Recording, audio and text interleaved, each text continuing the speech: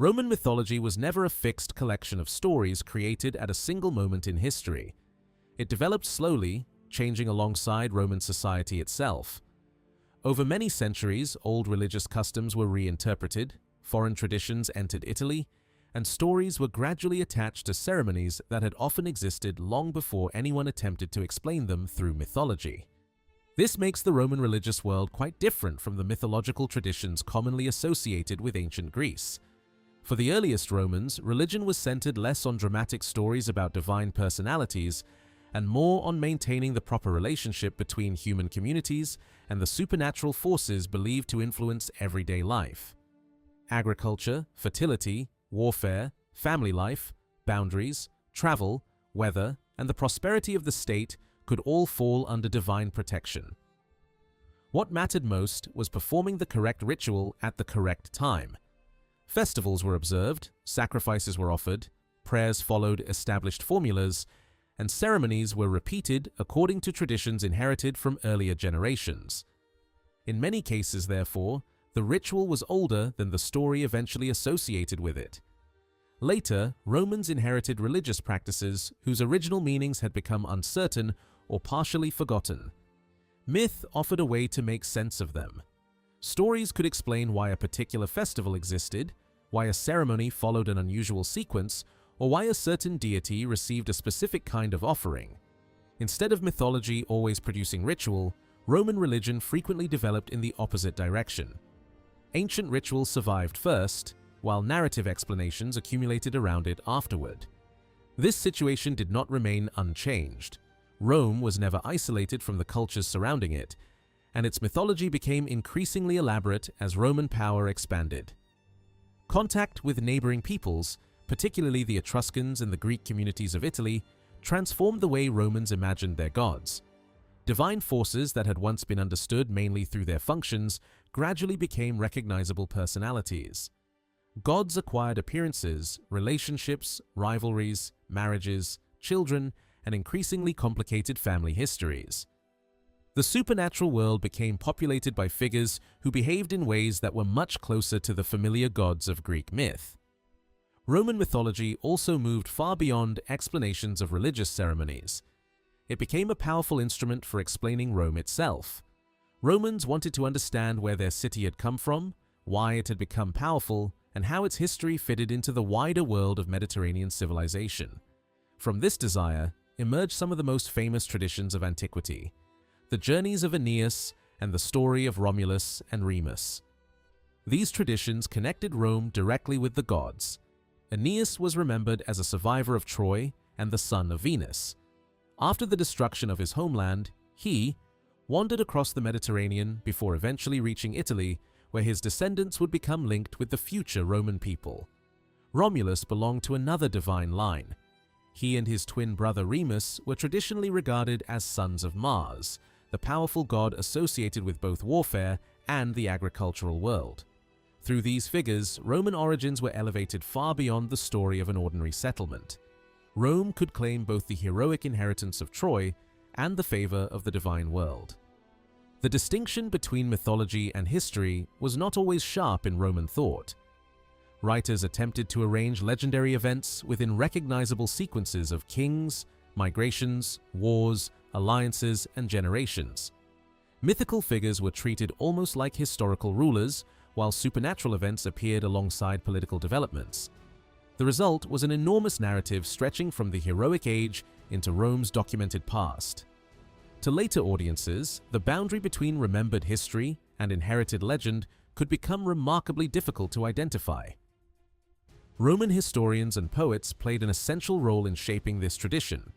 They inherited scattered legends, religious customs, family traditions, local stories, and fragments of earlier history and transformed them into coherent accounts of Rome's beginnings. These writers were not simply preserving stories exactly as they had received them.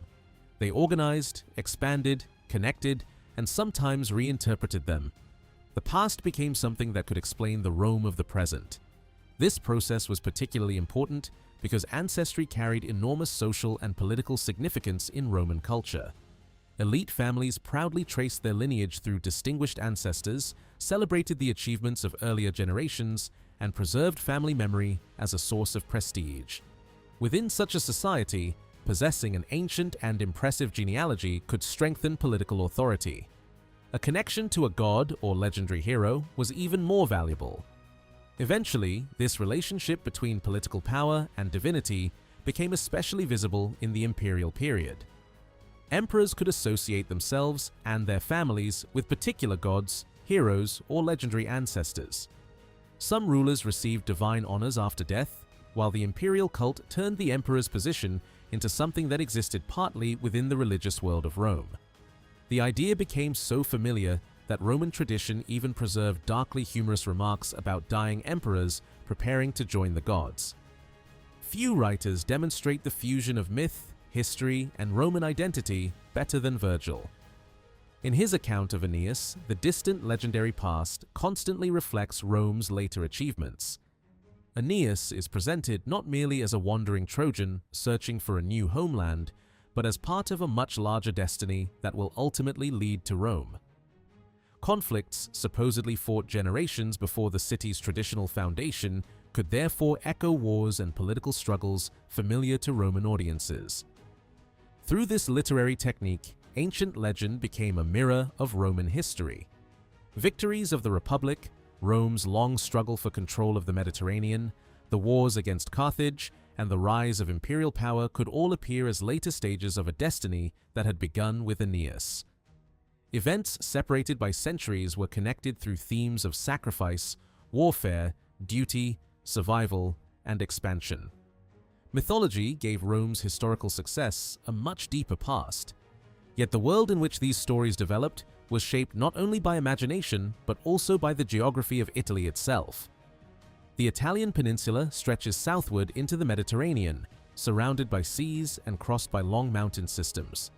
To the west lies the Tyrrhenian Sea, to the east the Adriatic, while southern Italy reaches toward the Ionian Sea. Running like a backbone through much of the peninsula are the Apennines, whose valleys and slopes divided communities while also providing routes connecting different regions. Northern Italy possessed one of the peninsula's greatest agricultural advantages: the broad and fertile lands surrounding the Po River beneath the Alps. Elsewhere, hills descended toward coastal plains and river valleys. On the western side of central Italy, one river would become particularly important to Roman history: the Tiber. The Tiber connected inland communities with the Mediterranean and created opportunities for movement, communication, and trade. As it crossed the western plain, it passed through the territory historically known as Latium. It was here, long before Rome became an imperial capital, that small communities of farmers and herders began establishing settlements.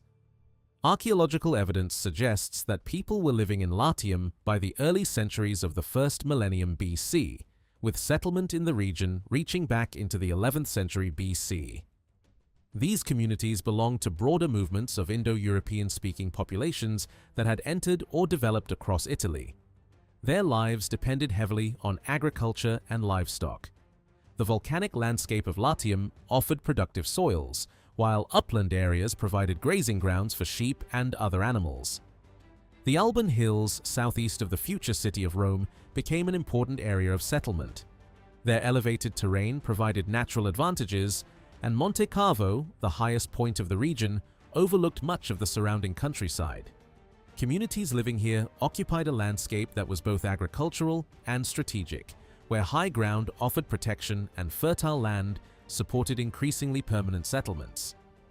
By approximately the 9th century BC, habitation was also developing around the hills beside the Tiber, where Rome would eventually emerge. The famous landscape later. Remembered as the Seven Hills, was not initially a single city.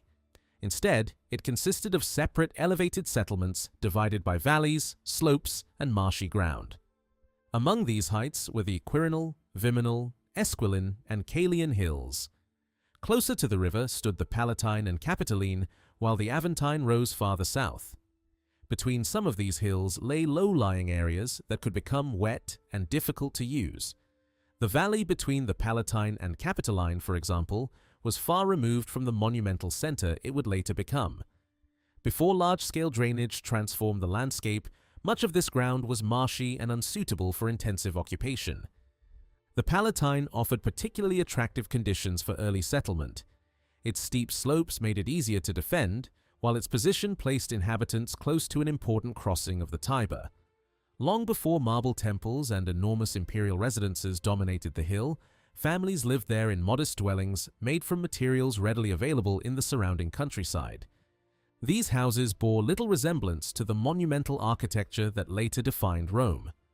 Early inhabitants constructed small, circular or oval huts using timber, branches, reeds, clay, and other simple materials. Around them stretched fields and pastures. Wheat, barley, and millet could be cultivated in the fertile volcanic soil, while sheep grazed across nearby hillsides. Defensive earthworks helped protect some settlements, and stronger fortifications gradually appeared as communities became larger and more permanent. The people associated with Latium eventually became known collectively as Latins, but they were not alone in central Italy. Another important population, the Sabines, occupied territory closer to the Apennine foothills. Their language was related to that of neighboring peoples, but represented a different Italic tradition. Contact between Sabines and Latins became increasingly frequent as communities traded, moved livestock, competed for resources, and occupied neighboring territories. Pastoral life probably created many opportunities for interaction. Shepherds from different settlements used overlapping grazing zones, while marriage, exchange, conflict, and migration brought communities into closer contact. Sabine groups eventually became associated with settlements on hills such as the Quirinal and Esquiline. Over generations, communities that had once been distinct increasingly became part of the developing urban society around the Tiber. This gradual fusion is essential for understanding Rome's beginnings. Rome did not suddenly appear as a fully formed city on a particular morning. Behind the later legends of kings, twins, gods, and miraculous signs was a much slower historical transformation. Independent hilltop communities expanded, interacted, competed, and eventually became increasingly interconnected. Roads and paths linked settlements. Shared spaces developed. Defensive arrangements became more organized.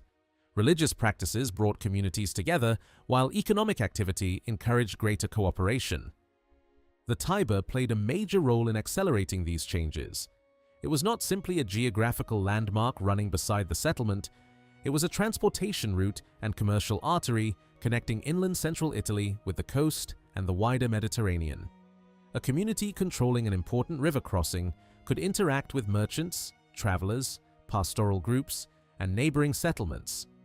Trade encouraged the emergence of people whose livelihoods depended increasingly on crafts and commerce rather than agriculture alone. Rome's development also occurred during a period when Italy was becoming part of a much larger Mediterranean network. Foreign settlers, merchants, and colonists were establishing communities along different sections of the peninsula. Greek expansion into southern Italy and Sicily was especially significant. Greek colonies brought new artistic traditions, religious ideas, technologies, writing systems, and commercial connections into close contact with the peoples of Italy. One of the most influential Greek settlements was Cumae, established near the Bay of Naples during the 8th century BC. Its presence helped create an important cultural bridge between the Greek world and central Italy. Through communities such as Cumae, Greek stories and religious traditions could travel northward, eventually influencing Etruscans, Latins, and Romans. This broader Mediterranean environment helps explain why Roman mythology became so complex. Rome's religious traditions were never simply borrowed wholesale from another civilization, nor were they created entirely in isolation. They emerged from layers of cultural interaction. Old Italic rituals survived beside newer stories. Etruscan practices influenced Roman religious institutions. Greek gods were identified with Roman deities, while Greek legends were adapted to Roman purposes. Local traditions were repeatedly reshaped as Rome itself changed. Behind the famous stories, therefore, lies a much longer process. Before Rome imagined itself as the descendant of Troy, there were farmers cultivating volcanic fields beside the Tiber. Before enormous temples rose over the city, worship took place within communities whose religious life centered on practical rituals and inherited customs. Before Roman gods possessed elaborate personalities and family histories, many were understood primarily through the powers and responsibilities they represented. And before Rome became the center of an empire stretching across the Mediterranean, it was a collection of settlements occupying defensible hills beside a useful river crossing. Over centuries, those settlements became a city, their rituals accumulated stories, their gods acquired personalities, and their fragmented memories were woven into a legendary past. History and mythology grew together until Rome's origins could be told not simply as the development of an ancient Italian community, but as the opening chapter of a destiny involving gods, heroes, kings, warriors, and the survivors of fallen Troy.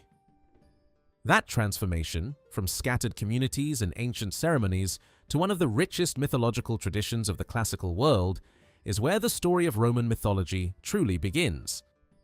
While the Latin communities were establishing themselves south of the Tiber, another culture was developing beyond the river to the north. Their homeland became known as Etruria, and its inhabitants, the Etruscans, would eventually become one of the most influential peoples in the early history of Rome. Long before Rome dominated central Italy, the Etruscans possessed flourishing towns, sophisticated religious traditions, skilled craftsmen, and political institutions that were considerably more developed than those of many neighboring communities. The precise origins of the Etruscans fascinated ancient writers and remain a subject of historical debate. One ancient tradition connected them with Lydia in Western Asia Minor, suggesting that their ancestors had migrated across the Mediterranean before settling in Italy. Whatever their deeper origins, their language clearly distinguished them from many neighboring Italic peoples.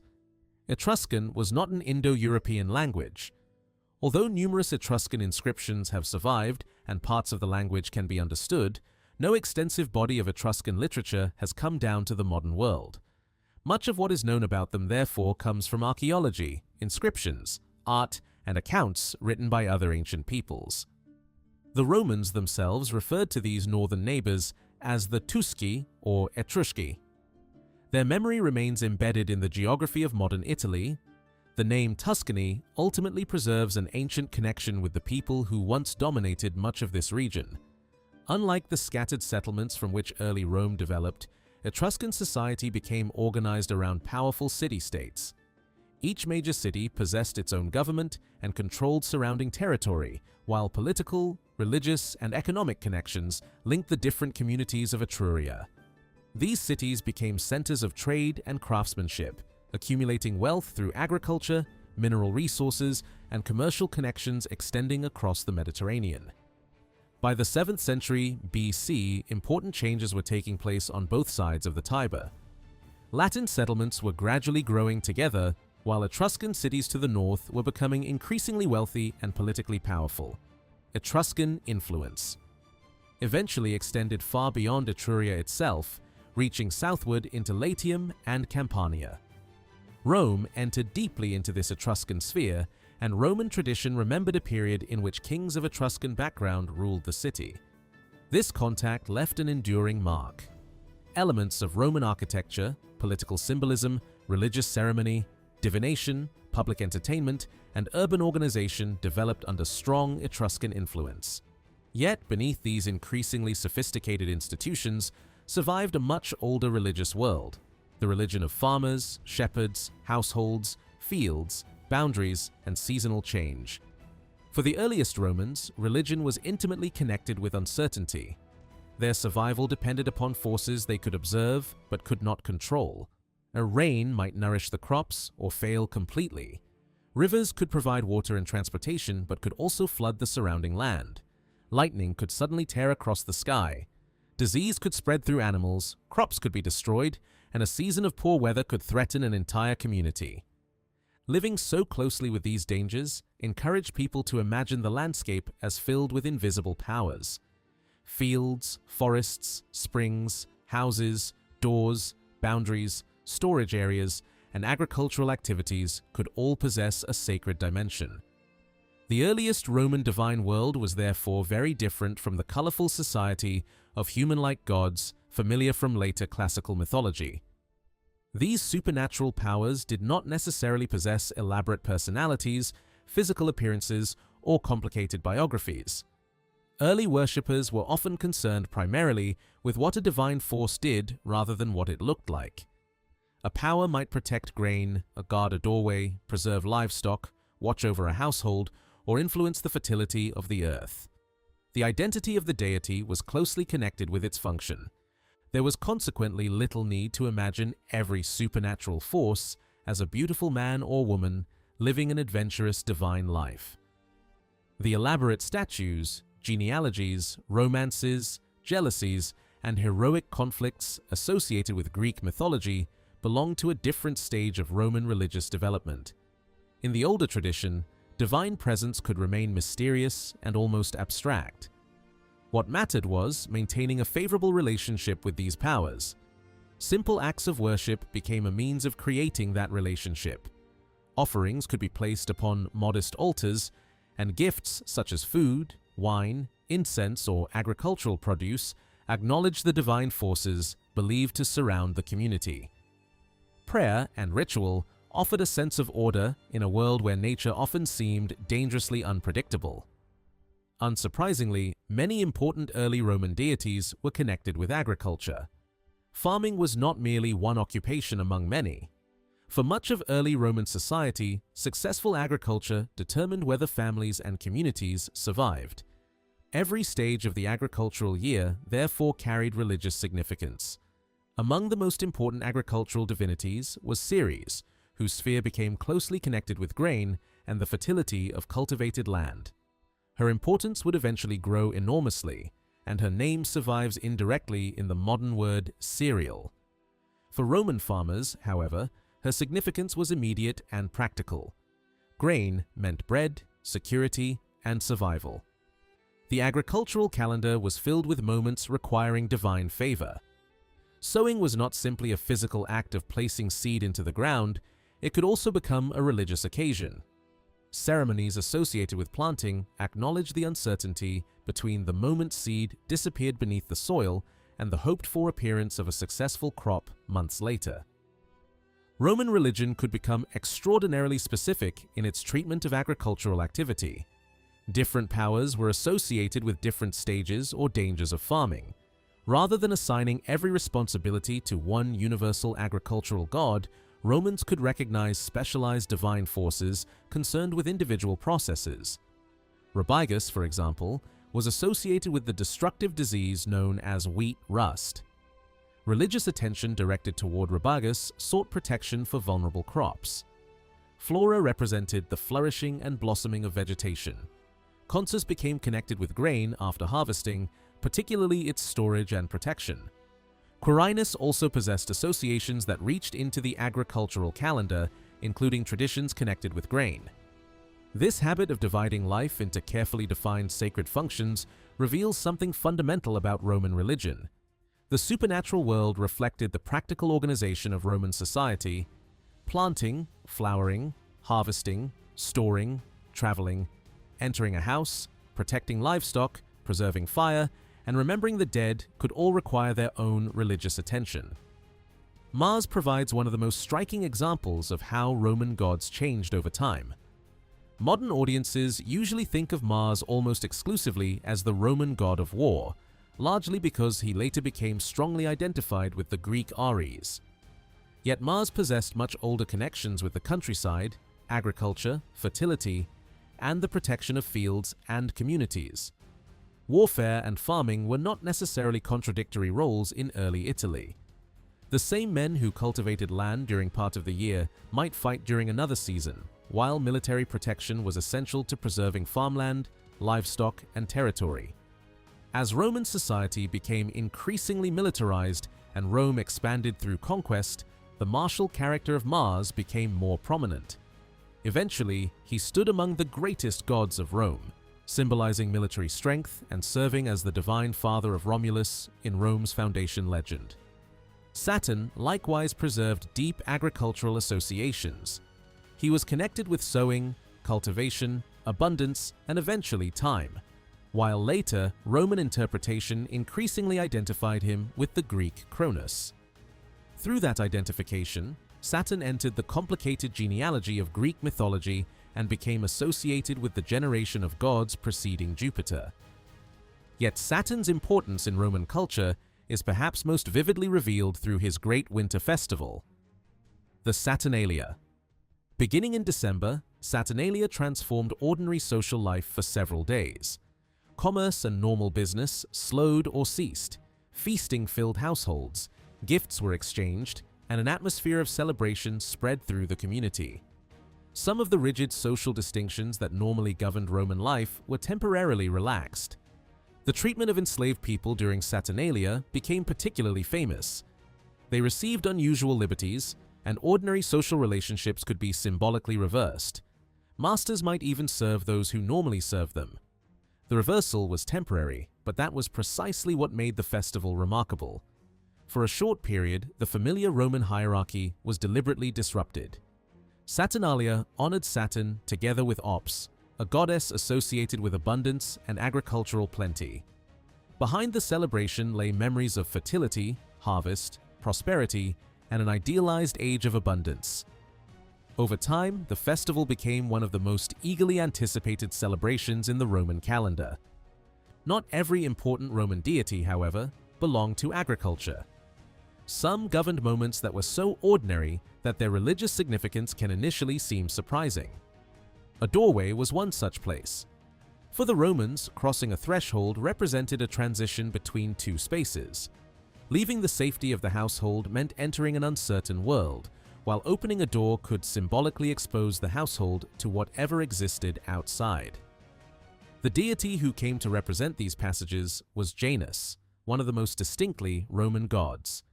Janus had no precise Greek equivalent. His identity developed around entrances, exits, transitions, and beginnings. A person setting out on a journey could seek his favor before departure, while those entering a protected space might invoke him against harmful influences. The familiar image of Janus eventually showed him with two faces. One looked in one direction, and the other faced the opposite way. The symbolism was perfectly suited to his role. Janus could simultaneously observe what lay behind and what waited ahead. He watched departure and arrival, past and future, closing and opening. As Rome grew from a collection of hilltop settlements into a major city, the significance of Janus expanded with it. He became associated not merely with household doors, but with the gates and security of the Roman community itself. A famous tradition developed around the doors connected with his cult. Peace and war could be represented through whether these doors stood closed or open. During war, they remained open, symbolically accompanying Rome's armies as they marched and fought. Their closure signified the rare and desirable condition of peace throughout Roman territory. As Rome spent enormous portions of its history at war, such closures could carry tremendous symbolic weight. Janus ultimately became far more than the guardian of physical entrances. He presided over beginnings themselves. Romans could invoke him at the opening of religious ceremonies, and his name held a privileged position in prayer. The beginning of a day, a month, a journey, a ritual, or a new phase of life naturally belonged within his sphere. His influence even survives in the modern calendar.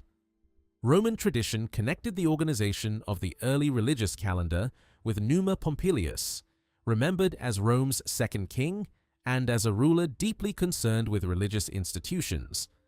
Later stories credited Numa with reforms that helped shape the Roman calendar. The month Januarius was associated with Janus, appropriately placing the god of beginnings at the opening of the year. The modern name January preserves that connection thousands of years later. Other divine powers remained much closer to particular places. The Lares were protective spirits closely associated with land, household, and locality. Their identity was rooted in belonging.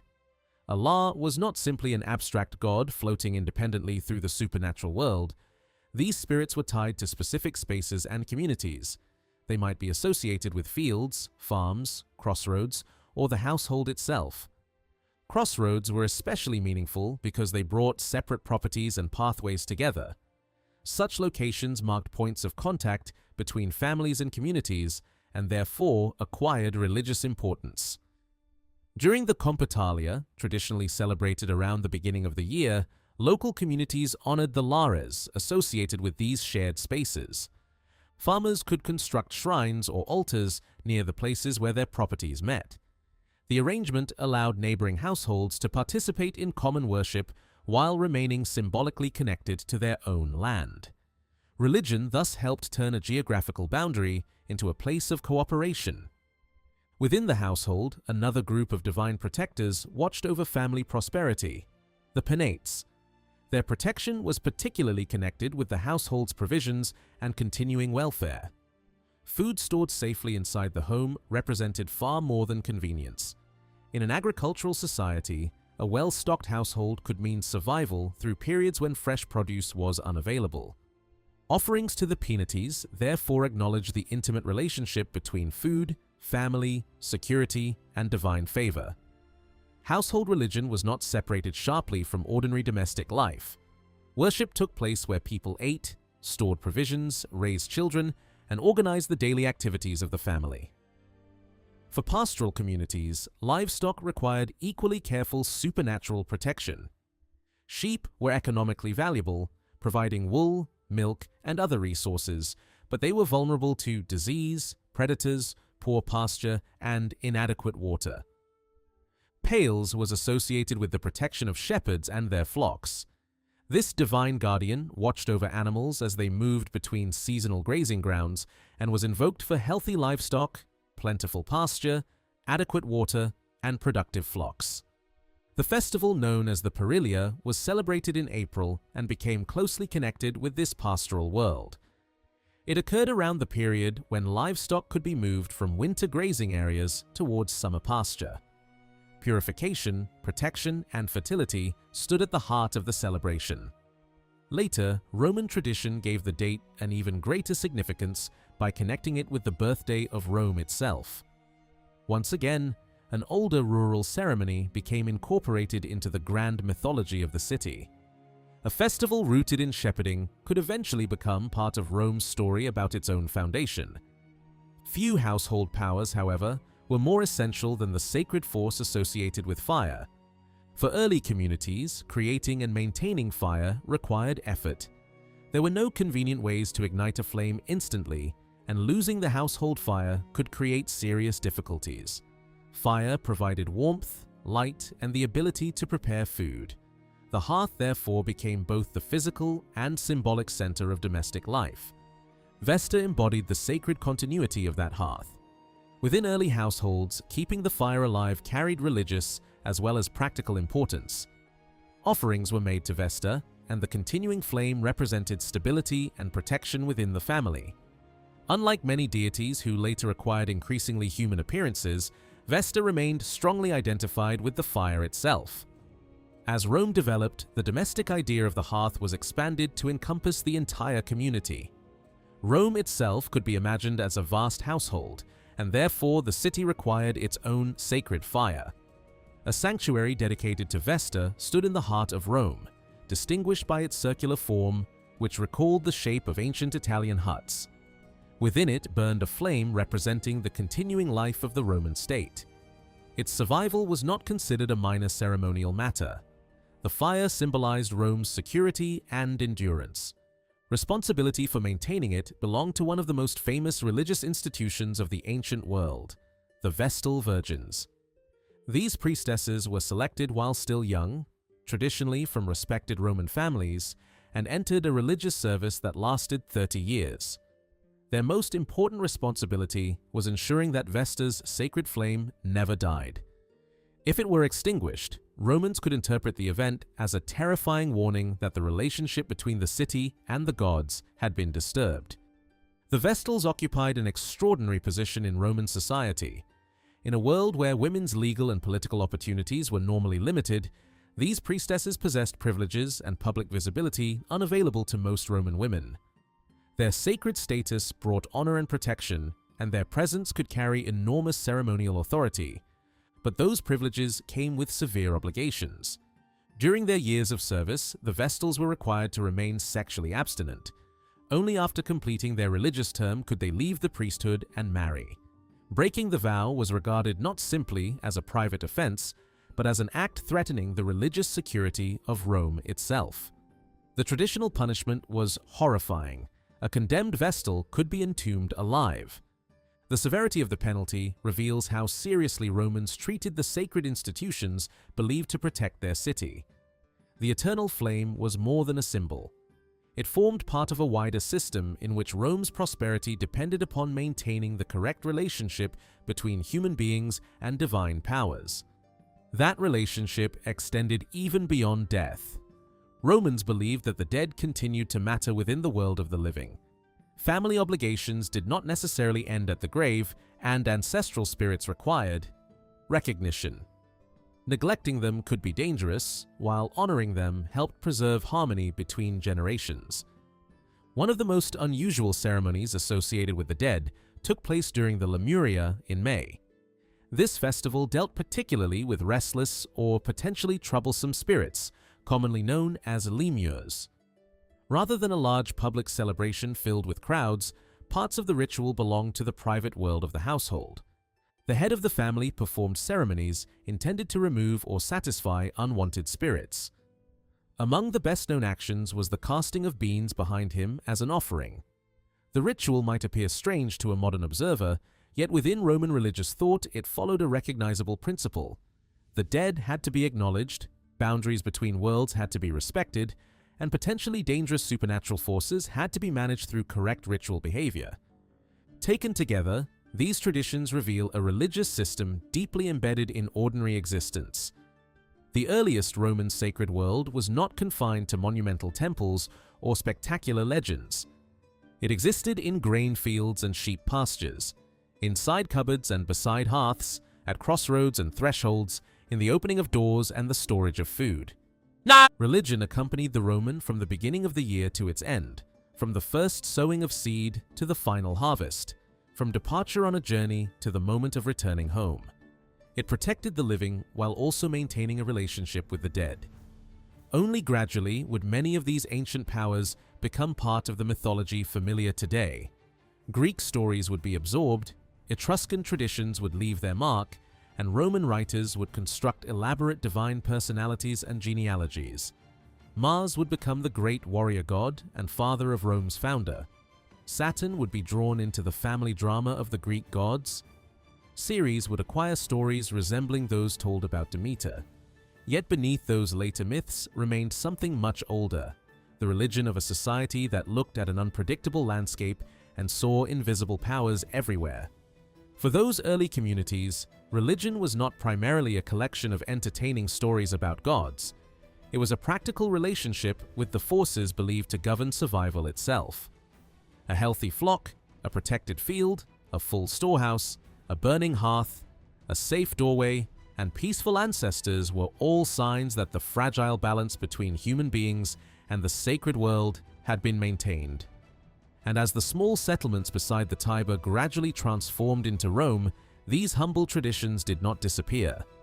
They grew with the city, becoming part of the religious foundations of a civilization that would eventually carry its gods, ceremonies, festivals, and myths across much of the ancient world. For roughly a century and a half, Rome lived under powerful Etruscan influence. This period stretched across much of the 6th century BC and marked one of the most important stages in the transformation of Rome from a collection of settlements into an organized city-state. During these generations, the Romans absorbed new political institutions, military practices, architectural ideas, religious traditions, and forms of public ceremony that would remain visible long after Etruscan rule had ended. Roman tradition remembered this early age through the stories of 7 kings. These rulers belonged partly to history and partly to legend, and each was credited with shaping a particular aspect of Roman society. Romulus, the legendary founder of the city, was said to have created the Senate and established some of Rome's earliest political institutions. His successor, Numa Pompilius, was remembered very differently. Rather than being celebrated as a warrior, Numa became the great organizer of Roman religion.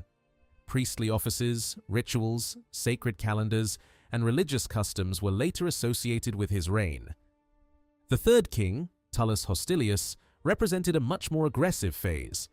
Roman tradition described him as a ruler eager for military glory, under whom Rome expanded its influence through warfare.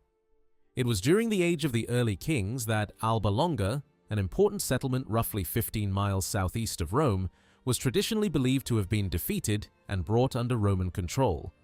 The fourth king, Ancus Marcius, was remembered for combining religious tradition with military expansion. Later, Romans attributed to him formal procedures governing the declaration of war. Even warfare, in the Roman imagination, had to follow sacred rules. A campaign was not simply launched because a ruler desired conquest. Religious ceremonies could determine whether a war was considered legitimate in the eyes of the gods.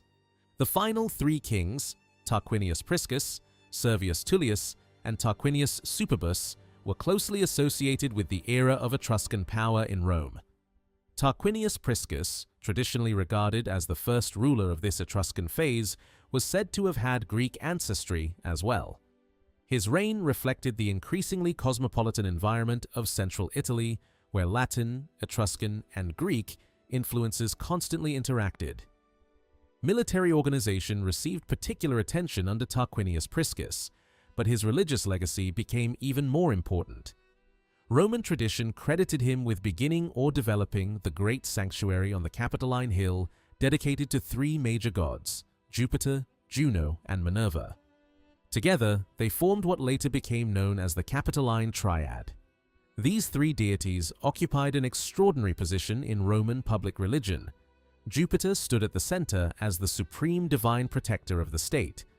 Juno was associated with women, marriage, sovereignty, and the protection of the Roman community, while Minerva represented intelligence, skill, craftsmanship, and later many other aspects of civilized life. The sanctuary dedicated to them on the Capitoline became far more than another temple. It eventually developed into one of the symbolic centers of Roman power. Victorious generals, magistrates, and political leaders could direct their attention toward the Capitoline gods, connecting military success and political authority with divine approval.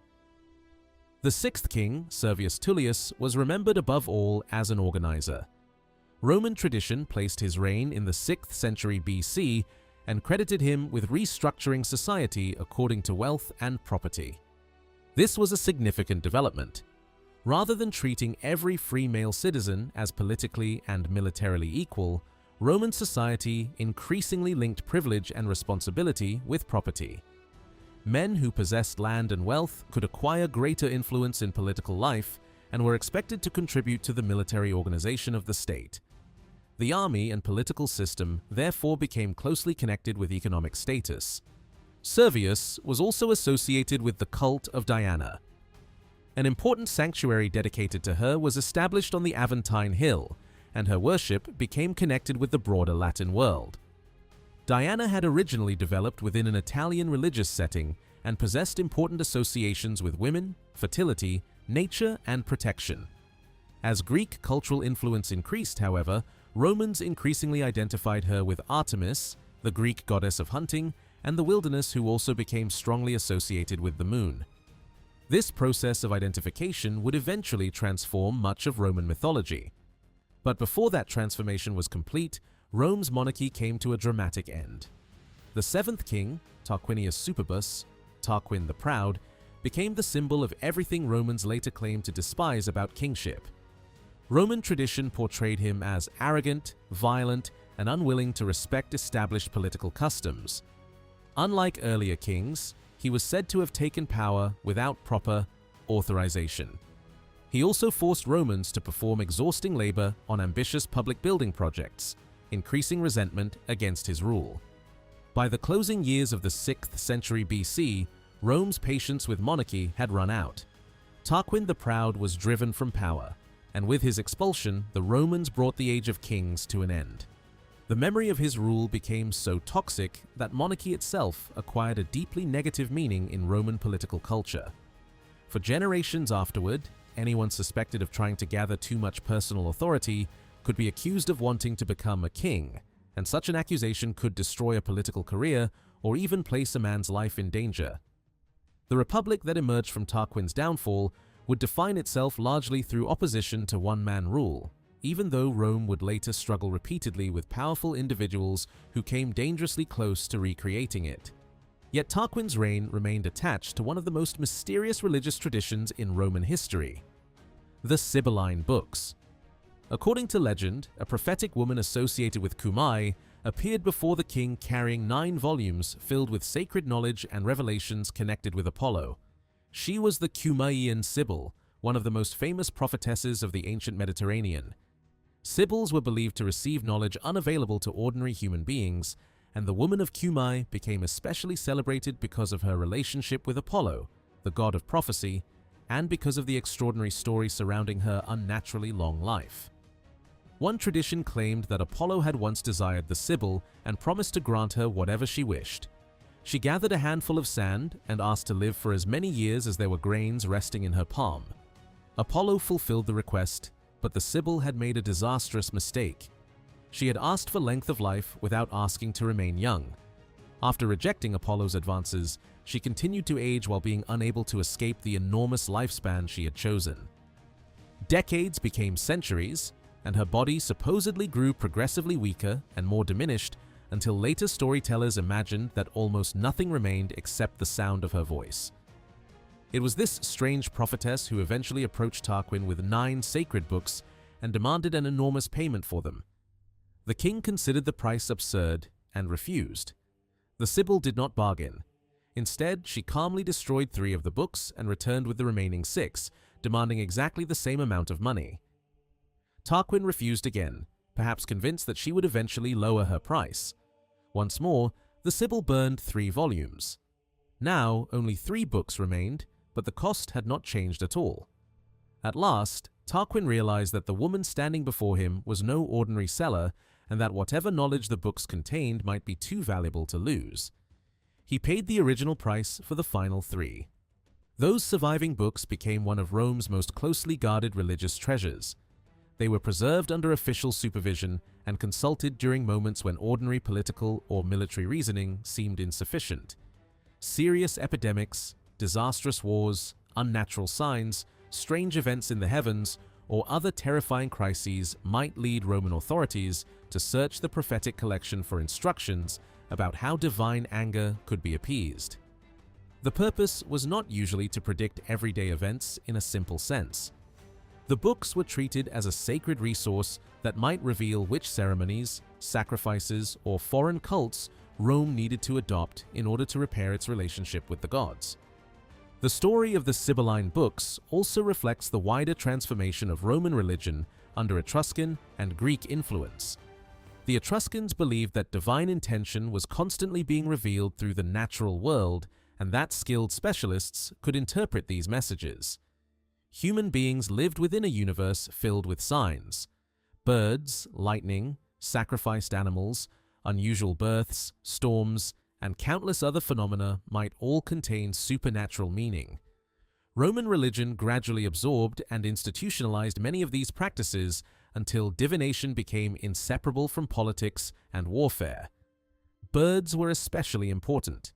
Their movement through the sky, direction of flight, number, species, cries, and behavior could all be interpreted as signals from the gods. Religious officials, known as augurs, developed considerable authority because major decisions could depend upon whether the signs they observed were favorable. Commanders preparing for war, magistrates assuming office, assemblies making political decisions, and leaders establishing sacred boundaries might all seek divine approval before proceeding. Augury therefore existed at the intersection of religion and government. Thunder and lightning were equally significant because they were associated especially with Jupiter. A sudden storm or an unusual lightning strike might be treated as evidence that the supreme god had expressed approval, anger, or warning. Places struck by lightning could acquire special sacred status, and ceremonies might be required to purify them. The heavens were not regarded as silent. They were another arena through which divine powers communicated with Rome. Other forms of divination were even more dramatic. Priests could sacrifice animals and examine their internal organs, especially the liver, looking for abnormalities or recognizable patterns. This practice, strongly associated with Etruscan religious expertise, treated the body of the sacrificed animal as a map through which the divine world could be read. A missing feature, strange coloration, or unusual shape might be interpreted as a warning serious enough to influence military or political plans. To modern observers, such practices may seem distant from practical statecraft, but Romans could treat them with complete seriousness. Religion was not separate from government. Ignoring an unfavorable sign could be interpreted as recklessness because the gods were believed to protect Rome only when rituals were performed properly and divine communication was respected. A military commander who dismissed religious warnings did not simply risk personal failure. He might endanger the entire state by acting against the will of the gods. The Etruscans themselves had already been shaped by contact with the wider Mediterranean. Greek merchants, settlers, artists, and craftsmen interacted with Etruscan cities, while Carthaginian connections linked central Italy with North Africa and Western sea routes. Etruria therefore became an important cultural bridge through which ideas moved toward Rome. Greek artistic styles, religious imagery, architectural forms, heroic legends, and ritual traditions could first be adapted within Etruscan society and only later became familiar to the Romans. As these influences accumulated, the Roman pantheon changed profoundly. Ancient Italian gods were not simply discarded and replaced with foreign ones. Instead, Roman deities were gradually identified with Greek gods whose functions appeared similar. This process allowed old Roman religious traditions to survive while acquiring the elaborate mythology of Greece. Jupiter became increasingly associated with Zeus. The Roman god had once been connected primarily with the sky, rain, thunder, oaths, and political authority, but over time he absorbed much of the Greek mythology surrounding Zeus. He became the supreme, father-like ruler of the gods, armed with lightning and positioned at the top of the divine hierarchy. Yet Jupiter remained distinctly Roman in his intimate relationship with law, the state, political authority, and public religion. Juno was identified with Hera and inherited the Greek goddess's position as wife of the supreme god and queen of the divine world. Venus became associated with Aphrodite and absorbed stories of beauty, desire, love, and sexual attraction. Mars became linked with Ares, Diana with Artemis, Saturn with Cronus, Minerva with Athena, Neptune with Poseidon, and many other Roman deities experienced similar transformations. Greek mythology provided personalities, genealogies, romances, conflicts, and adventures that were added onto older Roman religious functions. This did not mean that Roman religion simply became Greek religion translated into Latin. The differences remained important. Mars, for example, possessed a prestige in Rome that Ares rarely enjoyed in Greece because Mars was connected with agriculture, Roman military identity, and the divine ancestry of Romulus. Jupiter was Zeus-like, but he was also the guardian of Roman law and the protector of the political community. Roman gods carried Greek stories while still serving Roman institutions, values, and political needs. One of the most important changes involved the relationship between gods and human beings. Early Roman religious thought had often focused on divine functions rather than dramatic interaction. Gods protected crops, boundaries, doors, homes, families, or military activity. Greek mythology, by contrast, was filled with divine personalities entering directly into human affairs. Gods disguised themselves, fell in love with mortals, fought in wars, punished individuals, created heroic children, manipulated rulers, and constantly interfered in the fate of communities. Over time, Roman writers embraced this style of storytelling. Venus no longer simply represented fertility or love, she intervened personally to protect Aeneas. Mars became the divine father of Romulus and Remus. Apollo spoke through oracles and directed the course of history. Jupiter guaranteed the future greatness of Rome. Juno pursued the Trojans across the Mediterranean because of personal resentment. Roman mythology had become a vast narrative world populated by gods who behaved as characters rather than abstract powers. This religious transformation unfolded at the same time as one of the greatest political changes in Roman history. After Tarquin the Proud was expelled, Rome created a republican system in which no king would openly govern the city again. The traditional date was 509 BC, although ancient chronology was never perfectly consistent. The meaning of the event, however, was more important than the exact year. Romans believed that political freedom required the destruction of permanent kingship. The Republic was not democratic in the modern sense. Political power remained concentrated among a relatively limited segment of the population, particularly wealthy male citizens and elite families. Yet, the system deliberately divided authority. Instead of placing executive power in the hands of one permanent ruler, Rome normally elected two consuls who served at the same time and held office for limited periods. Each consul could restrain the other, reducing the danger that one individual might transform temporary authority into personal monarchy. This fear of concentrated power became one of the defining characteristics of Roman political culture. Offices were often held for short terms, responsibilities were divided among several magistrates, and colleagues could limit one another. The system was imperfect and frequently manipulated, but its structure reflected the traumatic memory of kingship. Romans were willing to grant extraordinary power during emergencies, yet permanent supremacy remained ideologically dangerous for centuries. Participation in this political world was highly unequal. Roman women possessed no formal right to vote or hold ordinary political office. Wealth, ancestry, social class, reputation, and property all shaped the opportunities available to men as well. Two broad groups came to dominate many of the Republic's early political conflicts: patricians and plebeians. The patricians represented old aristocratic families associated with prestige, religious authority, and control of many early offices.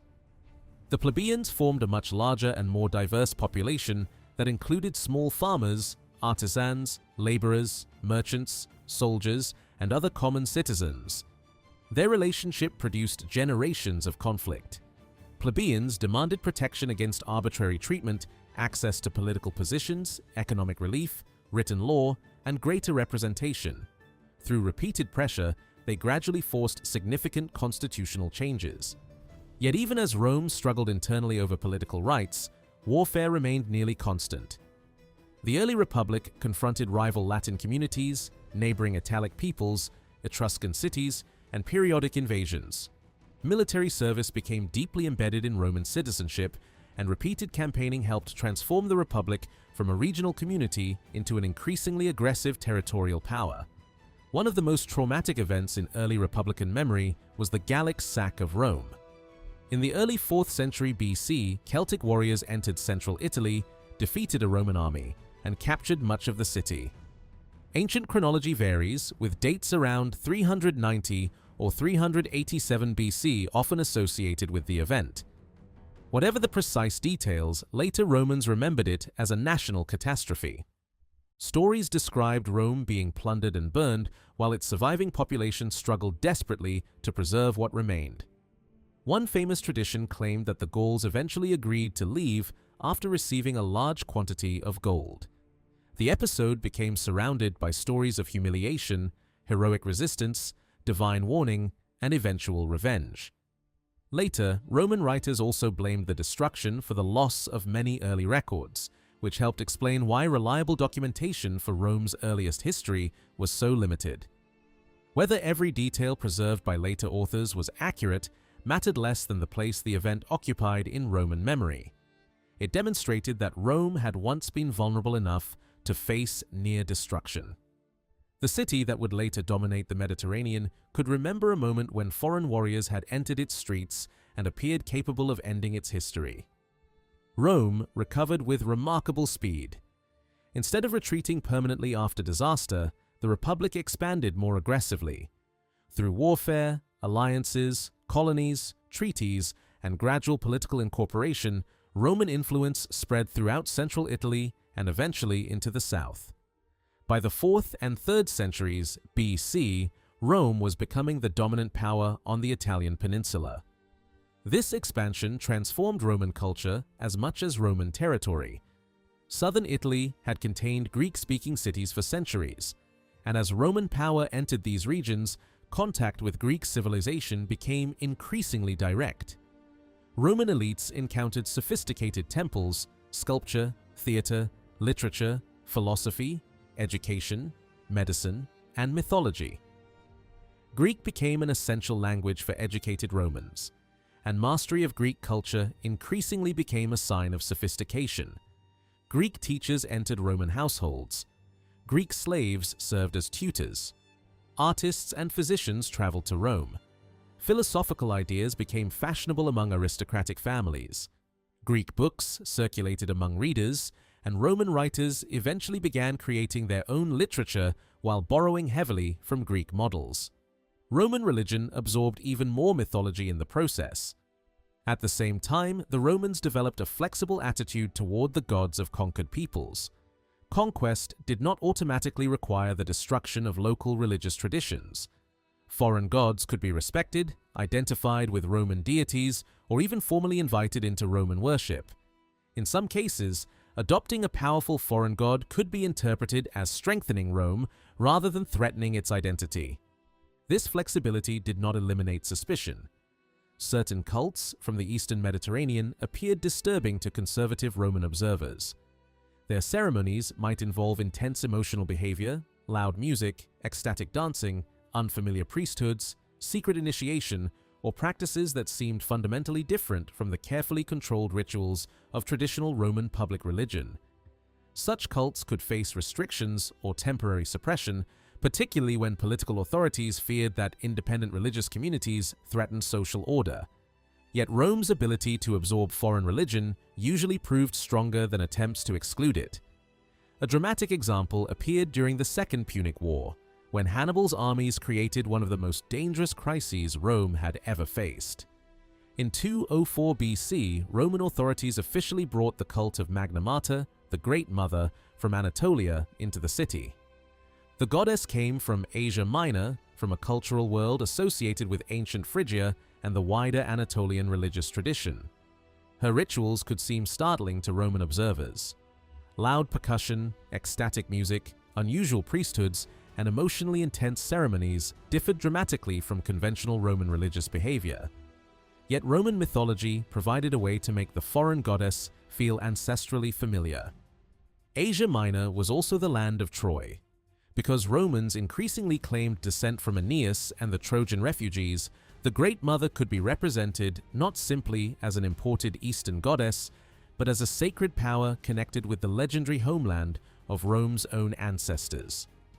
A cult that might otherwise have appeared dangerously foreign could therefore be transformed into a kind of religious homecoming. This reveals how useful mythology could be politically. Roman identity was flexible enough to redefine foreign traditions when necessary. The goddess came from abroad, but Rome's foundation story allowed Romans to claim that abroad was also where their own ancestors had once lived. The Egyptian goddess Isis followed a similar path into Roman religious life. Her cult spread widely throughout the Mediterranean during the Hellenistic and Roman periods. Isis offered worshippers an intensely personal religious relationship built around motherhood, protection, healing, devotion, death, and hopes connected with the afterlife. Her ceremonies and sacred imagery attracted men and women from many different social groups. Roman authorities periodically attempted to control or restrict her cult, but such measures failed to prevent its growth. Temples dedicated to Isis appeared in cities throughout the empire, and her worship became one of the most successful examples of a foreign religious tradition becoming deeply integrated into Roman society. By this stage, the religious world of Rome had become almost unimaginably diverse compared with the simple spiritual environment of early Latin America. The ancient Lares and Penates still protected households. Vesta's sacred fire still burned. Mars, Jupiter, Juno, and other old Italian gods remained central, yet they now existed beside Greek Olympians, Anatolian cults, Egyptian goddesses, prophetic traditions, foreign mystery religions, deified rulers, and hundreds of regional gods worshipped across the expanding Roman world. Rome's pantheon expanded because Rome itself expanded. But domination of Italy was only the beginning. Across the Western Mediterranean, another great power had developed, whose wealth, military strength, and naval influence could rival Rome itself. Carthage had been founded by Phoenician settlers whose traditions were connected with Tyre on the eastern Mediterranean coast. From its position in North Africa, in the region of modern Tunisia, the city became one of the greatest commercial centers of the ancient world. Carthaginian ships sailed throughout the western Mediterranean, while merchants established networks stretching across North Africa, Spain, Sardinia, Sicily, and other strategically valuable regions. For a long time, Rome and Carthage could coexist because their interests did not directly collide. That situation changed as Roman expansion reached southern Italy and Sicily. The island became the central point of competition between two powers whose ambitions increasingly overlapped. The result was the Punic Wars. Beginning in 264 BC, Rome and Carthage fought a sequence of massive conflicts lasting, with interruptions, for more than a century. Romans used the word Punic because of Carthage's Phoenician ancestry. These wars transformed Rome more profoundly than almost any previous struggle.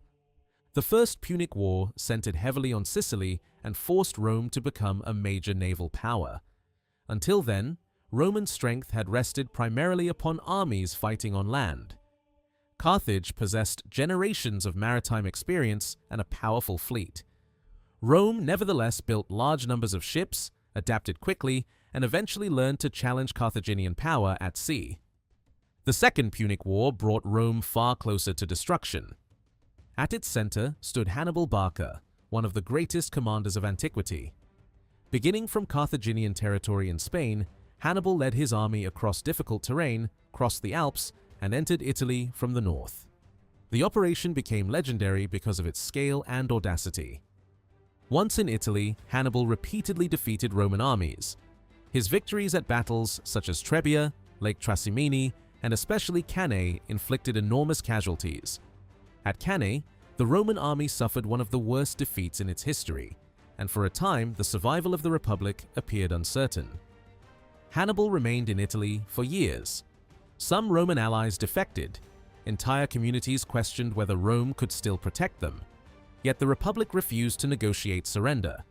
Roman strategy changed, new armies were raised, alliances were preserved where possible, and the enormous manpower resources available to Rome slowly became decisive. Eventually, the conflict shifted away from Italy. Roman commanders attacked Carthaginian interests elsewhere, and Hannibal was forced to return to North Africa. His final defeat ended the immediate threat, but rivalry between the two powers did not disappear. The Third Punic War ended the story with complete destruction. In 146 BC, Roman forces captured Carthage after a brutal siege. The city was devastated, and Rome emerged as the unchallenged dominant power of the Western Mediterranean. Victory, however, created new problems. War had poured extraordinary wealth into Italy. Tribute, slaves, precious objects, land, and resources flowed toward Rome. Elite families acquired enormous estates, while successful generals gained wealth and prestige on a scale almost unimaginable in earlier generations. Ordinary soldiers did not always benefit equally. Many spent years away from their farms while campaigning overseas. Some returned to discover that debts had accumulated, or that their land could no longer compete economically with large estates using enslaved labor. Wealth increasingly concentrated among powerful families. The social balance of the Republic began to change. Economic inequality intensified. Land ownership became more controversial. Competition for political office grew increasingly bitter. Generals acquired reputations that sometimes eclipsed traditional institutions. The Republic had been designed to govern a city and its surrounding territory. It now controlled provinces scattered across the Mediterranean. This created a fundamental contradiction. Political structures built for a relatively small community were expected to manage vast territories, enormous armies, wealthy provinces, and ambitious commanders. The old system struggled under pressures it had never been designed to handle. Military service also changed. Generals commanded armies on distant campaigns for long periods, creating stronger personal bonds between soldiers and commanders. A successful general could promise his troops land, wealth, and rewards. Loyalty increasingly shifted away from the abstract republic and toward individual leaders. Political violence also became more common. Rival factions fought in the streets. Magistrates used extraordinary procedures against opponents. Assassination entered political life.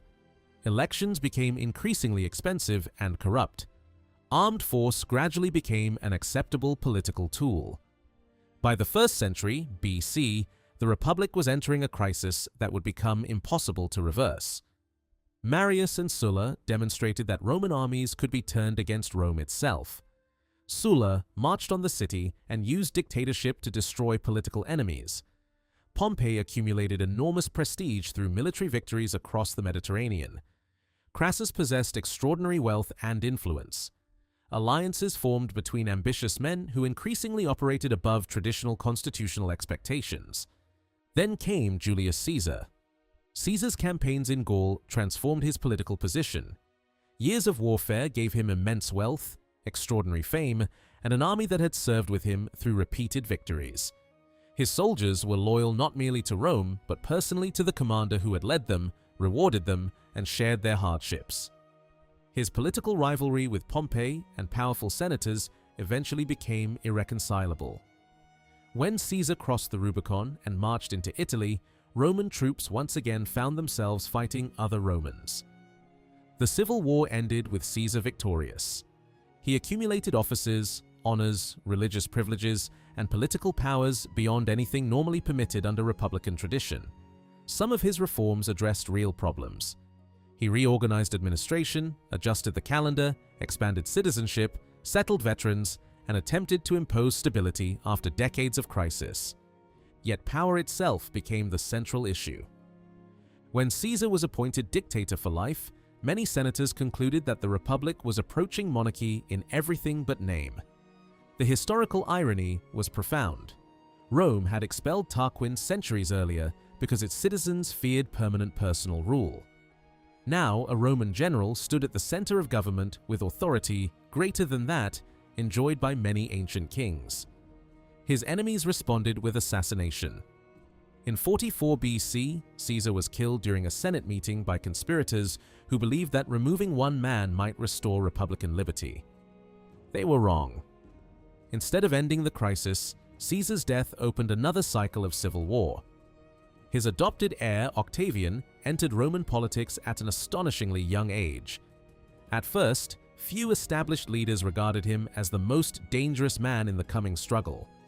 He lacked the long military record of more experienced commanders, but he possessed Caesar's name, inheritance, political intelligence, and an extraordinary ability to survive shifting alliances. Octavian cooperated with enemies when necessary and destroyed them when circumstances changed. Together with Mark Antony and Lepidus, he participated in the Second Triumvirate, a political alliance backed by enormous military force. Their enemies were hunted down, property was confiscated, and another phase of civil conflict followed. Eventually, the alliance itself collapsed. The final rivalry developed between Octavian and Mark Antony, whose relationship with Cleopatra VII of Egypt became both politically explosive and enormously useful for Octavian's propaganda. Antony could be portrayed as a Roman leader increasingly tied to a foreign queen and Eastern monarchy. The struggle ended after Octavian's victory at Actium in 31 BC. Antony and Cleopatra were defeated, and Octavian emerged without a serious rival. By 27 BC, he had accomplished what generations of ambitious Romans had failed to do. He controlled the Roman world while avoiding the appearance of openly restoring monarchy. He understood the political power of language. He did not call himself king. He did not abolish the Senate. He did not declare the Republic dead. Instead, he presented himself as the man who had restored order after civil war and returned traditional authority to Roman institutions. The Senate continued to meet. Consuls continued to be elected. Ancient magistracies survived. Republican terminology remained everywhere. But beneath this familiar exterior, the political system had changed completely. Octavian now controlled the military resources upon which political power ultimately depended. His authority extended across provinces, armies, finances, appointments, religious institutions, and foreign policy. In 27 BC, the Senate granted him the title Augustus. The name suggested dignity, sacred prestige, and elevated authority without using the hated word king. From this point forward, Octavian became Augustus. The Roman Empire had entered a new political age. Augustus would rule until AD 14, and the system he created proved remarkably durable. He did not simply destroy the institutions of the Republic. He preserved many of them while making them function within a political order centered increasingly upon the emperor. This was one of his greatest achievements. The Senate remained prestigious but subordinate. Magistrates still served, but imperial authority overshadowed them. Elections continued for a time, but meaningful political power increasingly depended upon the emperor. The new system succeeded partly because Augustus understood how exhausted Romans had become after generations of civil war. Peace became the central promise of the regime. Augustus presented himself as the man who had ended chaos. Roads and sea routes became more secure. Provincial administration became more systematic. Economic exchange expanded. The Mediterranean increasingly functioned as an interconnected Roman world. The regime associated this stability with divine favor. Romans had long believed that success depended upon maintaining the correct relationship with the gods. Victory could therefore be explained not simply through military organization, but through religious devotion. If Rome remained faithful to sacred traditions, honored the gods properly, and fulfilled its obligations, divine protection would continue. This idea centered heavily on pietas.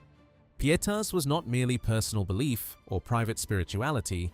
It involved responsibility toward gods, family, ancestors, community, and state. A Roman who possessed pietas fulfilled obligations even when personal desire pointed elsewhere. Augustus made this ancient ideal central to his political image. He restored temples that had fallen into neglect. Old ceremonies were revived. Religious offices received renewed importance. Festivals were promoted. Traditional moral values were publicly celebrated. The emperor wanted Romans to see his reign not as a break with their past, but as its recovery. This was the great contradiction of Augustan politics. He had created a fundamentally new form of government while constantly insisting that he was restoring old Rome. Religion made the argument easier to believe. Augustus also possessed a powerful mythological genealogy. The Julian family claimed descent from Aeneas through his son Iulus. Aeneas, in turn, was the son of Venus. This meant that Julius Caesar and Augustus could present their family line as reaching directly into the divine world. For Romans who placed enormous importance on ancestry, the claim was politically invaluable. Caesar had already emphasized his relationship with Venus, and after his death, the connection became even stronger. During games held in Caesar's honor, a bright comet appeared in the sky. Many interpreted the phenomenon as a sign that Caesar's soul had ascended among the gods. He was later officially honored as Divus Julius, the divine Julius. That created an extraordinary title for Augustus. As Caesar's adopted son, he could now present himself as Divi Filius, the son of a god. Political authority had become fused with mythology. Aeneas connected the family to Troy. Venus supplied divine ancestry. Caesar's deification created immediate supernatural legitimacy. Augustus stood at the end of the chain. This merging of myth and politics unfolded during one of the richest literary periods in Roman history. The final decades of the Republic had been filled with bloodshed, yet they also produced extraordinary intellectual activity. Poetry, history, philosophy, rhetoric, and political writing flourished. Under Augustus, Latin literature reached a level of prestige that allowed Roman writers to present themselves as equals to the Greek authors they had admired for generations. This period became known as the Golden Age of Latin literature. The writers of this age played a decisive role in shaping Roman mythology because they did not simply preserve ancient traditions mechanically. They collected fragments of ritual, local stories, family legends, Greek myths, religious practices, genealogies, oral traditions, and historical memories, then reorganized them into coherent literary works. Roman mythology, as we know it today, owes enormous amounts to this process. Ovid became one of its most imaginative architects. Born in 43 BC, he grew up during the transition from civil war to Augustan rule. His poetry approached mythology with extraordinary creativity, irony, elegance, and narrative energy. His greatest mythological work, the Metamorphoses, brought together hundreds of stories around the idea of transformation. Humans became animals, trees, stars, rivers, and stones.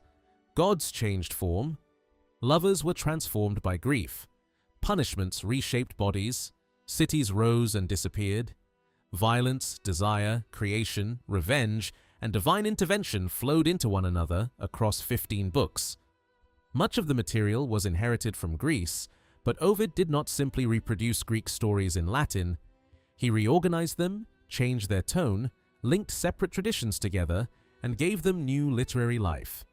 His influence would extend far beyond Rome. Renaissance painters, European poets, sculptors, playwrights, and later writers would repeatedly draw upon stories in the form Ovid had preserved them. Another of his works, the Fasti, was especially valuable for Roman religion. Instead of organizing mythology around heroic adventures, Ovid organized this poem around the calendar. Each month became an opportunity to explain festivals, sacred anniversaries, ceremonies, temple traditions, divine origins, and strange ritual practices. The poem attempted to answer the kinds of questions Romans themselves might have asked when performing ceremonies whose original meanings had become obscure. Why was a particular god honored on this date? Why did priests carry a strange object? Why did worshippers perform an unusual ritual? What story explained the name of this festival? Ovid answered such questions through mythology, blending old religious practice with creative narrative. Unfortunately, only the first 6 months of the planned calendar survive in the completed form available today. Even so, the Fasti remains one of the most important sources for understanding the religious rhythm of Roman life. Through works such as this, ancient ritual became literature, and, through literature, Roman mythology acquired the shape in which much of the later world would remember it. Even so, it remains one of the most important literary sources for understanding Roman festivals and early religious traditions. While Ovid was turning the religious calendar into poetry, another writer was attempting something even larger.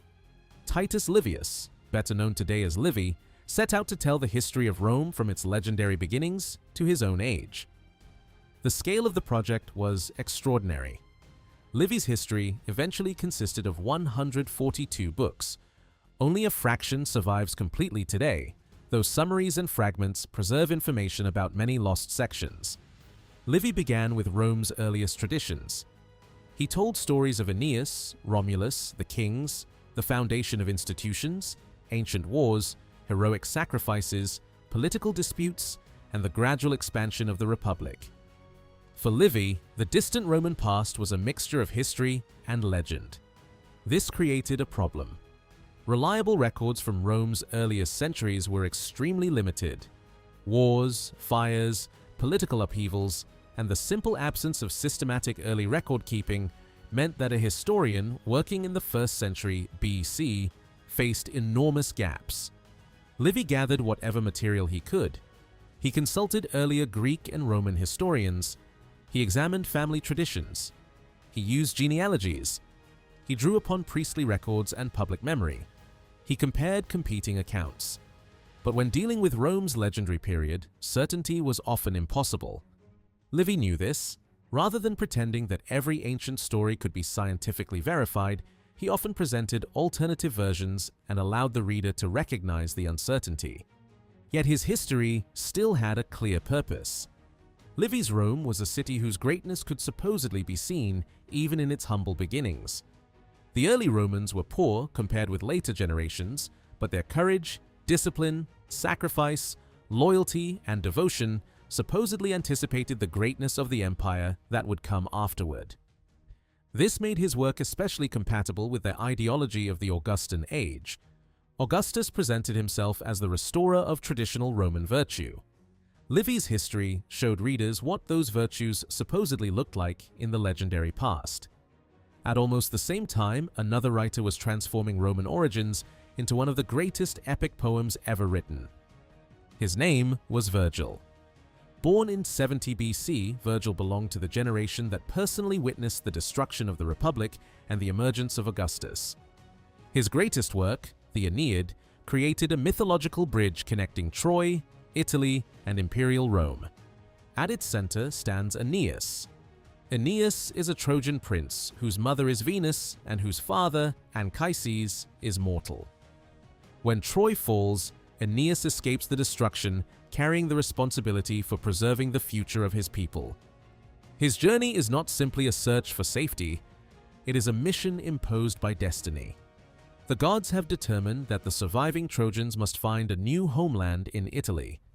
From their descendants, Rome will eventually emerge. This knowledge gives the entire poem an unusual structure. The audience already knows the final result. Aeneas will not live to see Rome. He will not meet Romulus. He will never witness the Republic or Augustus. Yet everything he suffers is presented as a necessary step toward that distant future. The destruction of Troy therefore becomes the beginning of Roman destiny. Virgil filled the poem with war, shipwrecks, divine intervention, prophecy, romance, loss, sacrifice, and tragedy. Aeneas encounters monsters and enemies. He travels through dangerous seas. He enters the underworld. He falls into a tragic relationship with Dido, Queen of Carthage. He reaches Italy only to discover that his promised homeland must still be won through war. Behind all of these adventures lies one constant theme: duty. Aeneas repeatedly sacrifices personal desire for a mission larger than himself. This quality made him an ideal Roman hero. Where other legendary figures might pursue fame, revenge, or personal happiness, Aeneas becomes the embodiment of pietas. He obeys the gods, he honors his father, he protects his people. He accepts suffering because destiny demands it. Virgil's own education prepared him exceptionally well for constructing such a story. He studied in Italy and was deeply familiar with both Latin and Greek intellectual traditions. Like educated Romans of his period, he knew Greek literature intimately. Above all, he knew Homer. Centuries before Virgil, the Iliad and the Odyssey had become the foundational epics of Greek literature. The Iliad told of a crucial episode during the Trojan War, focusing on Achilles, honor, rage, mortality, and the devastating consequences of conflict. The Odyssey followed Odysseus through his long struggle to return home after Troy had fallen. Virgil deliberately placed the Aeneid in conversation with both works. The first half of his poem resembles the Odyssey. Aeneas wanders across the Mediterranean in search of a home. The second half resembles the Iliad. Once he reaches Italy, warfare determines whether that home can actually be established. Virgil was therefore taking the greatest literary tradition of the Greek world and redirecting it toward Rome. The result was more than imitation. It was a declaration that Rome possessed an epic past worthy of comparison with Greece. At the heart of all these stories stood Troy. For centuries, scholars debated whether the city described by Homer had ever existed. The ancient poems were obviously filled with gods, supernatural intervention, legendary warriors, and impossible events.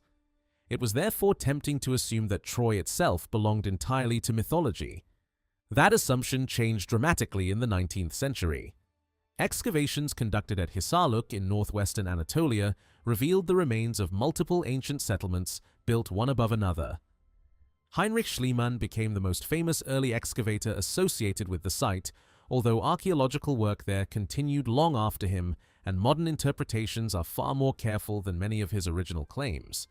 The site is now widely identified with ancient Troy. Its location was strategically extraordinary. Troy stood near the Dardanelles, the narrow waterway connecting the Aegean Sea with the Sea of Marmara, and beyond it, routes toward the Black Sea. Any important settlement in this region occupied a potentially valuable position within Mediterranean and Anatolian trade. Archaeology has shown that settlements at Troy existed across many centuries and that some experienced violent destruction. But archaeology cannot confirm the Trojan War exactly as Homer tells it. No contemporary written account has been discovered describing Achilles, Hector, Helen, Paris, or the famous wooden horse. History and epic remain intertwined but distinct. The legendary explanation for the war begins with Helen. Helen was the wife of Menelaus, king of Sparta. Paris, a prince of Troy, took her away to his homeland. Whether by abduction or willing departure depends on the version of the story. The Greek kings demanded her return. When Troy refused, a massive Greek expedition sailed across the Aegean. The war supposedly continued for 10 years. Great heroes fought and died before the walls of the city. Achilles killed Hector. Odysseus devised strategies. The gods chose sides. Eventually, according to later tradition, the Greeks entered Troy through the famous wooden horse and destroyed the city. For Greek literature, that destruction represented the end of a heroic age. For Roman mythology, it became the beginning of something else. Aeneas survived.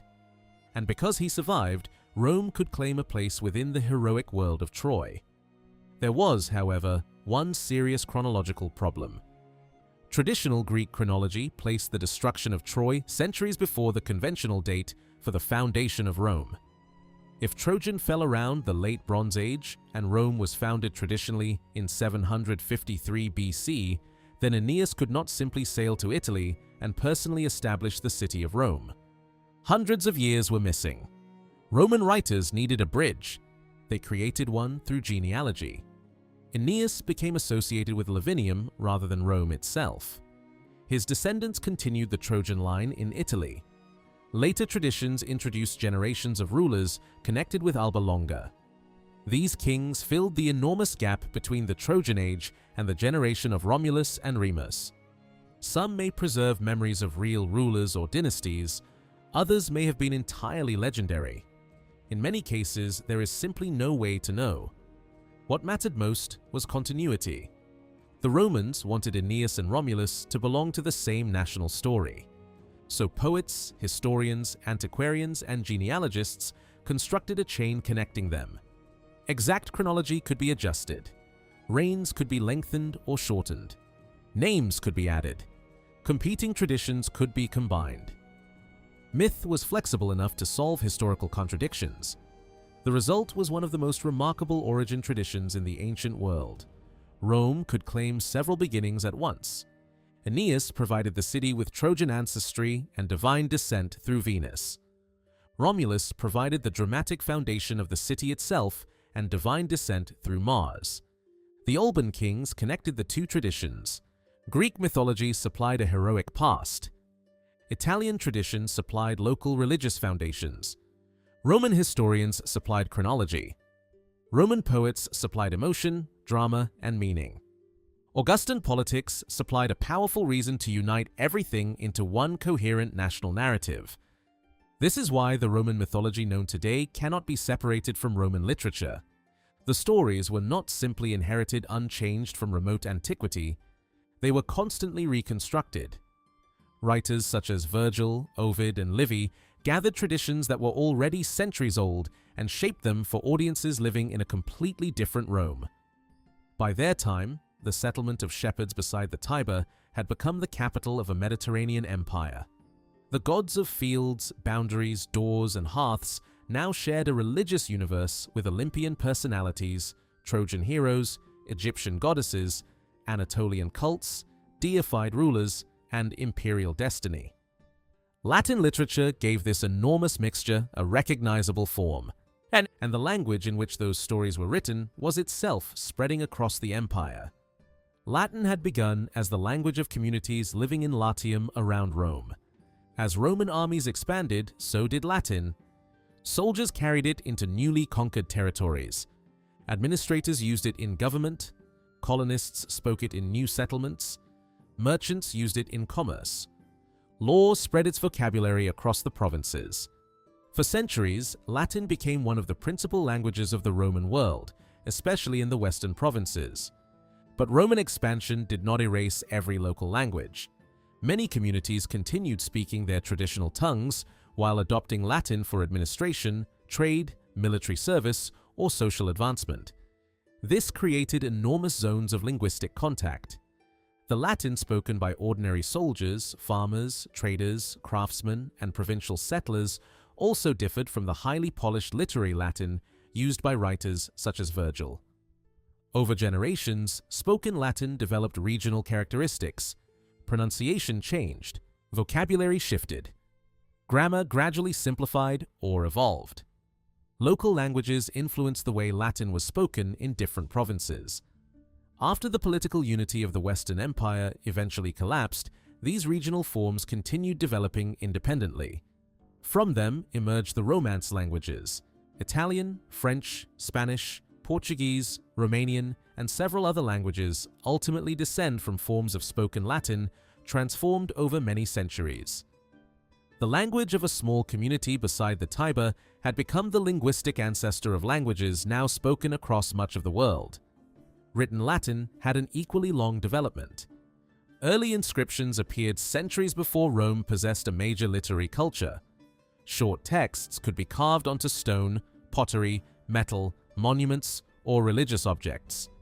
But writing initially played a relatively limited role in everyday Roman cultural life.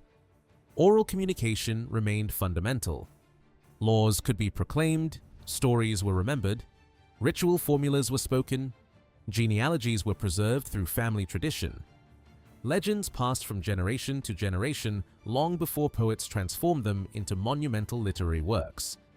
By the late Republic, however, the situation had changed completely. Rome now possessed libraries, schools, professional scribes, historians, poets, philosophers, and readers with access to centuries of Greek literature. The Roman elite had become intellectually bilingual to a remarkable degree. Greek remained prestigious. Latin became increasingly sophisticated. And during the final decades of the Republic and the beginning of the Empire, Roman writers created the works that permanently shaped the memory of their civilization. That is one of the great ironies of Roman mythology. Many of the stories that appear to describe Rome's most ancient age survive primarily because writers living much later chose to preserve them. Virgil wrote about events supposedly occurring more than 1,000 years before his lifetime. Livy described kings for whom reliable contemporary documentation barely existed. Ovid explained rituals whose original meanings may already have been obscure even to the Romans who continued performing them. These authors stood between an ancient religious past and the audiences of the imperial world. Their works became the bridge. Without them, many Roman myths might have disappeared entirely. But because they wrote with such imagination and power, their versions eventually became more famous than whatever earlier forms the stories may once have possessed. The Roman mythological world familiar today is therefore not simply the mythology of primitive Latin. It is the product of centuries of accumulation.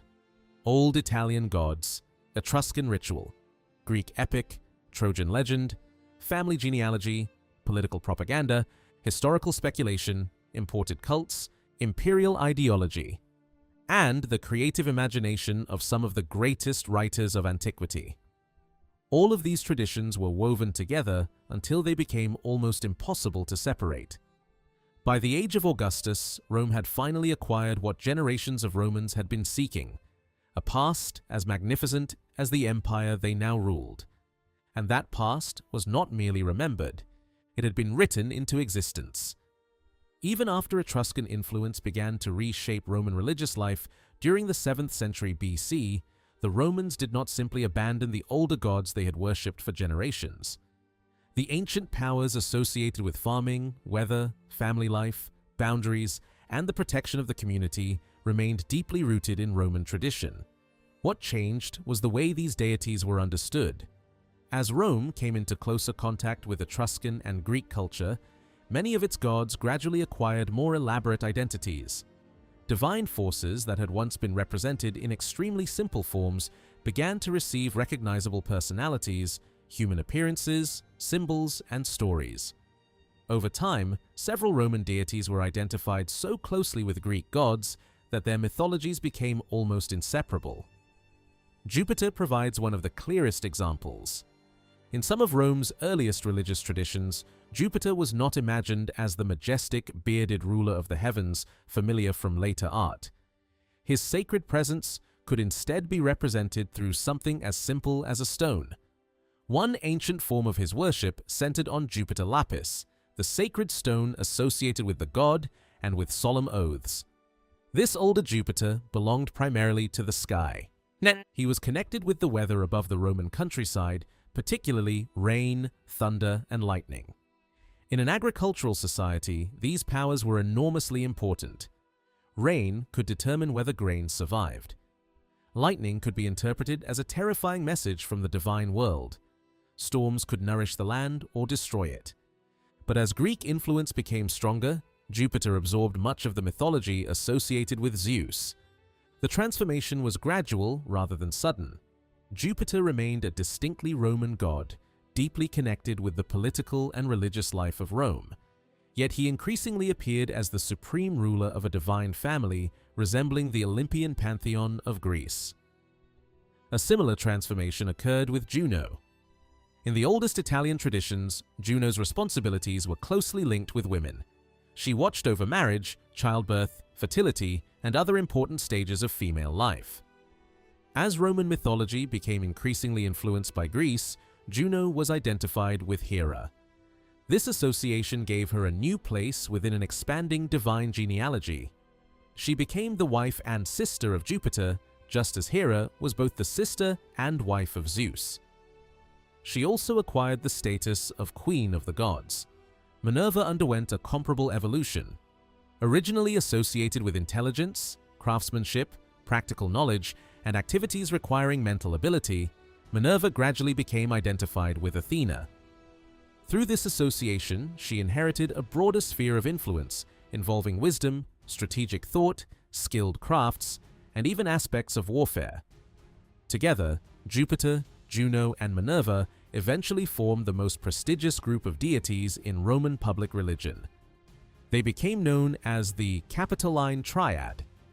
Their importance was physically expressed in one of the greatest sacred buildings of early Rome, the temple constructed for them on the Capitoline Hill. Roman tradition connected the beginning of this monumental project with Tarquinius Priscus, the fifth king of Rome and the first ruler traditionally associated with the Etruscan royal dynasty. His reign was placed between 616 and 578 BC. Tarquinius Priscus invested enormous resources in strengthening and monumentalizing Rome. Among his greatest religious ambitions was the construction of a magnificent sanctuary dedicated jointly to Jupiter, Juno, and Minerva. The choice of the Capitoline Hill was significant. The Capitoline occupied a commanding position over the developing city and would eventually become one of the most sacred locations in the Roman world. A temple built there was not simply another religious building. It made a statement about power, identity, and the relationship between the Roman state and its greatest gods. Yet the project was too ambitious to be completed during the reign of Tarquinius Priscus. Construction continued for decades. Eventually, the task passed into the era of another king from the same dynasty, Tarquinius Superbus, better known as Tarquin the Proud. He would become Rome's final king. Tarquin devoted enormous resources to completing the temple, continuing the expensive public works policies associated with his family. But monumental building came at a political cost. The Roman aristocracy had already been engaged in a long struggle with the monarchy over authority. Tarquin's increasingly autocratic behavior, combined with the financial and labor burdens imposed by his building projects, contributed to growing resentment among powerful Roman families. The king's reputation deteriorated. He was increasingly portrayed as a ruler who ignored traditional political limits and treated Roman citizens as laborers for his personal ambitions. Eventually, rebellion erupted. Around the end of the 6th century BC, traditionally dated to 509 or 510 BC, Tarquin was driven from Rome. The monarchy collapsed before he had the opportunity to formally dedicate the great temple his dynasty had worked so hard to complete. The Romans then took control of the ceremony themselves. This was symbolically important. The temple had been constructed under kings, but its dedication now belonged to a Rome that claimed to have freed itself from monarchy. During the dedication ceremonies, Jupiter occupied the central position. Traditional sacrifices, including animals such as sheep or cattle, were offered in his honor. The rituals emphasized Jupiter as the supreme divine source of Roman strength, prosperity, authority, and glory. The message was clear. Kings might rise and fall, but Jupiter's protection belonged to Rome itself. The god was larger than any individual ruler. Yet something about these early ceremonies reveals the unequal relationship within the Capitoline Triad. Although Juno and Minerva shared the temple with Jupiter, the principal annual ceremonies were originally focused overwhelmingly on him. Prayers and sacrifices were directed toward Jupiter, while the two goddesses seemed almost secondary within their own sanctuary. They were members of the Triad, but Jupiter remained unquestionably dominant. This situation eventually changed during the reign of Augustus. After Augustus established himself as Rome's first emperor in 27 BC, he initiated a broad program of religious renewal. Ancient ceremonies were restored, temples were repaired, neglected priesthoods were revived, and traditional religious observances were given new political importance. As part of this process, Juno and Minerva received fuller recognition within ceremonies associated with the Capitoline Triad. They were no longer treated merely as companions occupying the same sacred space as Jupiter. All three deities were increasingly recognized as essential protectors of the Roman state. Still, Jupiter remained supreme. His origins stretched far back into the religious life of Latium, long before Roman mythology had acquired the elaborate stories later associated with it. The earliest communities of central Italy looked upward to the sky with both dependence and fear. Weather determined survival. A season of good rain meant crops. A season of drought meant hunger. Thunder could shake entire communities. Lightning appeared suddenly and violently, and its unpredictable descent seemed to reveal the direct intervention of a supernatural power. Jupiter therefore emerged as one of the great divine forces controlling the heavens. Certain sacred stones preserved on the Capitoline were connected with his ancient worship. Among his oldest forms was Jupiter Feretrius, a title associated with an archaic and highly prestigious aspect of the god. As Rome developed, Jupiter's responsibilities multiplied. He continued to govern weather. Thunder and lightning were among his unmistakable signs. Rain fell under his authority, and farmers depended upon him to provide enough water for fields, vineyards, and pastures. But Jupiter could no longer remain simply an agricultural sky god once Rome itself became a major political power. By the middle centuries of the Republic, he had become the ultimate protector of the Roman state. His greatest title expressed that status. Jupiter, Optimus Maximus. Jupiter, the best and greatest. The title communicated both moral and political supremacy. No other Roman deity stood above him in public religion. As Roman government became more sophisticated, Jupiter's role expanded into law and justice. This development made sense within Roman thinking. If Jupiter ruled the divine order of the universe, then he could also protect the moral and legal order of human society. He became guardian of treaties. He watched over promises. He protected justice. He defended truth. Oaths sworn in his name carried enormous seriousness. A person who deliberately lied under sacred oath risked not merely human punishment, but divine anger. Perjury therefore became an offense against both society and Jupiter. This association between the god and honesty brought him into close relationship with Fides, the divine personification of good faith and trustworthiness. Fides represented the reliability upon which Roman society depended. Agreements between individuals, alliances between states, political promises, military loyalty, and contracts all required confidence that words would be respected. In a civilization that placed tremendous importance on formal obligations, Jupiter's protection of oaths gave him immense significance. His authority extended from the sky to the courtroom, from the battlefield to diplomatic agreements, and from religious ceremony to the political institutions of Rome. Centuries after the legendary Age of the Kings, Roman poets attempted to explain how such traditions had begun. One of them was Ovid. Writing during the age of Augustus, Ovid created the Fasti, his poetic exploration of the Roman religious calendar. The work transformed festivals, rituals, and sacred customs into stories. When explaining ancient religious practices, Ovid frequently connected them with legendary figures from Rome's earliest history. One of his favorite figures was Numa Pompilius. Numa, remembered as Rome's second king, was traditionally portrayed as the great organizer of Roman religion. Because of this reputation, later writers could conveniently associate him with the origin of almost any ancient ritual whose true beginnings had become obscure. Ovid made extensive use of this tradition. In one story, Jupiter and Numa became involved in a strange negotiation concerning purification after lightning strikes. Lightning was never treated casually in Roman religion. A place struck by lightning could acquire sacred significance because the event suggested that Jupiter himself had marked the location. Proper ritual purification was therefore necessary. According to the myth, Jupiter gave Numa instructions about what should be sacrificed following such an event. But the king cleverly manipulated the god's demands. Instead of accepting the possibility of human sacrifice, Numa interpreted Jupiter's instructions in symbolic ways, substituting harmless offerings such as onions, hair, and fish. The story portrayed Numa as a ruler, capable of communicating directly with the supreme god while also protecting his people from excessive religious demands. It was not simply a tale about ritual.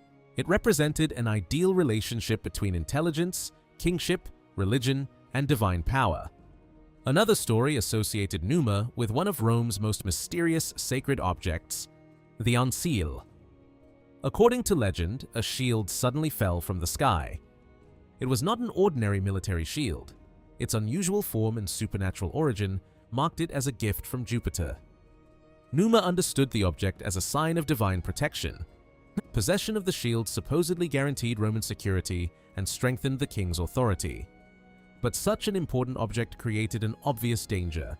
If an enemy discovered which shield was sacred and stole it, Rome might lose the divine protection attached to it. Numa therefore devised a solution.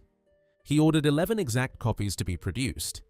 With 12 nearly identical shields kept together, no outsider could easily determine which one had actually fallen from heaven. The sacred shields were entrusted to religious guardianship and became associated with the Salii, an ancient priestly brotherhood of Mars. During certain ceremonies, these priests carried the shields through Rome while performing ritual dances and singing archaic hymns. The legend once again connected Rome's political authority with divine favor. Jupiter had supposedly given the city a physical sign that its power was supported from above. By the late Republic and early Empire, Jupiter had become far removed from the vague sky power worshipped by early farming communities. He was now the sovereign of the Roman pantheon. His name appeared first in many religious contexts. His authority stood above other gods. The scepter, one of the great symbols of rulership, became associated with him. Generals celebrated victories under his protection. Magistrates invoked him. The state sought his favor. And Roman political power was symbolically placed beneath his authority. At the same time, his growing identification with Zeus brought him into an increasingly complex mythology. The Greek divine family structure was adapted into Roman religion. Jupiter became the ruler of the gods in the same way Zeus ruled Olympus. Neptune became associated with Poseidon and gained dominion over the sea. Pluto became linked with Hades and ruled the world of the dead. The universe itself could now be divided among divine brothers. Sky, sea, and underworld belonged to different rulers.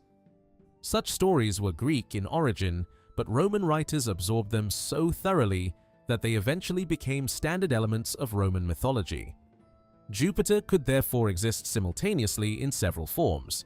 He was the ancient sky god of Latium. He was the bringer of rain. He was the sender of thunder and lightning. He was the guardian of oaths. He protected justice. He represented Roman political authority. And he was the Roman counterpart of Zeus. This ability to combine multiple religious traditions was one of the defining characteristics of Roman mythology. Juno experienced a similar expansion. Her earliest identity remained closely connected with women. She protected crucial transitions in female life and could be worshipped under different titles depending on the role in which her assistance was required. As Juno Pronuba, she watched over marriage. Wedding ceremonies carried enormous social significance in Rome because marriage connected families, preserved property, produced legitimate heirs, and created political alliances. Juno's presence made marriage part of the sacred order. As Juno Lucina, she was called upon during childbirth.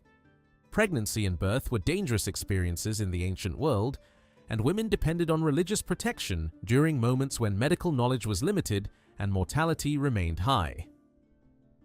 Juno Lucina represented light, birth, and the safe arrival of children into the world. Women could invoke her protection as they entered one of the most dangerous and important stages of family life. But Juno was not confined to domestic concerns.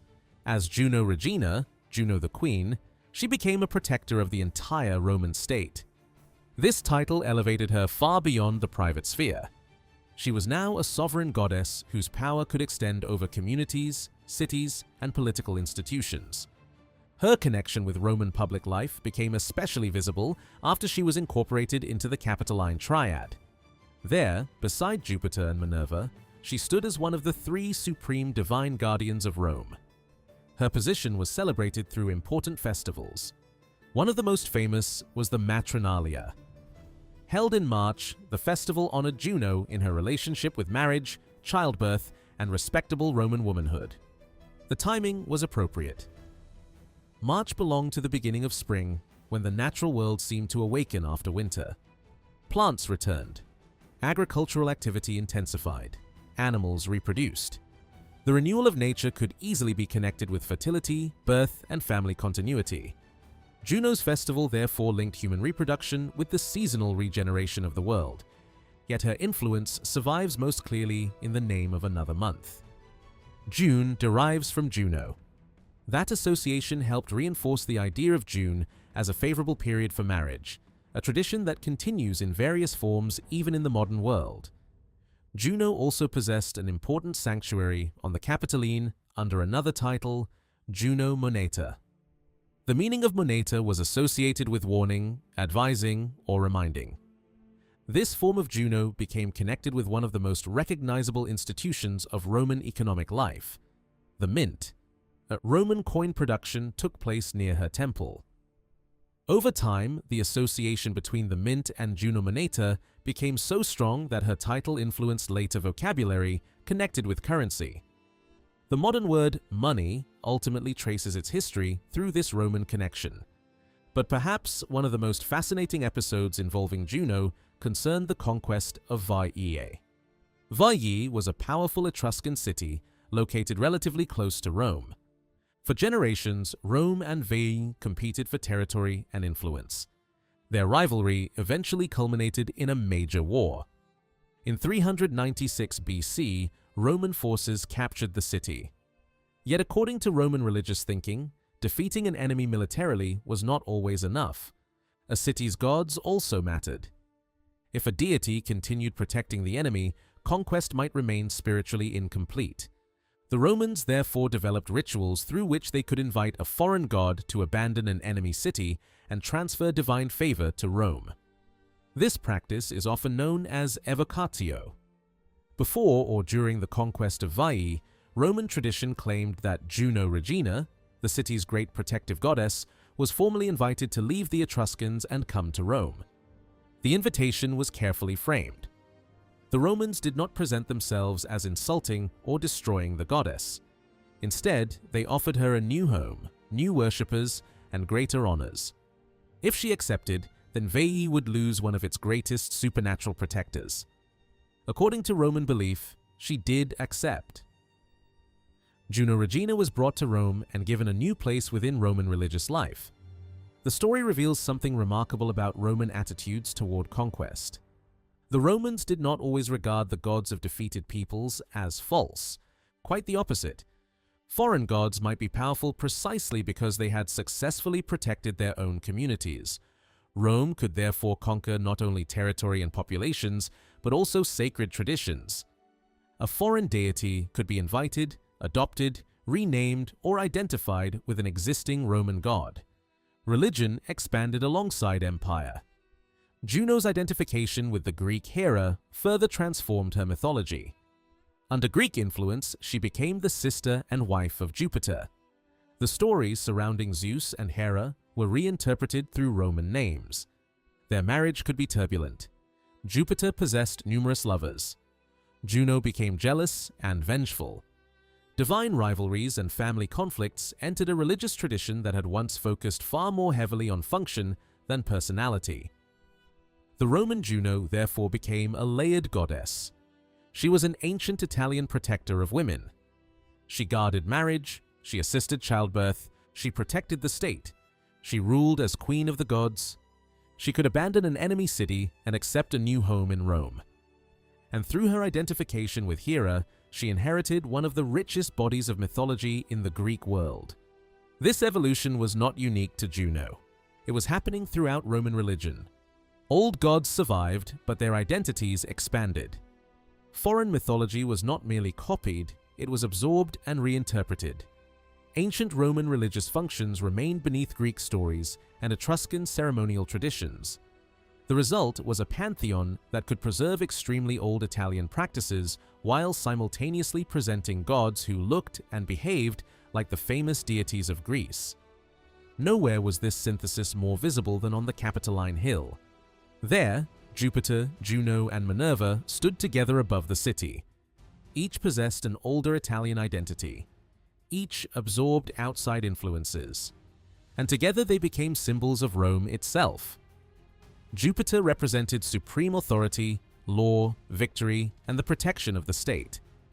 Juno embodied sovereignty, marriage, women, fertility, and the security of the Roman community.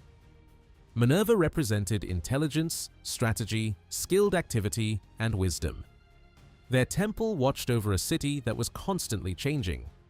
Rome had begun as a landscape of farmers, shepherds, sacred groves, simple huts, and local spirits.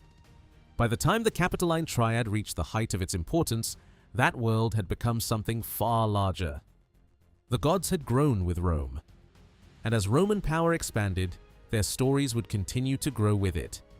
Minerva occupied the third place in the Capitoline Triad alongside Jupiter and Juno, but her path into Roman religion was different from that of many older Latin deities.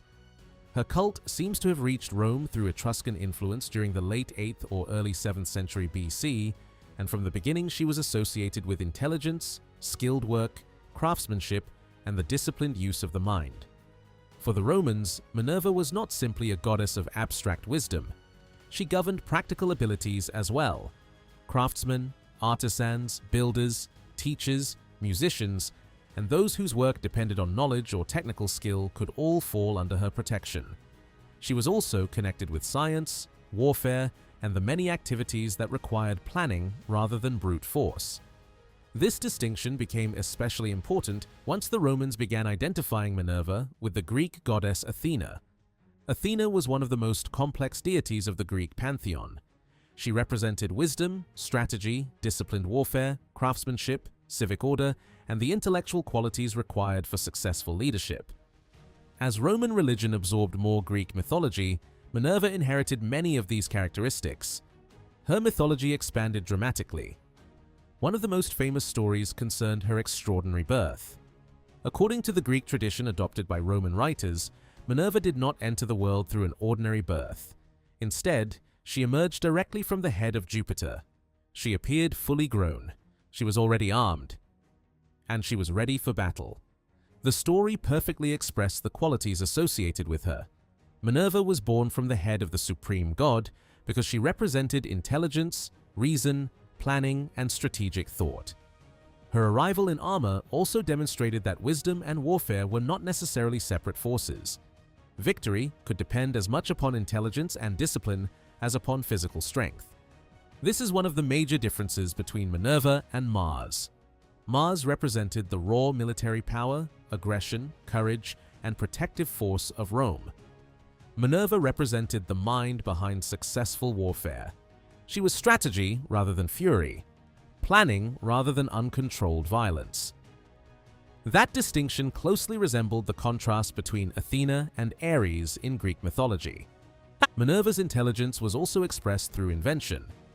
Later traditions credited her with creating or improving a number of useful objects and technologies. She was associated with the invention of musical instruments such as the flute and trumpet, and with the development of tools and everyday utensils. Such stories reflected her wider position as patroness of craftsmanship. Anything requiring skilled hands guided by an intelligent mind could belong to Minerva's sphere. For Roman women, this included some of the most important domestic arts.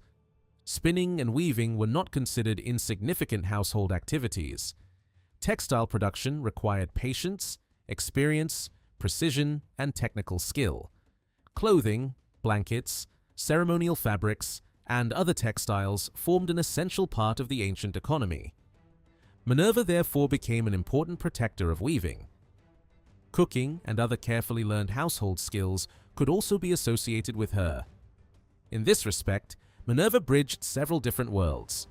She belonged to the battlefield, she belonged to workshops, she belonged to schools, and she belonged to the household. Her mythology also emphasized independence. Like Athena, Minerva was traditionally regarded as a virgin goddess. She did not marry, she did not take lovers. And unlike many other major deities, her stories were not dominated by romantic relationships. Her independence became part of her character. She could also be fiercely protective of her modesty. One myth told of a man who accidentally saw the goddess bathing. The encounter ended disastrously for him. Minerva punished the violation of her privacy by taking away his sight. Such stories reinforce the idea that divine boundaries could never be crossed casually. Even an accidental glimpse of something forbidden could carry supernatural consequences. Her most famous animal symbol was far less threatening. The owl became closely associated with Minerva. In Greek tradition, the owl had already belonged to Athena, and the symbolism transferred naturally into Roman culture. Its wide eyes and nocturnal vision made it an ideal symbol for wisdom, perception, and the ability to see what others could not. That association proved remarkably durable. Even today, thousands of years after the decline of Roman religion, the owl continues to symbolize knowledge and wisdom. Minerva's importance, however, cannot be understood only through her individual myths. Her greatest political significance came from her place within the Capitoline Triad. Before Jupiter, Juno, and Minerva became Rome's dominant divine grouping, another triad had existed. The older arrangement linked Jupiter with Mars and Quirinus. This earlier triad reflected a more archaic Roman society. Jupiter represented supreme divine authority and the sky. Mars represented military and agricultural protection. Quirinus possessed strong connections with the Roman citizen body and may also have retained very ancient associations with warfare and communal identity. Together, these gods expressed many of the concerns of early Rome. But as the city changed, its divine hierarchy changed as well. The later Capitoline Triad of Jupiter, Juno, and Minerva eventually overshadowed the older grouping. This new triad reflected a more urban, politically organized, and internationally connected Rome. Jupiter remained at the center. Juno stood beside him as queen and protector. Minerva completed the group as goddess of intelligence, skill, and strategic power.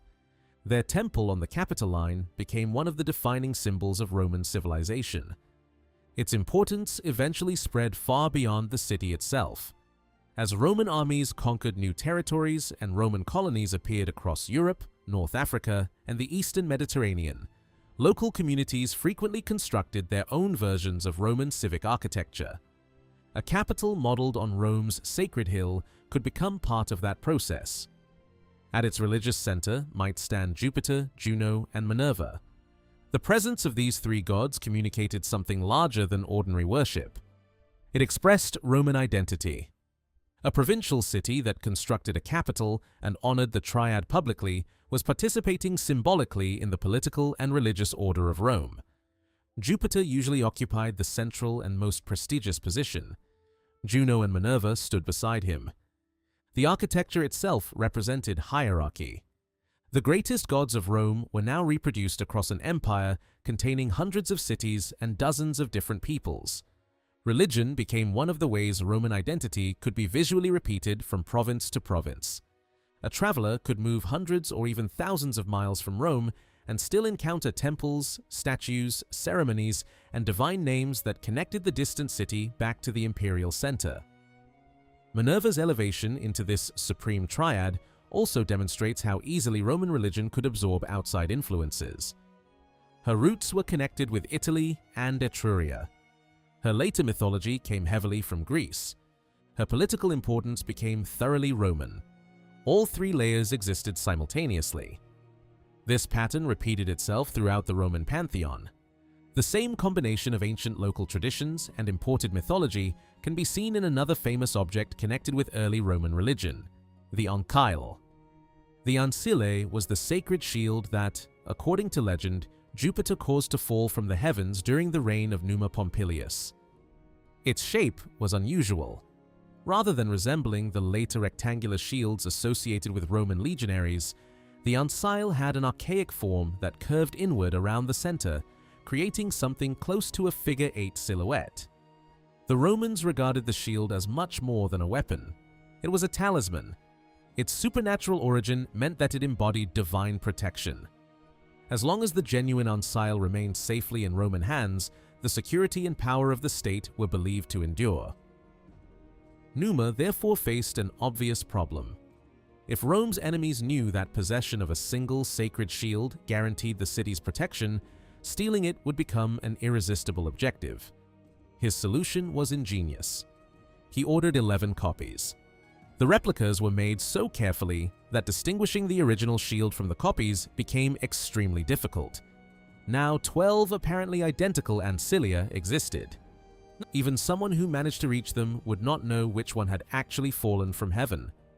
According to later tradition, the craftsman responsible for producing the copies was named Mamurius Veturius.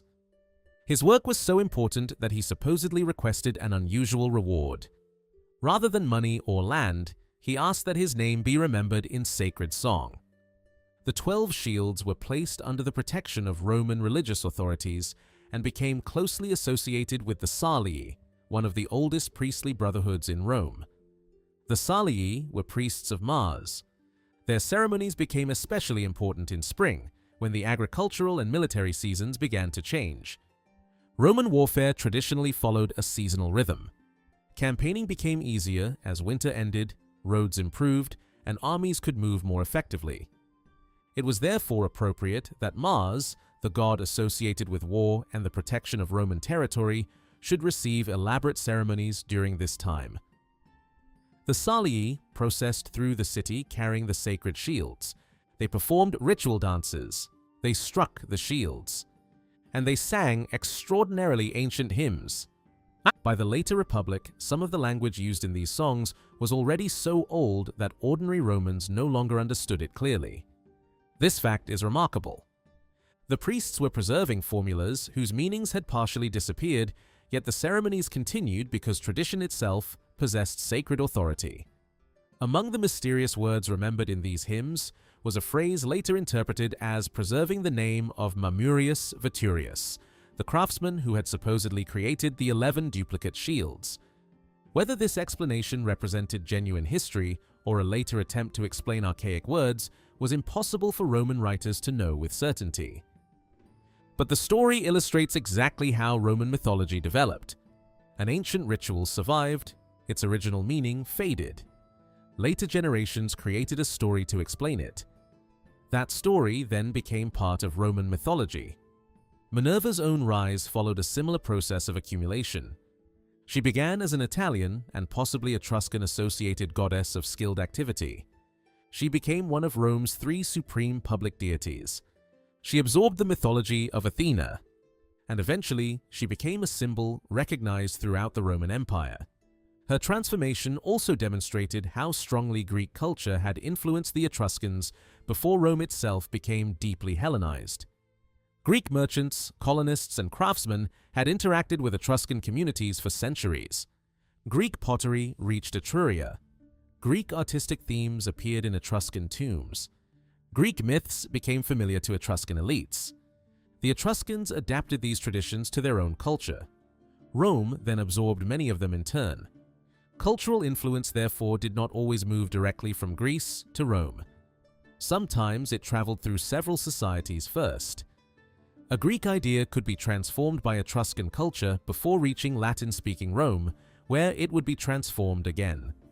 By the time Roman authors wrote down the mythology in familiar literary form, identifying precisely where one tradition ended and another began had become extremely difficult. The Capitoline triad itself reflects this complexity. Jupiter had ancient Latin roots but later resembled Zeus. Juno was an old Italian goddess who absorbed the personality and genealogy of Hera. Minerva carried strong Etruscan connections while increasingly becoming the Roman Athena. Together, however, they were not simply borrowed Greek gods. They represented Rome. Their temple embodied Roman authority. Their cult traveled with Roman power, and their worship became one of the religious expressions of belonging to the Roman world. Yet the mythology of Rome extended far beyond the Capitoline. 3 other deities became especially important because they were connected directly with Rome's legendary ancestry. They were Mars, Venus, and Apollo. Mars already possessed enormous importance in early Roman religion. His earliest functions stretched beyond warfare and included protection of agricultural land, fertility, and the rural community. But the foundation legend of Rome elevated him to an entirely different level. According to the most famous Roman tradition, Mars fathered the twins Romulus and Remus. Their mother was Rhea Silvia, a woman connected with the royal line of Alba Longa. Through the twins, Mars became more than a god who protected Roman armies. He became an ancestor of the Roman people. Romulus, after all, was remembered as the founder and first king of Rome. If Romulus was the son of Mars, then Rome itself possessed divine blood at the very beginning of its history. This gave Roman warfare an extraordinary mythological dimension. The god who marched symbolically with Roman armies was also the father of the man who created the city. Military expansion could therefore be connected with Rome's sacred origins. As the story of Romulus grew more famous, Mars became increasingly central to Roman identity. His temples, festivals, priesthoods, and military symbolism reflected this elevated position. Later emperors understood the political usefulness of the connection as well. Augustus, for example, promoted the cult of Mars Ultor, Mars the Avenger, linking the god both with vengeance for Julius Caesar and with the military power of the new imperial regime. Venus offered another route to divine ancestry. Her earliest Roman identity was quite different from the glamorous goddess of love familiar from later art. Originally, Venus possessed associations with fertility, cultivated land, gardens, and vineyards. She belonged to the productive forces of nature. But Greek influence changed her dramatically. As Venus became identified with Aphrodite, she inherited the Greek goddess's connection with beauty, love, desire, sexuality, and attraction. That transformation alone would have made Venus an important Roman goddess. But one particular myth made her politically indispensable. Venus was the mother of Aeneas. Aeneas, the Trojan hero who escaped the destruction of his homeland, eventually reached Italy and became the legendary ancestor of the people who would one day produce Rome. Through Aeneas, Venus became part of Rome's national genealogy, and through another tradition, she became especially important to one of Rome's most powerful families. The Julian clan claimed descent from Aeneas through his son Iulus. Julius Caesar therefore presented Venus not simply as an important goddess, but as his own divine ancestor. This claim became a major part of Caesarian political symbolism. In 46 BC, Caesar dedicated a temple to Venus Genetrix, Venus the Ancestress, or Mother. The title expressed precisely what Caesar wanted Romans to understand. His family did not merely worship Venus, it descended from her. The political advantage was enormous. Rome was a society in which ancestry carried tremendous prestige. A noble family could strengthen its authority by tracing itself back through famous consuls, generals, and heroes. Caesar went further. His genealogy reached beyond Roman history into mythology itself. Behind Julius Caesar stood Iulus. Behind Iulus stood Aeneas. Behind Aeneas stood Venus. The family tree ended with a goddess. Under Augustus, this connection became even more important. Augustus inherited Caesar's political legacy and also his place within the Julian family. The mythology of Venus, Aeneas, and Rome could therefore be woven directly into the ideology of the new imperial system. Virgil's Aeneid would eventually give this relationship its greatest literary expression. Aeneas was not presented merely as a wandering survivor. His mission was part of a divine plan that would ultimately produce Rome, Caesar, Augustus, and the Roman Empire. Venus repeatedly intervened to protect her son. Jupiter revealed Rome's future greatness. The Trojan past and Augustan present became parts of a single sacred timeline. Apollo occupied a different position. Unlike most Greek gods adopted by Rome, his name barely changed. He was Apollo to the Greeks and Apollo to the Romans. This continuity reflects the fact that his cult entered Roman religion more directly from the Greek world. Apollo possessed an enormous range of responsibilities. He could bring disease and remove it. He was associated with healing. He protected music and poetry. He represented purification. He was connected with prophecy. And above all, he possessed the terrifying ability to reveal the future. His oracles became famous throughout the ancient Mediterranean. Roman interest in Apollo increased gradually, particularly during periods of disease, warfare, and political crisis. His association with healing made him valuable in times of epidemic. His prophetic powers made him attractive to a society constantly searching for divine guidance. And his connections with the Eastern Mediterranean allowed Roman mythmakers to associate him with the same broader geographical world from which Aeneas supposedly came. Some later traditions placed Apollo's birth in the Aegean world associated with Anatolia and the Eastern Mediterranean, which helped connect his mythology with regions that Roman foundation legends treated as ancestrally significant. For Romans who believed that their legendary ancestors had traveled from Troy in northwestern Anatolia, Eastern Mediterranean sacred traditions could feel strangely familiar rather than entirely foreign. Apollo's most famous sanctuary, however, stood in Greece. At Delphi, on the slopes of Mount Parnassus, visitors from across the Mediterranean sought answers from the god. The sanctuary became one of the greatest religious centers of the ancient world. Kings came there, generals came there, city-states sent representatives. Private individuals arrived with questions about marriage, travel, colonization, inheritance, war, disease, and countless other concerns. They all wanted knowledge of what lay ahead. Apollo's answers were delivered through a priestess known as the Pythia. She occupied an extraordinary position. Seated within the sacred environment of the temple, she entered a prophetic state and delivered responses believed to come from Apollo himself. These responses were then interpreted and presented to those seeking guidance. The oracle's reputation rested partly upon ambiguity. Prophecies could be difficult to understand. A prediction that seemed clear before an event might reveal an entirely different meaning afterward. This allowed Delphi to maintain authority even when events unfolded unexpectedly. For the Romans, however, the possibility of receiving guidance from Apollo was too important to ignore. As Roman military operations expanded into the Greek world and beyond, Roman leaders increasingly participated in religious traditions that had once belonged primarily to Greek states. Delphi became part of Rome's sacred geography. The Romans did not simply conquer Greece militarily, they also entered its religious world. Apollo's oracles were consulted during moments of uncertainty. A campaign might depend upon favorable divine signs. An epidemic might require religious purification. Political crisis might inspire a search for supernatural advice. The god who could see beyond ordinary human knowledge naturally became increasingly important.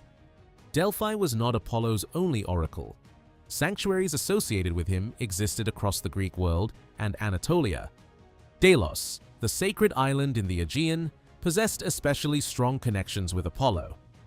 Other prophetic centers appeared in mainland Greece and Asia Minor. Each sanctuary developed its own traditions, priesthoods, rituals, and local reputation. These locations became connected through the broader worship of a god whose influence crossed political boundaries. Apollo could belong simultaneously to Greeks, Romans, island communities, Anatolian cities, and imperial cults. His role in Roman foundation mythology became particularly clear in the story of Aeneas. During his journey after the fall of Troy, Aeneas repeatedly sought divine guidance.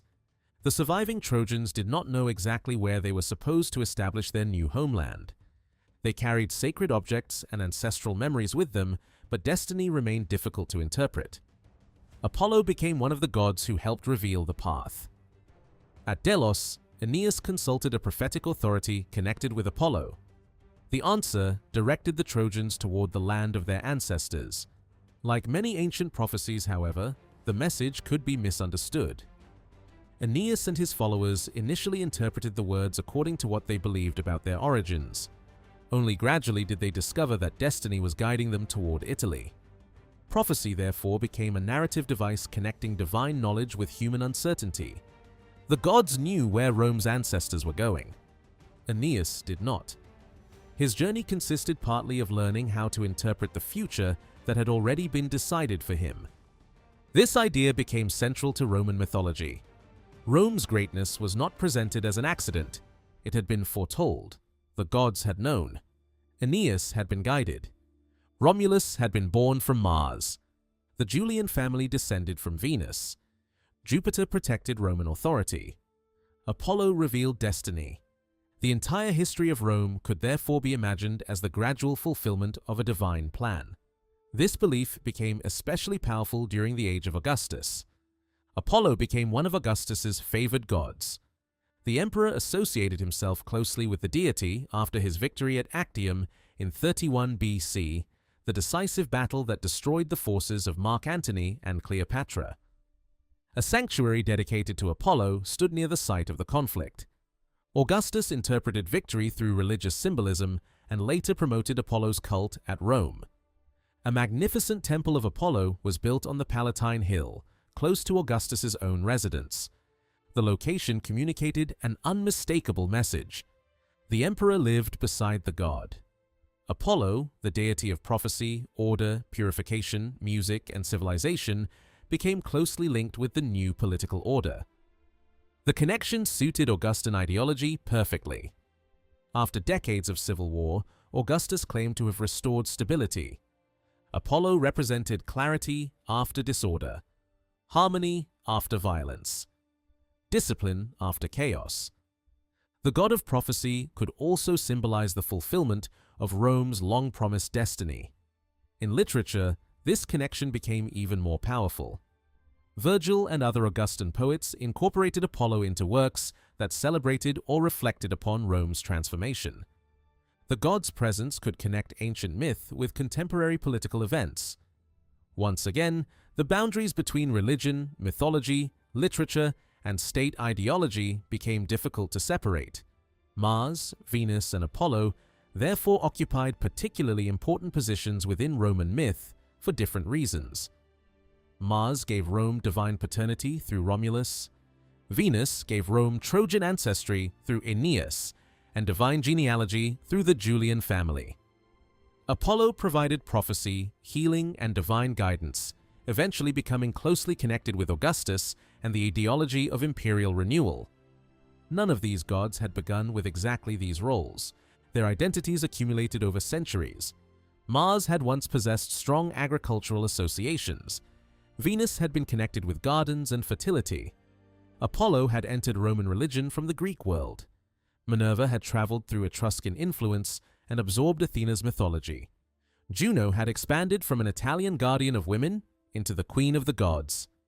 Jupiter had developed from an ancient sky power into the supreme protector of Roman law and empire. Roman mythology was therefore never static. Its gods changed because Rome changed. As the city expanded geographically, its religious world expanded culturally. As political institutions developed, gods acquired political responsibilities. As Roman writers encountered Greek literature, old Italian deities entered Greek stories. As powerful families sought prestigious ancestors, mythology became genealogy. As emperors looked for divine legitimacy, the gods became part of imperial ideology. The result was a religious system capable of remembering the sacred shields of an ancient king while simultaneously celebrating an emperor ruling millions of people across 3 continents. A priest could perform a ritual containing words whose meaning had been forgotten centuries earlier. A Roman general could consult a Greek oracle. A household could worship ancient domestic spirits. An emperor could claim descent from Venus. A provincial city, thousands of kilometers from Italy, could build its own capital and install Jupiter, Juno, and Minerva within it. All of these practices belong to the same Roman world, and that ability to absorb, preserve, reinterpret, and reinvent sacred tradition was one of the greatest strengths of Roman mythology. By the 4th century BC, Mars had already undergone one of the most striking transformations in Roman religion. His earliest identity had been strongly connected with agriculture, fertility, the protection of fields, and the survival of rural communities. But as Rome became an increasingly militarized society, his association with warfare grew much stronger. The god who had once watched over the countryside was now imagined as an armed warrior, usually represented wearing armor and a crested helmet while carrying a shield. This transformation reflected the changing character of Rome itself. Agriculture remained essential to Roman society, but warfare was becoming equally important, and the citizen farmer was often also a soldier. The same men who cultivated fields during peaceful months could be summoned to fight when the military season began. Mars therefore united two fundamental aspects of Roman life: the defense of the land and the cultivation of the land itself. His presence could be felt physically in the landscape of Rome. Outside the old city boundaries, beside the Tiber River, stretched the Campus Martius, the Field of Mars. This enormous open area became closely associated with military preparation. Roman soldiers gathered there to train, drill, exercise, and prepare themselves for campaigns. Before Rome possessed a permanent professional army, military service was closely connected with the citizen population, and seasonal campaigns often required men to move rapidly from ordinary civilian life into military service. Training on ground sacred to Mars gave these preparations a religious dimension. Warfare was not simply a political decision or a practical necessity. It existed within a sacred framework in which divine support could determine the survival and success of the Roman community. Mars also occupied an important position within Rome's oldest religious traditions. Before the Capitoline triad of Jupiter, Juno, and Minerva became dominant, Jupiter had been associated with Mars and Quirinus in an earlier divine grouping. Mars therefore belonged to the highest levels of Roman worship long before Greek mythology transformed his personality. Temples and sanctuaries connected with him became important gathering points for soldiers preparing to leave on campaign. At the sanctuary, associated with Mars Gradivus, the god could be invoked as the divine power who marched with Roman armies. The title itself emphasized movement into battle, making Mars not merely an observer of warfare, but a supernatural companion of soldiers leaving Rome to confront its enemies. Centuries later, Augustus gave this military aspect of Mars an even more powerful political meaning. In the Forum of Augustus stood a magnificent temple dedicated to Mars Ultor, Mars the Avenger. Augustus had promised the sanctuary during the struggle against the assassins of Julius Caesar, presenting the eventual defeat of Caesar's killers as an act of sacred vengeance. The temple therefore connected family loyalty, military victory, imperial authority, and divine justice. Mars was no longer simply protecting soldiers on campaign. He had become a god capable of legitimizing the new political order created by Augustus. The association was especially appropriate because Mars was also remembered as the father of Romulus. The god could therefore connect the legendary foundation of Rome with the establishment of the Augustan regime many centuries later. The Roman calendar itself preserved Mars' enormous importance. March, known to the Romans as Martius, carried his name. In an earlier form of the Roman calendar, March had marked the beginning of the year, and its position corresponded closely with the reopening of the military season after winter.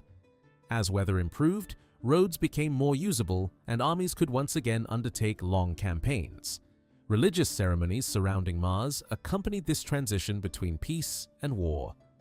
At the opposite end of the campaigning season, another series of rituals marked the return of soldiers and their weapons from the battlefield. Among the most important was the Armilustrium, celebrated in October, during which weapons were ceremonially purified before being stored for winter. The Roman military year was therefore framed by religion. Weapons were prepared under divine protection, carried into war, returned to Rome, purified, and laid aside until campaigning began again.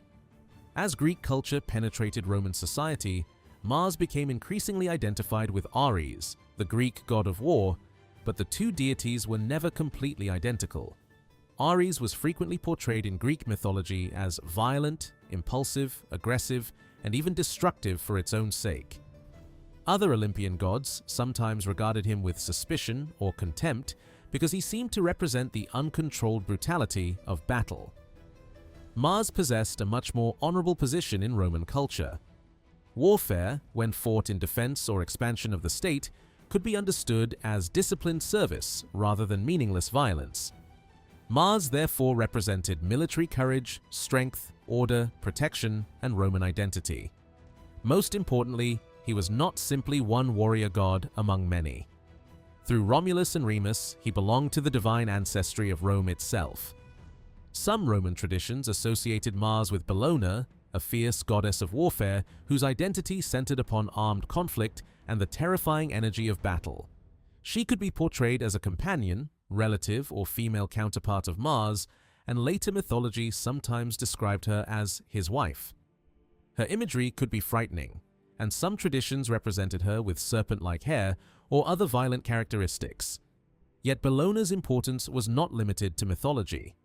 Her cult possessed political and military significance at Rome, and activities connected with declarations of war could take place near her sanctuary. Together, Mars and Bellona represented different dimensions of the dangerous supernatural power surrounding armed conflict. Venus experienced an equally dramatic transformation as Roman religion absorbed Greek mythology.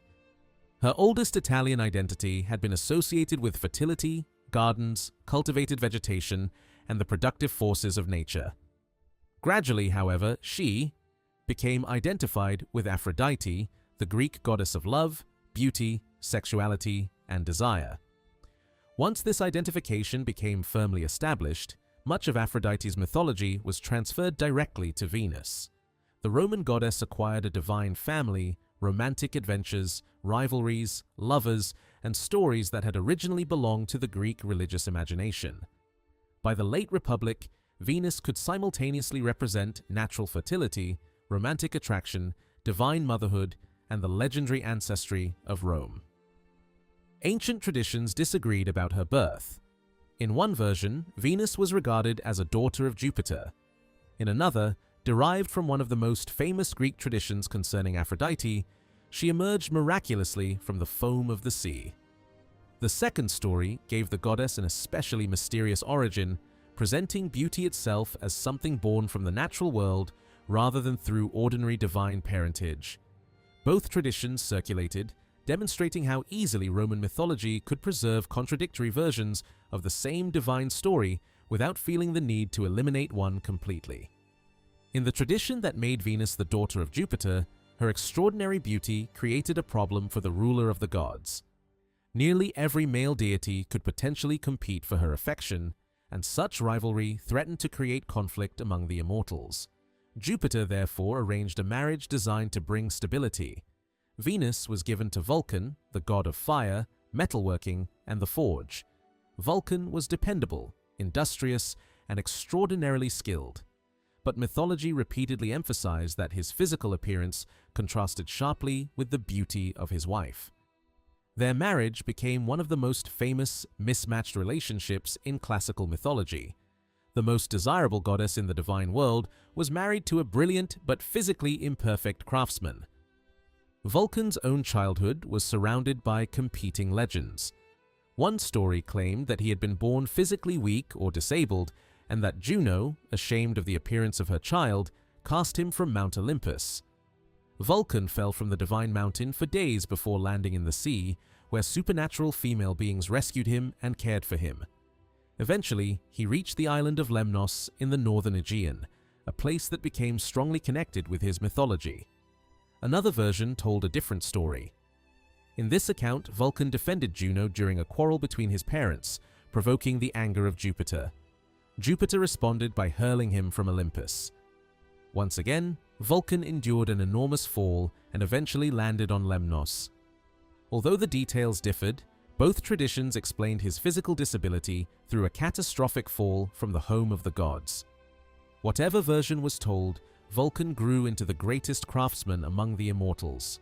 Fire and metal obeyed him. He could create extraordinary weapons, armor, jewelry, mechanical objects, and works of art beyond the ability of ordinary mortals.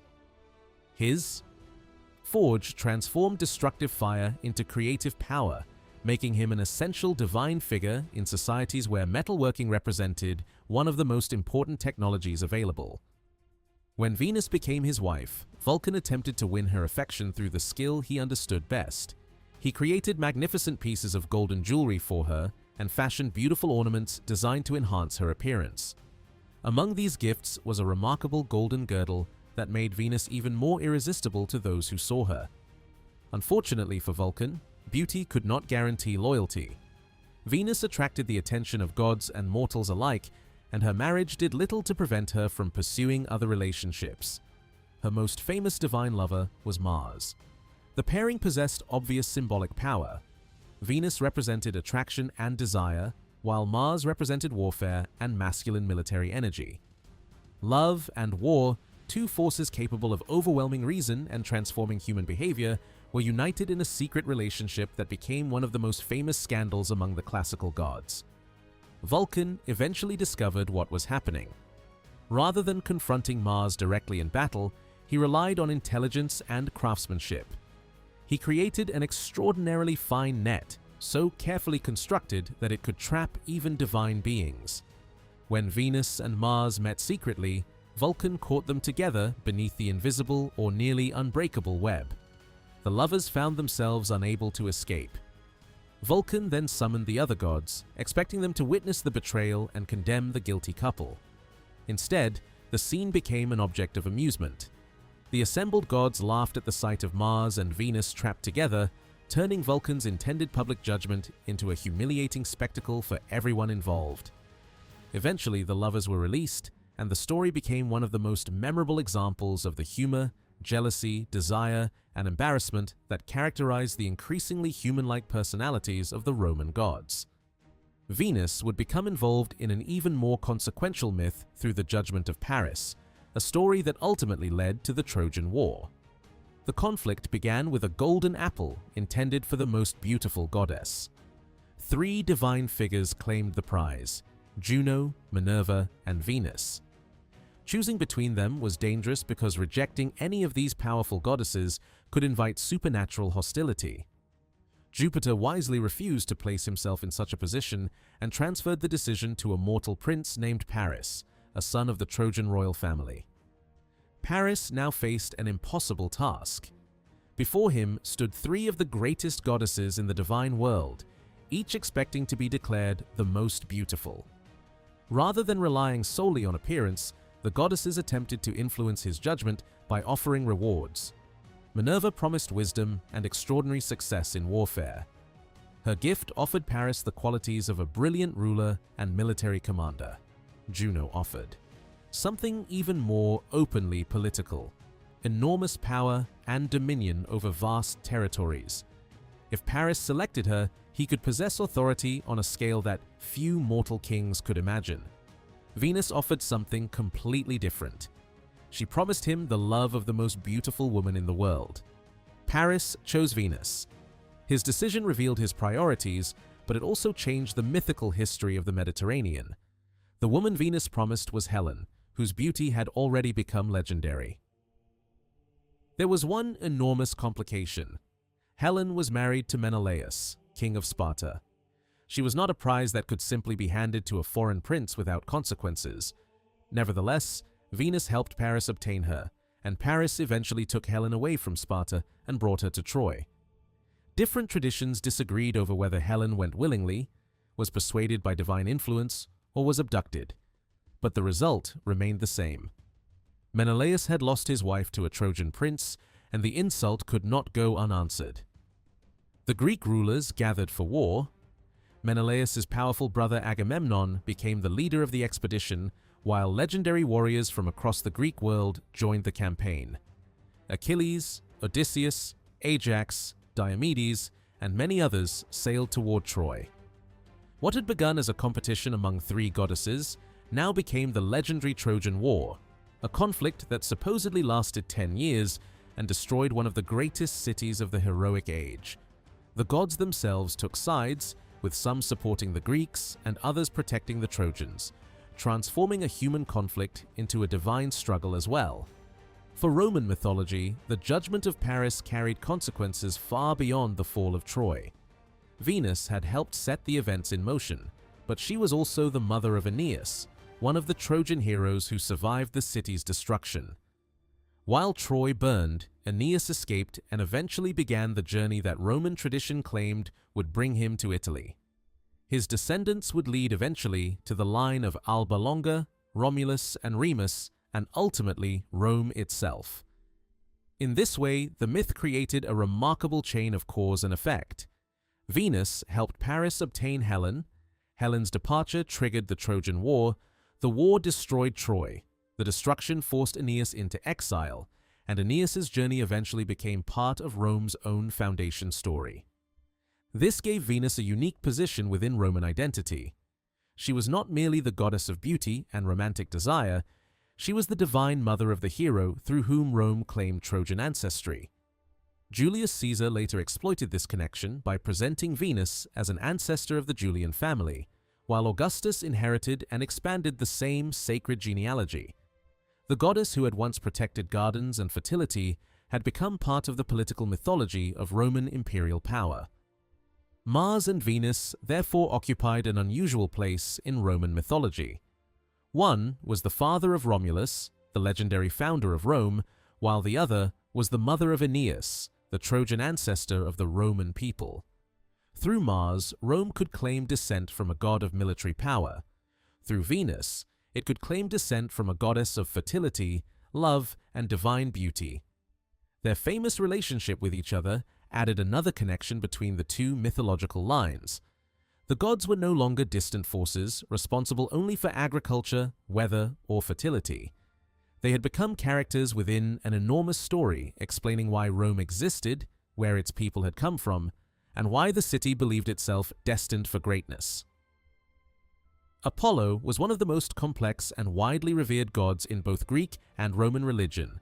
Unlike deities whose influence centered on a single area of life, Apollo possessed authority over an extraordinary range of human concerns.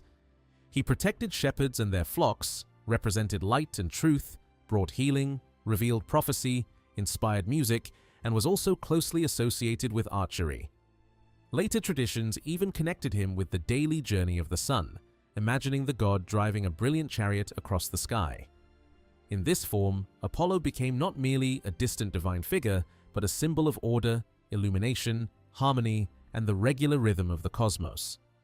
His many roles could appear contradictory at first, especially because the same god who healed illness could also send disease, and the deity who represented music and beauty could unleash deadly arrows. Yet this combination of creation and destruction was precisely what made Apollo so powerful.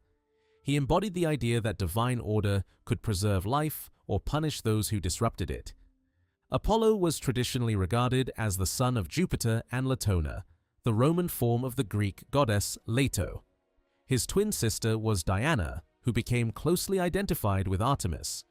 The twins shared a particularly strong loyalty toward their mother, and several myths emphasized the frightening consequences faced by those who insulted her. One of the darkest stories centered on Niobe, the proud queen of Thebes. Niobe possessed a large family and boasted that her 14 children made her superior to Latona, who had given birth to only Apollo and Diana. Her pride turned a comparison of motherhood into an insult against a goddess. Apollo and Diana responded mercilessly. According to the most familiar version of the story, Niobe had 7 sons and 7 daughters. Apollo struck down the boys with his arrows, while Diana killed the girls. The punishment left Niobe completely devastated and transformed her arrogance into endless grief. The story reflected an important lesson that appeared repeatedly in classical mythology. Mortals who compared themselves too boldly with the gods risked catastrophic punishment. Human prosperity could disappear in an instant when pride crossed into defiance of divine authority. Apollo's mythology also contained numerous stories of desire and loss. Although later tradition credited him with many romances, he was not generally remembered as a god who settled into a stable marriage. Instead, his love stories often ended in separation, rejection, jealousy, or death. One of the most famous involved Hyacinthus, a beautiful Spartan prince. Apollo became deeply attached to the young man, but he was not the only divine figure who admired him. Favonius, the god associated with the west wind, also desired Hyacinthus and became jealous because the prince preferred Apollo. One day, Apollo and Hyacinthus were exercising together and throwing a discus in a field. As the discus traveled through the air, the jealous wind altered its course and drove it toward Hyacinthus. The heavy object struck the young prince in the head and mortally wounded him. Apollo could do nothing to save the person he loved. According to the myth, where Hyacinthus's blood fell upon the earth, Apollo caused a flower to emerge. The hyacinth became a living memorial, allowing beauty to grow from tragedy and preserving the prince's memory within nature. Another famous story involved Daphne, a young woman who wanted nothing to do with Apollo's romantic pursuit. Apollo became captivated by her and continued to follow her despite her attempts to escape his attention. Daphne's refusal only intensified his pursuit until she finally appealed to her father, the river god Peneus, for protection. River gods possessed powers of transformation, and Peneus answered his daughter's desperate request by changing her body into a laurel tree. Her feet became roots, her arms became branches, and her human form disappeared beneath bark and leaves. Apollo had lost her, but he refused to let the memory of Daphne disappear. He declared the laurel sacred to himself and adopted its leaves as one of his principal symbols. From this myth grew the later association between laurel wreaths and victory, achievement, poetry, and honor. Generals, athletes, poets, and rulers could all be crowned with laurel, carrying forward a symbol that mythology connected with Apollo's impossible love. Other traditions gave Apollo an equally tragic relationship with a woman whose identity varies across different versions of the mythology. In the account preserved here, she was called Larissa, a nymph whom Apollo eventually married. For a time, the god believed that he had finally found a lasting relationship.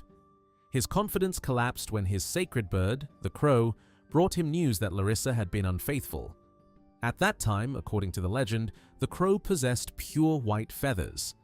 Apollo reacted with uncontrollable anger and fired an arrow at his wife. Only after she had been fatally wounded did his rage disappear, replaced by regret. Even Apollo, a god of healing, could not reverse death once it had claimed her. He then turned his grief against the messenger who had delivered the news. The crow's white feathers were transformed into black, and the bird became forever associated with the dark color it still carries in mythology. The story revealed another side of Apollo's personality. He could represent reason, music, prophecy, and healing, yet he was also capable of sudden violence when overcome by anger. These contradictions were expressed through Apollo's most recognizable symbols. The lyre represented music, balance, and harmony, while the bow represented distance, precision, and destruction. One symbol belonged to beauty and civilization, the other belonged to sudden death. Apollo could therefore stand for opposing forces without losing his identity. He could cure an epidemic or send one. He could inspire poetry or punish arrogance. He could reveal the future while allowing mortals to misunderstand what they heard. This duality made him one of the most fascinating gods in the classical pantheon and one of the easiest for Romans to incorporate into their own increasingly complex religious world.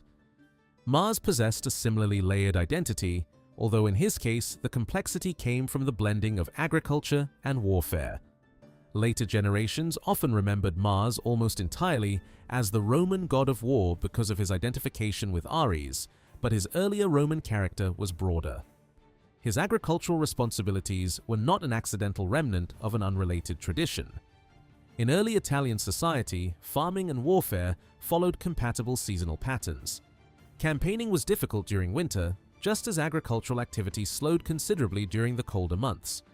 When spring returned, fields required renewed attention, and armies could once again move effectively across the countryside. The same citizen might spend part of the year cultivating land and another part carrying weapons.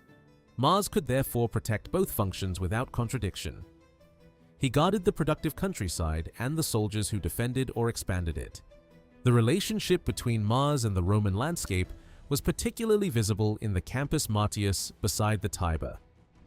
This area, outside the traditional walls of Rome, was associated with training, military assembly, public games, and religious ceremonies.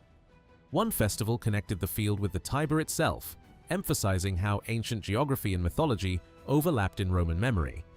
The river was traditionally believed to have taken its name from Tiberinus, a legendary ruler associated with Alba Longa who drowned in its waters.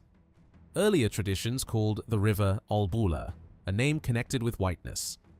The older designation and the legend surrounding Alba Longa reinforced Roman claims that their landscape possessed sacred ancestry. Hills, rivers, settlements, and rulers were all incorporated into a mythological geography in which the land around Rome seemed to confirm the divine origins of its people. Apollo entered this religious landscape differently from Mars. The Romans did something unusual when adopting him. They kept his Greek name. Jupiter had replaced Zeus, Juno had replaced Hera, Minerva had absorbed Athena, and Venus had taken on the mythology of Aphrodite. But Apollo remained Apollo. His cult reached Rome through Greek influence and seems to have gained particular importance during periods of disease. One early Roman temple dedicated to him was established in the 5th century BC after a serious epidemic and following consultation of the Sibylline books. In this context, the Romans worshipped him especially as Apollo Medicus, Apollo the healer. The association reflected the same dual power familiar from Greek religion, where Apollo could both inflict sickness and remove it. Despite his importance, Apollo never occupied exactly the same place in traditional Roman religion that he held in Greece. Greek communities had worshipped him for centuries as one of their greatest gods, and some of the most prestigious sanctuaries in the Mediterranean belonged to him. Rome adopted him later and reshaped his significance according to Roman needs. Under Augustus, however, Apollo rose dramatically in political importance. The emperor associated himself closely with the god, especially after the victory at Actium, and Apollo came to symbolize order, purification, artistic achievement, and the restoration of stability after civil war. In this way, an originally Greek deity could become deeply embedded within Roman imperial identity without losing his Greek name. The world of Apollo leads naturally into the story of Aeneas, because prophecy played an essential role in the Trojan hero's journey toward Italy. Virgil's Aeneid transformed the survival of one Trojan warrior into the legendary prehistory of Rome. The poem follows Aeneas after the destruction of Troy, traditionally placed in the distant Bronze Age, and describes his struggle to find a new homeland for the surviving Trojan people. By the time Roman audiences encountered Virgil's epic during the age of Augustus, Greek and Etruscan influences had already transformed Roman religion profoundly. Readers were comfortable with gods who spoke directly to mortals, interfered in battles, caused storms, delivered prophecies, protected favorites, and manipulated human destiny. The relationship between divine action and human decision that filled the Aeneid therefore felt entirely natural within the mythology of Virgil's age. Virgil used this familiarity to create something much larger than an adventure story. Aeneas's travels became a sacred explanation for Rome's existence. Every disaster he endured pointed toward a future he could not yet see. The fall of Troy, the deaths of companions, failed settlements, divine warnings, storms, wars, and personal sacrifices all became necessary stages in a journey that would eventually lead his descendants toward Rome. To Roman readers living under Augustus, the destination was already known. The suspense came not from whether Rome would exist, but from discovering how much suffering had supposedly been required to make its existence possible. Aeneas had spent much of his youth surrounded by war and never imagined that Troy could actually be destroyed. The city had resisted the Greeks for years, and its walls seemed almost permanent. Yet one night, while Aeneas slept, the ghost of Hector appeared to him. Hector had been Troy's greatest warrior before his death, and his appearance carried a terrifying message. The struggle was over. Troy could no longer be saved. The Greeks had gained access to the city, and destruction was now inevitable. Hector instructed Aeneas not to waste his life attempting the impossible. Instead, he was to preserve something more important than the walls of Troy: its people, sacred traditions, and household gods. The Lares and Penates therefore became part of the escape. These domestic deities represented continuity between the destroyed homeland and whatever new home the Trojans might eventually create. Aeneas was not simply fleeing with surviving relatives and possessions, he was carrying sacred identity itself. The gods of the household could leave Troy with him and establish their protection elsewhere. This detail would become essential to Virgil's image of Aeneas as a hero, defined not merely by courage but by responsibility. When Aeneas awakened, the nightmare became reality. Greek soldiers had already entered Troy, flames were spreading, and resistance was collapsing. Rather than immediately accepting Hector's warning, Aeneas armed himself and rushed into the fighting. He joined other Trojans and attempted to reach the royal palace, where King Priam and his household faced the final assault. What he discovered there demonstrated that the old Trojan world had truly ended. Priam's son Polites was killed, and the elderly king himself was murdered amid the destruction of his own palace. The royal family that had ruled Troy could no longer offer leadership, protection, or hope. The sight forced Aeneas to think of his own family. If Priam and his children could be slaughtered, then Anchises, Creusa, and Ascanius were in equal danger. Aeneas abandoned the hopeless defense of the palace and hurried back toward his home. Unknown to him, Venus was already watching over the family. As his divine mother, she occupied an unusual position throughout the Aeneid, repeatedly attempting to protect her son while knowing that his destiny demanded suffering she could not completely prevent. When Aeneas finally reached home, his family had not yet fully understood the scale of the disaster outside. He told them that Troy had fallen and insisted that they leave immediately. His elderly father Anchises initially refused. He was physically weakened and believed that his condition would only endanger the others. Aeneas, however, would not abandon him. The family's escape could not begin by sacrificing the man who represented its ancestral past. This moment became one of the clearest demonstrations of Aeneas's pietas. His obligations to family were stronger than his desire for personal survival. Anchises finally appealed directly to Jupiter for guidance. A divine sign followed, traditionally described through lightning and thunder. The old man interpreted the omen as confirmation that the gods wanted him to leave Troy. Only then did he agree to follow his son. Before departing, the family gathered the Penates and other sacred objects. Even in the middle of catastrophe, religious continuity remained essential. Troy might burn, but its gods would travel with the survivors. The escape itself became one of the defining images of Roman mythology. Aeneas placed Anchises upon his shoulders, carrying the old generation physically out of the dying city, while young Ascanius walked beside him. Creusa followed behind. The scene created an almost perfect visual representation of Roman family duty. Aeneas supported his father, guided his son, protected the household gods, and moved toward an unknown future. Past, present, and future traveled together through the burning streets. But the family did not remain intact. After they escaped the city, Aeneas discovered that Creusa was missing. Somewhere in the confusion, she had fallen behind. Horrified, he returned to Troy despite the danger. The streets were filled with Greek soldiers, ruins, smoke, and burning homes, but he continued searching until the figure of Creusa appeared before him. For a moment, he believed he had found her alive. When he attempted to embrace her, however, his arms passed through empty air. Only her spirit remained. Creusa told Aeneas that her death belonged to the will of the gods and that he could not remain in Troy mourning what had been lost. A distant homeland waited for him, but reaching it would require a long and dangerous journey. She urged him to continue for the sake of their son and the surviving Trojan people. Aeneas tried repeatedly to hold her, but each attempt failed. Eventually, he had no choice but to leave the ghost of his wife behind and return to the refugees waiting outside the city. The survivors now faced a completely different problem. Escaping Troy had saved their lives, but they no longer possessed a homeland.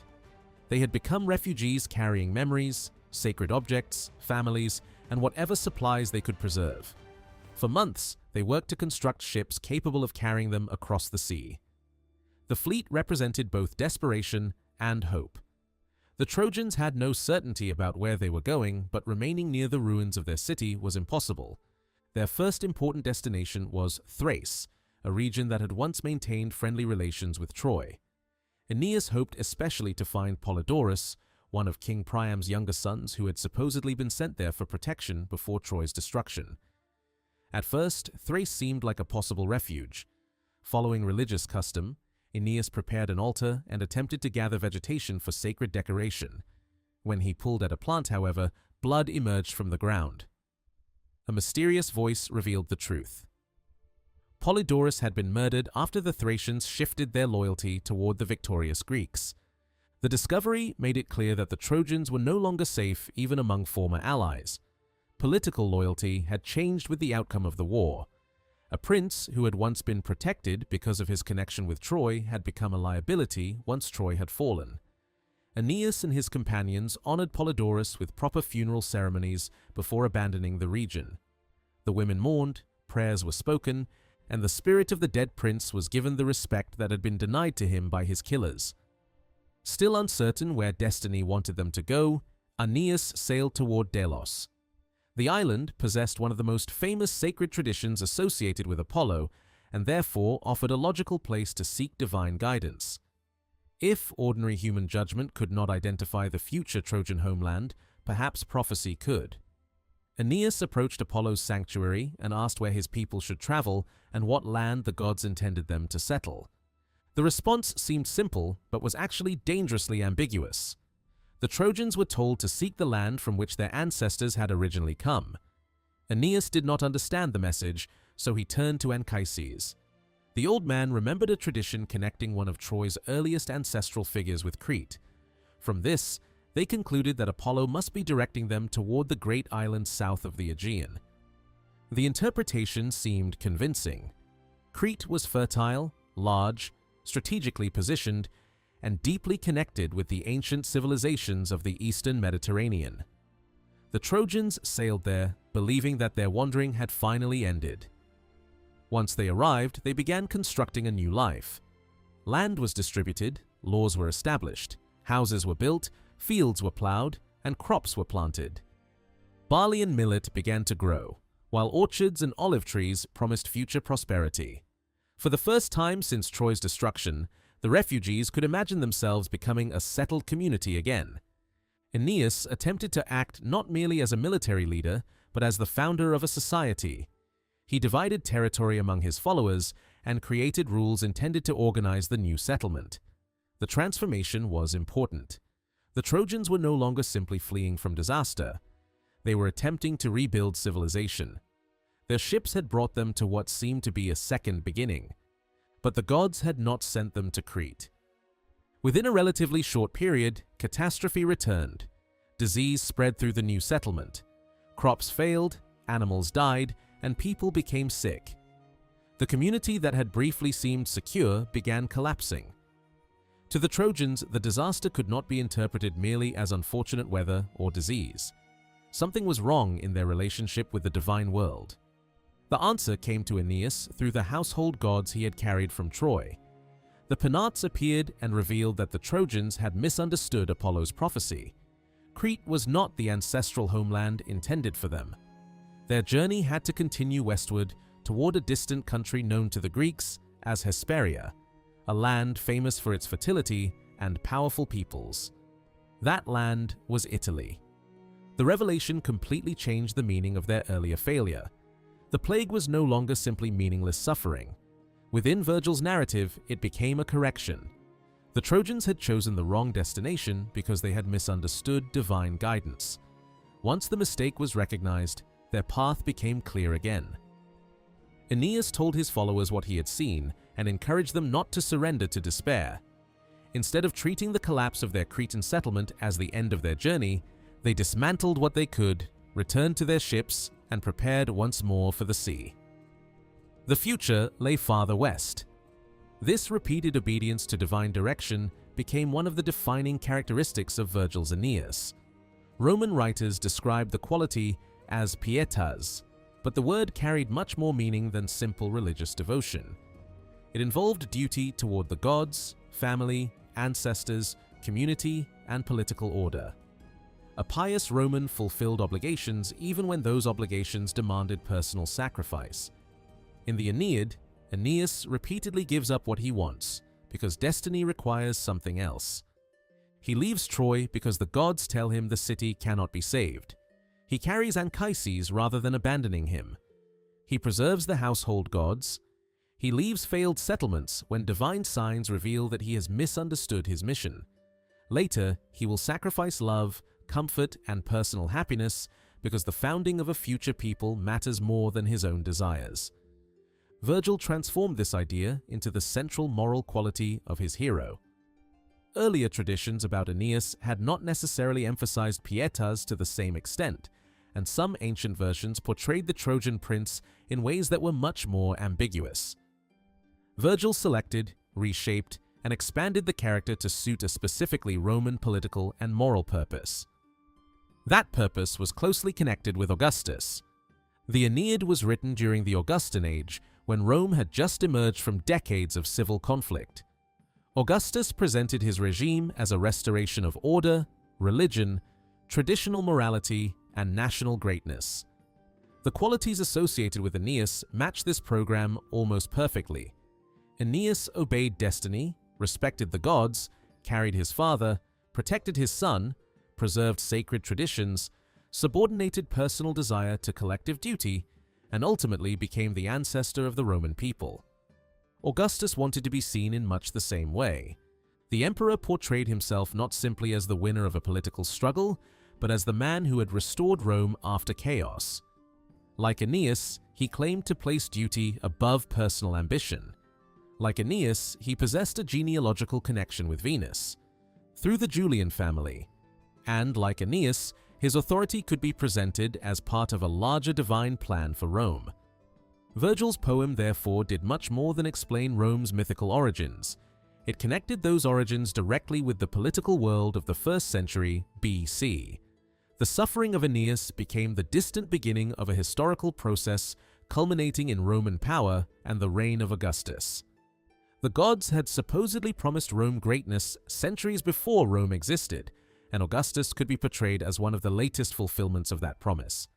For this reason, the Aeneid can be read simultaneously as mythology, literature, national epic, political reflection, and imperial ideology.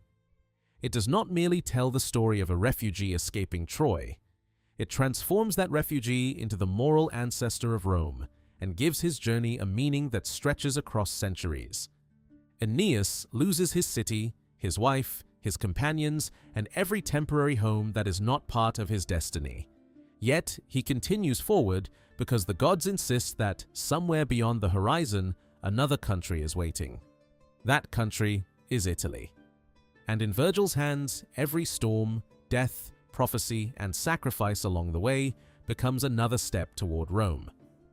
Once the Trojans realized that Apollo's prophecy had not been directing them toward Crete, they abandoned the island and resumed their search for the homeland promised to them by the gods. Despite disease, death, and repeated disappointment, their determination had not disappeared. They still believed that somewhere to the west lay the country Apollo had described, the distant land the Greeks called Hesperia. What they did not understand was that their journey would never be controlled by human decisions alone. From this point forward, gods and goddesses would interfere constantly, sometimes protecting the Trojans, sometimes misleading them, and sometimes placing obstacles directly in their path. Aeneas believed that he was navigating according to prophecy and experience, but behind nearly every major event stood divine rivalries that had begun long before the destruction of Troy. The most dangerous of these divine enemies was Juno. Her hostility toward the Trojans had deep roots. Paris, the Trojan prince, had humiliated her when he awarded the golden apple to Venus and declared her the most beautiful of the 3 competing goddesses. Juno had never forgotten the insult, and the destruction of Troy had not satisfied her anger. she remained determined to make the surviving Trojans suffer, particularly because Venus continued to protect Aeneas. What began as resentment over Paris eventually became a struggle between two powerful goddesses, with Aeneas and his followers caught between them. Juno wanted to prevent the Trojans from fulfilling their destiny, while Venus sought constantly to keep her son alive and move him closer to Italy. Their conflict would continue across seas, storms, foreign cities, and even human relationships. Not long after leaving Crete, the Trojans encountered another reminder that their journey would not be easy. A violent storm drove their ships toward an unfamiliar island inhabited by the Harpies, terrifying creatures described as having the bodies of birds and the faces of women.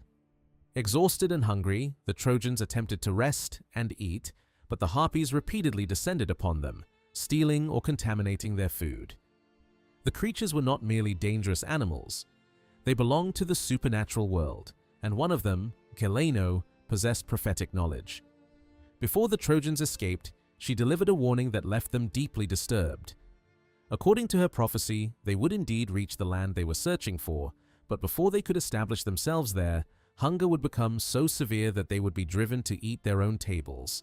The statement seemed impossible and horrifying. Rather than explaining their destiny, prophecy had once again made it more mysterious. Eager to escape both the Harpies and the disturbing prediction, the Trojans returned to their ships.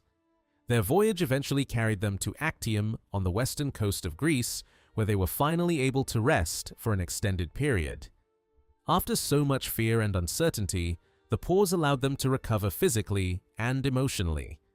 They held games, interacted with local communities, and temporarily lived without the constant urgency that had followed them since Troy. Yet Aeneas knew that Actium was not their destination. Their promised homeland still lay somewhere beyond the horizon, so after months of recovery, the fleet sailed northward toward Buthrotum. There, Aeneas encountered Helenus, another Trojan survivor who had established himself far from the ruins of their homeland. Helenus possessed prophetic knowledge and was able to give Aeneas more practical guidance than many of the mysterious oracles the Trojans had encountered before. He confirmed that Hesperia was still far away and warned them about one of the most dangerous maritime passages in the Mediterranean, the narrow waters between Italy and Sicily. According to legend, two monstrous forces guarded opposite sides of this strait. Scylla waited near the Italian shore, a terrifying creature with multiple heads capable of reaching down and seizing sailors directly from passing ships. Across the water lurked Charybdis, an enormous whirlpool that could drag vessels beneath the surface. Attempting to avoid one danger could easily carry a ship directly toward the other. Helenus therefore advised Aeneas not to take the shortest route, but to sail around Sicily instead. Aeneas accepted the warning. The fleet approached the Italian world but chose the safer, longer journey along the coast of Sicily. Even there, however, mythology offered no easy passage. During one stop, the Trojans encountered a gigantic, one-eyed being moving down from the mountains. They immediately recognized the creature as one of the Cyclopes, the monstrous race already made famous in Greek legend. One of these. Giants had recently been blinded and stumbled into the sea in the direction of the escaping ships. The Trojans did not remain long enough to discover how dangerous the encounter might become. Terrified by the creature's size and reputation, they rushed back aboard, raised their sails, pulled away from shore, and escaped before the Cyclops could reach them. Their next stop brought a tragedy no prophecy had prepared Aeneas to face. At Drepanum in western Sicily, his father Anchises died. For Aeneas, the loss was devastating. Anchises had been far more than an elderly passenger carried from Troy. He represented the family's ancestry, the memory of the lost city, and the wisdom that had guided Aeneas through many uncertain decisions. It was Anchises who had helped interpret Apollo's earlier prophecy and who had carried the household gods from Troy. His death, therefore, seemed to sever another connection with the world Aeneas had once known. The Trojan leader sank into grief, and for a time the man who had carried an entire community forward seemed unable to continue. Eventually, Aeneas forced himself to resume the journey. After mourning his father, he ordered the ships northward into the Tyrrhenian Sea. Italy was drawing closer, and that possibility alarmed Juno. If the Trojans reached their destination, the destiny she had spent so long opposing might finally become unavoidable. She therefore turned to Aeolus, ruler of the winds, and persuaded him to unleash a violent storm against the fleet. The attack was catastrophic. Winds struck the ships from several directions, enormous waves rose around them, equipment disappeared overboard, and men struggled desperately to remain aboard. Women and children screamed as the ships were thrown helplessly across the water, while the helmsmen could no longer control their direction. For perhaps the first time since leaving Troy, Aeneas truly believed that he might die without ever reaching the land promised to his people. Then the sea itself intervened. Neptune, angered that Aeolus had created such chaos without his authority, brought the storm under control. The violence of the water gradually subsided, and the surviving Trojan ships were guided toward a sheltered harbor on the coast of North Africa. Once ashore, Aeneas immediately turned again to his responsibilities as leader. He helped the exhausted survivors leave the ships, found coverings for those trembling from cold and fear, and reminded them that their suffering had not destroyed their destiny. They had survived Troy, Crete, monsters, disease, and storms. They would survive this as well. Somewhere ahead, he insisted, their homeland still waited. While Aeneas attempted to restore hope among his people, Venus approached Jupiter. She had watched Juno repeatedly interfere with her son's journey, and now demanded reassurance that the divine promise concerning Aeneas had not been abandoned. Jupiter responded by confirming that destiny remained unchanged. Aeneas would reach Italy. There he would face another great war, defeat powerful enemies, establish a new political order, and begin the chain of events that would ultimately lead toward Rome. Juno might delay the future, but she could not erase it. The larger destiny of the Trojans had already been fixed. Aeneas, of course, knew nothing of this divine conversation.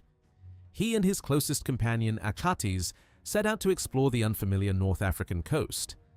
Along the way, they encountered a young huntress who appeared to be an ordinary mortal woman.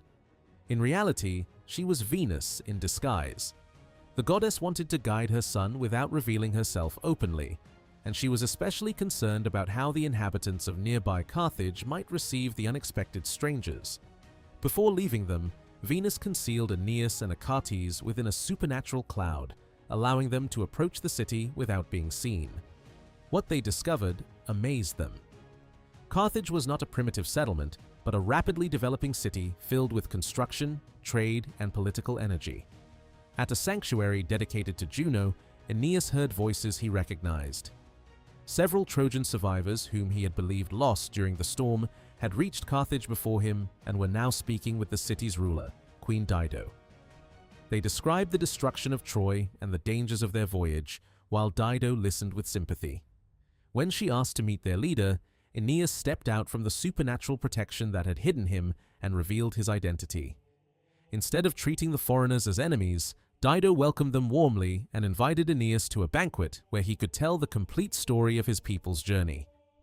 Aeneas accepted and asked that his young son Ascanius be brought as well.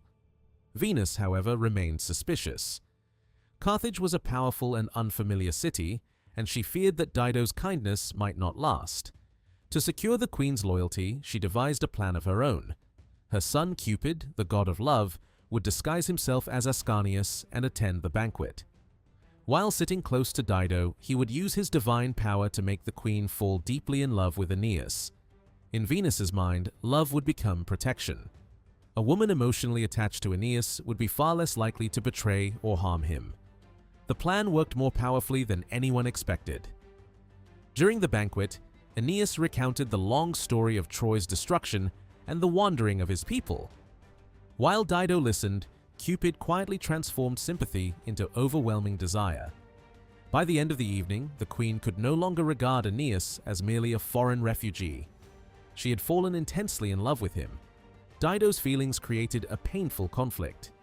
Before meeting Aeneas, she had remained loyal to the memory of her dead husband and had vowed not to enter another relationship. Now she found herself unable to keep that promise. She confessed her emotions to her sister Anna, who encouraged her not to remain trapped by grief forever. Anna also saw a practical advantage in the relationship. The Trojans were experienced warriors, and their presence could strengthen Carthage against hostile neighbors. A marriage between Dido and Aeneas might therefore provide both personal happiness and political security. As the days passed, Dido became increasingly consumed by her feelings.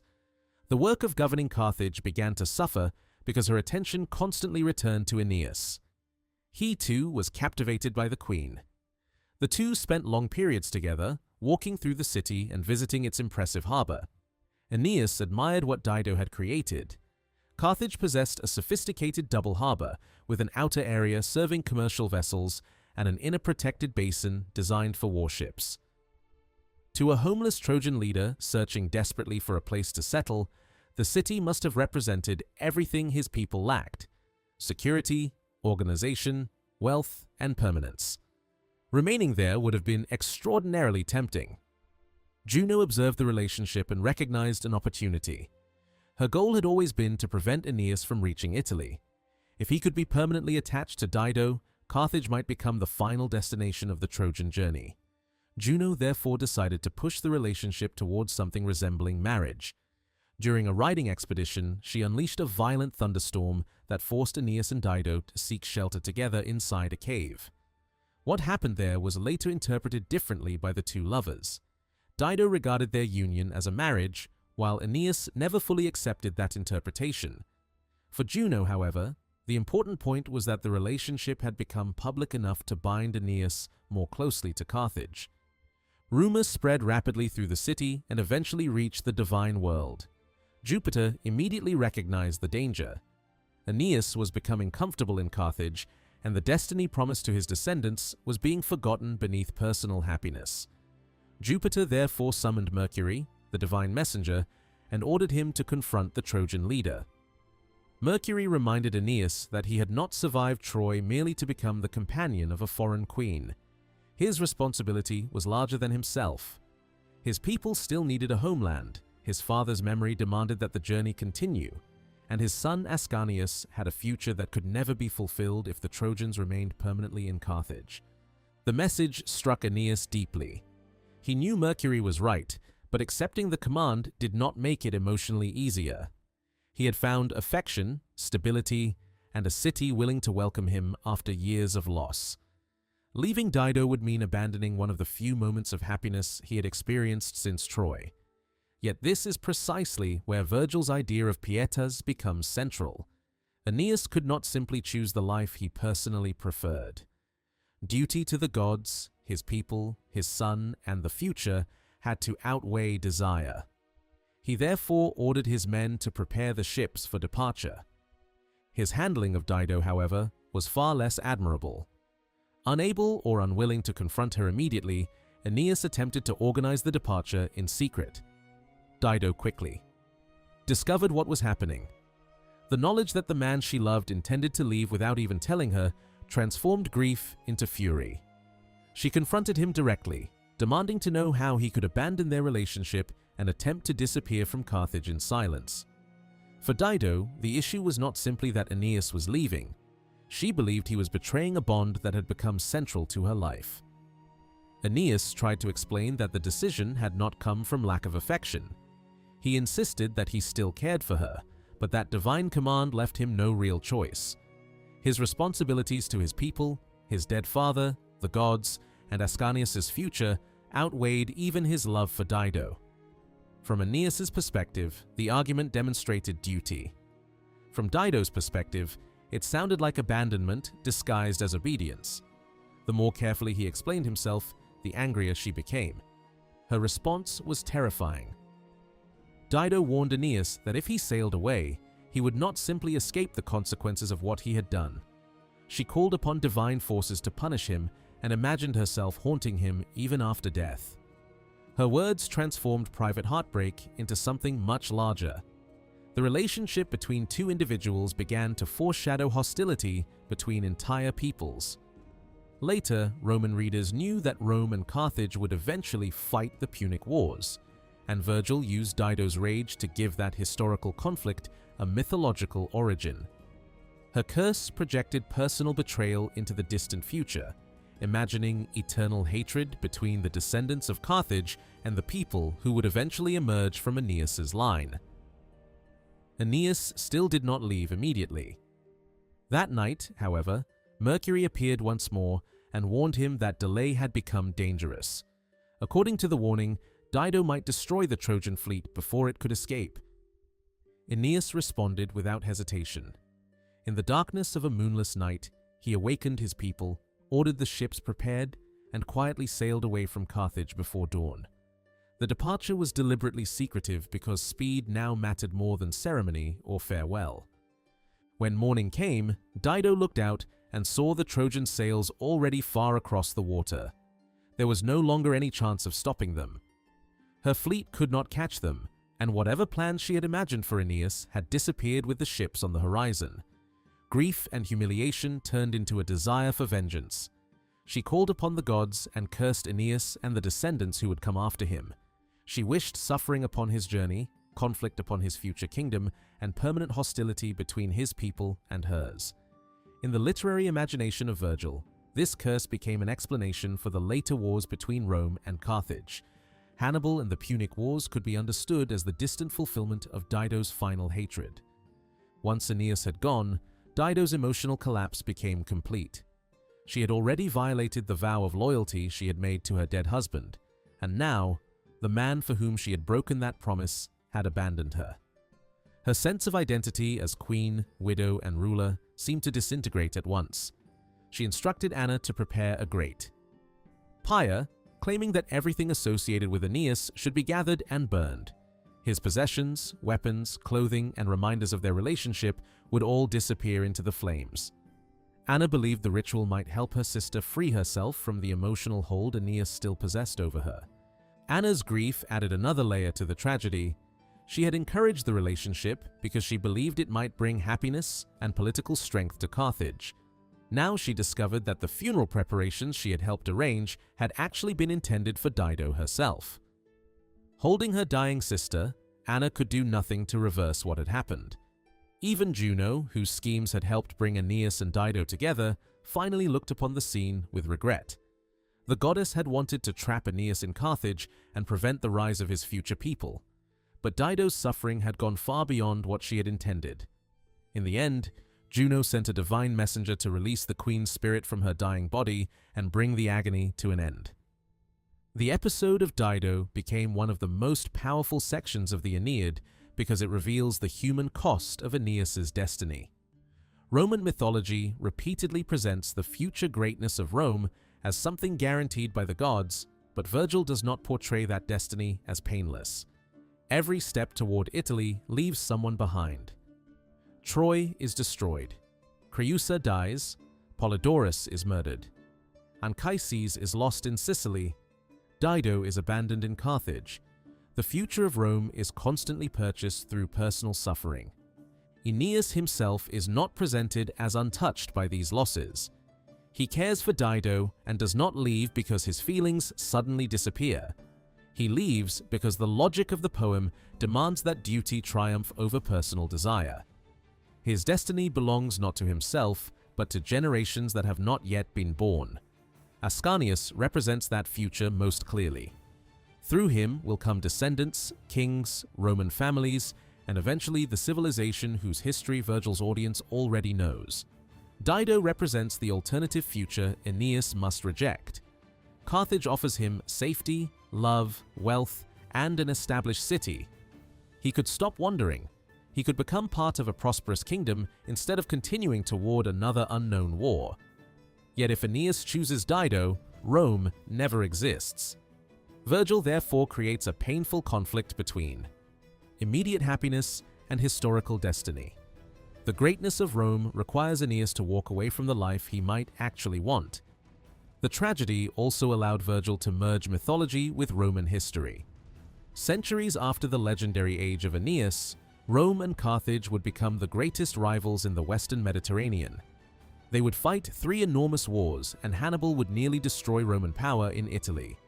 By placing Dido's curse at the beginning of the relationship between the two peoples, Virgil transformed historical rivalry into something ancient and almost inevitable. Rome and Carthage did not simply clash over Sicily, trade, territory, and political power. Within the mythological imagination, their hatred had begun with a broken relationship and a dying queen. This is exactly what made Roman foundation mythology so effective. Real historical events could be projected backward into legendary time. Later wars became the fulfillment of ancient curses. Political alliances became the consequences of divine promises. Geographic expansion became destiny. The actions of gods and heroes created explanations for events that would supposedly occur centuries later. Juno's role in the story captures this perfectly. She hates the Trojans because of Paris, yet she also favors Carthage and fears the future rise of Rome. Her attempts to alter destiny therefore connect the Trojan War, Aeneas's journey, Dido's death, and the Punic Wars into one enormous narrative. Venus responds by protecting her son, while Jupiter repeatedly reminds both goddesses that fate cannot ultimately be changed. Individual gods may delay history, but they cannot prevent Rome from appearing. Aeneas continues onward because this future has already been promised. He may not fully understand the civilization that will emerge from his descendants, but the audience does. Every time he leaves another shore, Roman readers know that he is moving closer to Italy. Every obstacle therefore carries a double meaning. For Aeneas, it is another moment of uncertainty. For the audience, it is another stage in a journey whose final historical significance is already known. The Carthaginian episode makes that journey darker. It shows that fulfilling destiny can be destructive even when the hero is acting according to divine command. Aeneas obeys Jupiter and Mercury, but obedience does not erase Dido's pain. Pietas may make him an ideal Roman hero, yet the poem refuses to pretend that duty always produces happiness. By the time the Trojan sails disappear from Dido's view, Aeneas has once again chosen the future over the present. Behind him burns the world he might have shared with the Queen of Carthage.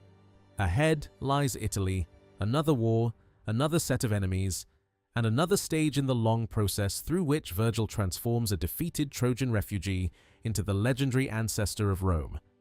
When Aeneas sailed away from Carthage, he left behind far more than a grieving queen.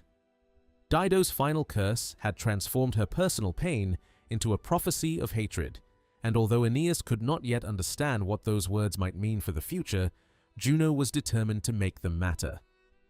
Her hostility toward the Trojans had survived the fall of Troy, the long journey across the Mediterranean, and even the death of Dido herself. She still resented Venus, still remembered the insult of Paris, and still feared the destiny that promised greatness to Aeneas and his descendants.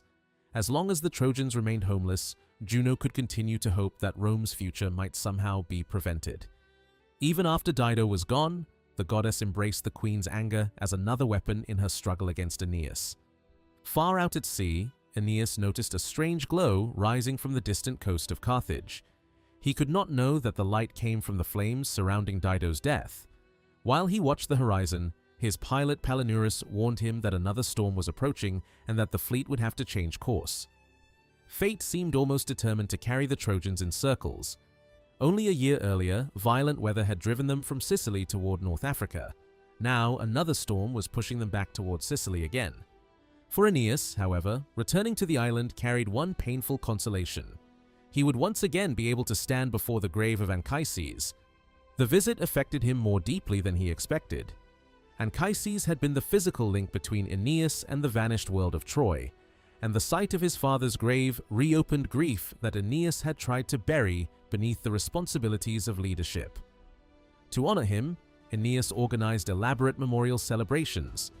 Athletic contests, games, feasts, and social gatherings occupied the Trojans for a long period, giving them an opportunity to rest after years of wandering.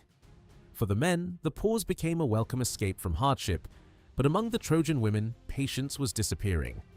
They had crossed seas, buried relatives, survived storms, and watched temporary settlements collapse.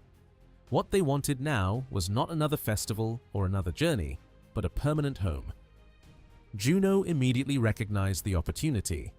She sent Iris, her divine messenger, into the Trojan camp disguised as an elderly woman. Moving among the restless women, Iris encouraged them to abandon the endless search for Italy and remain in Sicily instead. The suggestion appealed to people exhausted by uncertainty. If the ships disappeared, the men would no longer have any choice but to settle where they were. Driven by frustration and divine manipulation, the women gathered firewood and set the Trojan vessels ablaze. When Aeneas saw flames rising along the shore, he rushed toward the ships and appealed desperately to Jupiter. A violent rainstorm suddenly broke over the camp and extinguished the fire before the entire fleet could be destroyed. The Trojans had once again escaped disaster, but the incident forced Aeneas to confront how deeply the years of wandering had affected his people. He ordered the surviving ships repaired and prepared to leave Sicily. Venus, eager to see her son finally reach the destination promised by fate, appealed to Neptune for protection at sea. With calmer waters before them, the Trojans crossed toward the Italian coast and eventually arrived at Cumae, one of the most famous religious centers of the Greek world in Italy. Here, Aeneas sought out the Sibyl, the prophetic priestess associated with Apollo. As she entered her inspired state, the message she delivered was anything but reassuring. Italy would indeed be reached, but arrival would not mean peace. The Trojans were destined to face war, bloodshed, and powerful enemies before they could claim the land that fate had reserved for them. Aeneas was no longer easily frightened by prophecy. He had already survived Troy, shipwreck, plague, monsters, death, and the loss of people he loved. He told the Sibyl that whatever suffering remained ahead, he was prepared to endure it. Yet, before continuing, he asked for something deeply personal. He wanted to see Anchises once more. The Sibyl agreed to guide him into the world of the dead. Through a cavern and a long underground passage, Aeneas descended into the underworld, passing terrifying sights and supernatural boundaries before finally reaching a peaceful landscape where the spirits of the blessed dwelled. There, among the dead, Anchises was waiting. The reunion between father and son became one of the most important moments in Aeneas's journey, because Anchises did not merely speak about the past. He revealed the future. Before Aeneas appeared the spirits of descendants who had not yet been born. Romulus, the future founder of Rome. Numa, the king remembered for shaping Roman religion. Augustus, who would later be celebrated as the restorer of Roman order. And other figures destined to become central to Roman history. The vision transformed the struggles of Aeneas into part of a much larger historical mission. Anchises explained that Rome's future greatness would not rest only on military conquest. Romans would also claim to bring law, order, mercy, and political organization to the peoples they ruled. The future empire was presented not simply as powerful, but as possessing a divine responsibility toward the world. The sight of these future generations restored Aeneas's determination. His journey was no longer merely about finding somewhere his surviving companions could live. He now understood that his actions belonged to a chain extending centuries beyond his own lifetime. Encouraged by Anchises, he returned from the underworld and resumed the voyage. At last, the Trojan fleet reached the mouth of the Tiber. They turned into the river and traveled inland through the region known as Latium. For the exhausted refugees, the landscape seemed different from all the temporary shelters they had encountered before. Women and children climbed onto the grassy riverbanks with excitement, believing that their wandering had finally ended. Food supplies were nearly exhausted, however, and the Trojans were forced to improvise. They prepared simple flat cakes and placed berries and other food on top of them. Hunger was so intense that the edible bases disappeared along with the meal. Ascanius jokingly observed that they had eaten their tables. To Aeneas, the innocent remark carried enormous significance. He immediately remembered the frightening prophecy of the Harpies, who had warned that the Trojans would know they had reached their homeland when hunger forced them to consume their tables. The prediction, once terrifying and incomprehensible, had finally revealed its meaning. There was no horror at all. The tables were simply bread. Aeneas understood the moment as confirmation that their long search was over. Latium was the land promised by fate. The following day, the newcomers were received by King Latinus, ruler of the region. Rather than entering Latium as conquerors, the Trojans initially approached peacefully. A representative named Ilioneus explained the destruction of Troy, the the years of wandering, and their search for the homeland promised by divine prophecy. Precious gifts accompanied the request for settlement. Among them were objects connected with the lost Trojan royal house and with Anchises himself, including royal garments and a ceremonial cup used during sacrifices. These were more than diplomatic presents. They represented the memory of Troy and showed Latinus that the strangers were not an ordinary band of wanderers, but the survivors of an ancient royal tradition. Latinus accepted the gifts and granted them permission to settle. The king had another reason for welcoming Aeneas. A recent prophecy had told him that his daughter Lavinia was destined to marry a foreigner and that the union would produce descendants of extraordinary importance. When Aeneas appeared, Latinus believed the prophecy had been fulfilled. The Trojan leader seemed to be precisely the foreign husband the gods had promised. There was, however, a serious complication that the king initially concealed. Lavinia had already been promised to Turnus, a powerful prince of the Rutulians, and Queen Amata strongly favored the existing engagement. What appeared to Aeneas as the peaceful conclusion of his journey was therefore already surrounded by political tension. Juno reacted with fury when she realized what was happening. She had failed to drown the Trojans, failed to trap Aeneas permanently in Carthage, and failed to prevent them from reaching Italy.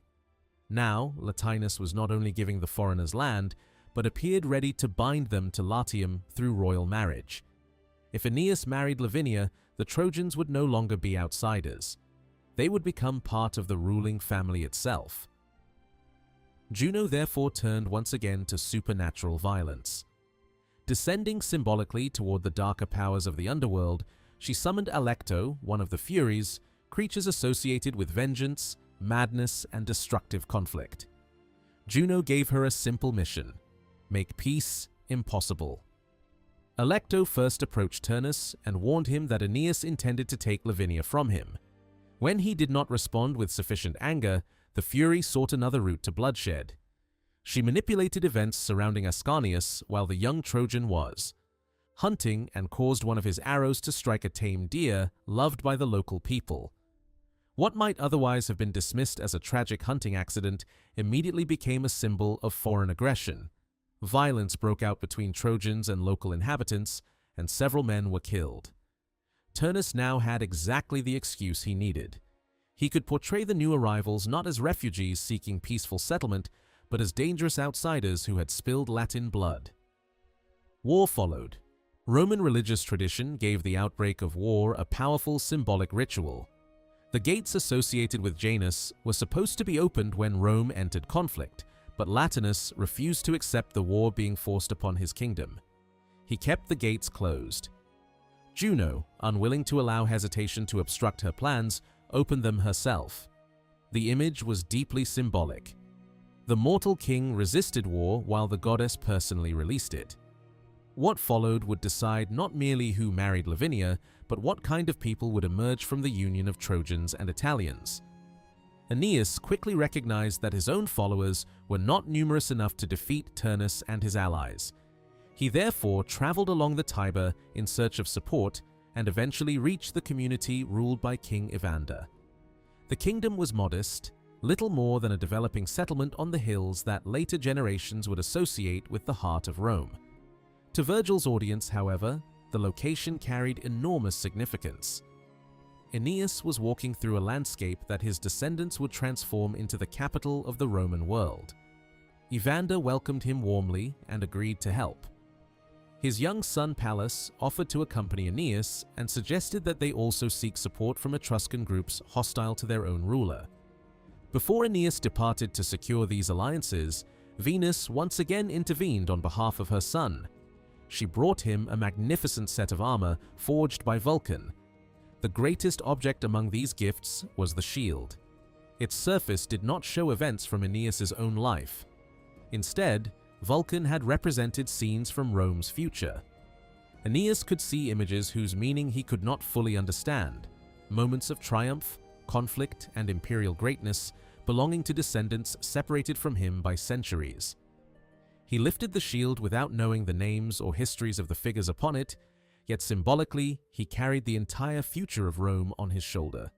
It was one of Virgil's most powerful images, a Trojan warrior literally bearing the destiny of a civilization that did not yet exist. While Aeneas was away gathering allies, Turnus tried to exploit his absence.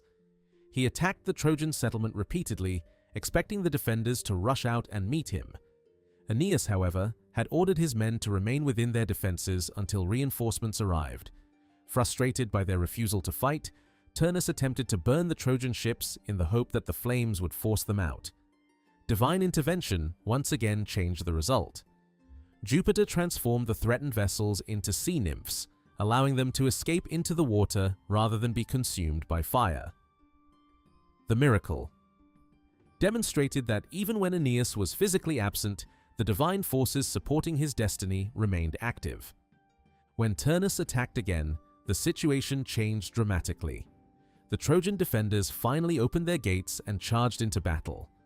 Turnus fought with extraordinary courage and initially overwhelmed everyone around him. His physical presence terrified the Trojans, and for a moment they retreated before him as though an entire army were advancing. Only after they realized that Turnus had driven too far ahead of his own soldiers did they recover their confidence. They surrounded him, forcing the Rutulian prince backward toward the Tiber. Still wearing his armor, Turnus threw himself into the river and escaped through the water. By this time, Aeneas had succeeded in securing substantial reinforcements, including Etruscan warriors and soldiers allied with Evander. He returned to the battlefield and discovered that the war had become intensely personal. Turnus encountered young Pallas and killed him before Aeneas could intervene. After striking down the boy, Turnus took Pallas's ornate sword belt as a trophy and placed it upon himself. The act would later become fatal. For Evander, the loss was unbearable. He had entrusted his son to Aeneas and watched the alliance that was supposed to create a better future instead bring Pallas home dead. Aeneas responded with rage. The disciplined hero associated with Pietas became a terrifying warrior, cutting through Rutulian forces in a violent search for revenge. The fighting continued until both sides were exhausted enough to accept a temporary truce for burial of the dead. Even within the brutality of war, funeral obligations remained sacred. Bodies had to be recovered, families had to mourn, and enemies temporarily stopped killing one another so that the dead could receive proper rites. Evander did not withdraw his support from the Trojans, but he asked Aeneas for one thing in return. Turnus had killed his son, and Turnus must pay. The war nevertheless dragged on. Turnus continued fighting even as his position weakened, but eventually some of his Latin allies concluded that victory had become impossible and withdrew their support. Juno, watching from the divine world, finally understood what she had refused to accept for so long. Turnus could not win. Aeneas could not be prevented from becoming part of Italy. The future promised by Jupiter would happen regardless of how much suffering she created. For the first time, Juno abandoned the attempt to destroy that destiny and instead negotiated over what the future would look like. Her request was significant. If the Trojans and Latins were destined to unite, Juno asked that the people of Italy not lose their identity. The Latin name should survive. Their language, customs, and cultural character should remain dominant. Troy had already fallen, and Juno wanted the Trojan name to disappear with the ruined city rather than be imposed upon the people of Italy. Jupiter agreed. The Trojans would merge with the Latins, but the new people would become Italian in language and identity. In Virgil's mythology, this compromise explained why Romans could claim Trojan ancestry while remaining fundamentally Latin. The newcomers supplied heroic ancestry, Italy supplied language, culture, and strength. The conflict now moved toward its final resolution. Turnus, increasingly isolated, eventually agreed to face Aeneas directly. The duel would settle what years of warfare had failed to resolve. For Aeneas, the confrontation also carried a personal obligation. He had promised Evander that Pallas would be avenged. When the battle began, Turnus made a disastrous mistake by carrying the wrong sword. When he struck the shield forged by Vulcan, the weaker weapon shattered. He called desperately for his proper sword, but Aeneas had gained the advantage. He struck Turnus in the thigh and brought him to the ground. Defeated and unable to escape, Turnus appealed to Aeneas for mercy. He accepted that Lavinia and the kingdom had been lost, and asked only that his body be returned to his father for burial. For a moment, Aeneas hesitated. This was the crucial moral moment at the end of the story. The defeated enemy had acknowledged his loss, and Aeneas appeared ready to spare him. Then he noticed the sword belt of Pallas hanging from Turnus's body. The sight brought back the memory of the young man's death and Evander's grief. Compassion disappeared. Aeneas declared that it was Pallas who demanded vengeance and drove his weapon into Turnus, killing him. The Aeneid ends not with a wedding, a celebration, or the construction of a city, but with this violent act of revenge. With Turnus dead, organized resistance collapsed. Trojans and Latins could finally begin the process of living together, and the political union was symbolized through the marriage of Aeneas and Lavinia. Their relationship gave Roman mythology the bridge it needed between the refugees of Troy and the peoples of Italy. Aeneas did not conquer Italy and replace its inhabitants with Trojans. Instead, the two populations merged, producing the ancestry from which later Romans claimed descent. This ending was essential to Roman identity because it allowed Rome to possess two pasts simultaneously. The Romans could claim the prestige of the Trojan heroic world through Aeneas, while also presenting themselves as a people deeply rooted in the soil of Italy. Their ancestors were both foreign and native, both refugees and conquerors, both Trojans and Latins. In Virgil's version, the tension was solved through fusion rather than replacement. The journey of Aeneas, therefore, ends not when he first reaches Italy, but when he succeeds in becoming part of it. Arrival at the Tiber was only the geographical conclusion of the voyage. The deeper struggle was political and cultural. Aeneas had to earn a place in Latium through alliance, marriage, warfare, and divine compromise. Only after Turnus had been defeated and Juno had accepted the future, could the Trojans cease to be wandering outsiders. The role of Juno is especially important in this final stage. For most of the journey she appears as the enemy of Trojan destiny, yet her surrender shapes Rome almost as profoundly as Jupiter's promises. She cannot prevent Rome from existing, but she successfully insists that the future people will not simply recreate Troy in Italy. The Trojan name will fade. Latin identity will survive. From the mixture of the two will emerge something new. This gives the ending of Aeneas's journey a meaning that reaches far beyond the marriage of one hero and one princess. The Roman people could imagine themselves as the result of cultural union. Trojan courage, Italian strength, Latin language, divine ancestry, and the memory of multiple peoples were blended into a single national story. At the same time, Virgil refuses to make the foundation of this future peaceful. The road toward Rome is covered with loss. Dido dies, Anchises dies, Pallas dies, Turnus dies. Entire communities are dragged into war because the gods have decided that history must move in a particular direction.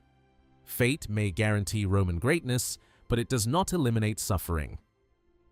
Aeneas himself embodies this contradiction.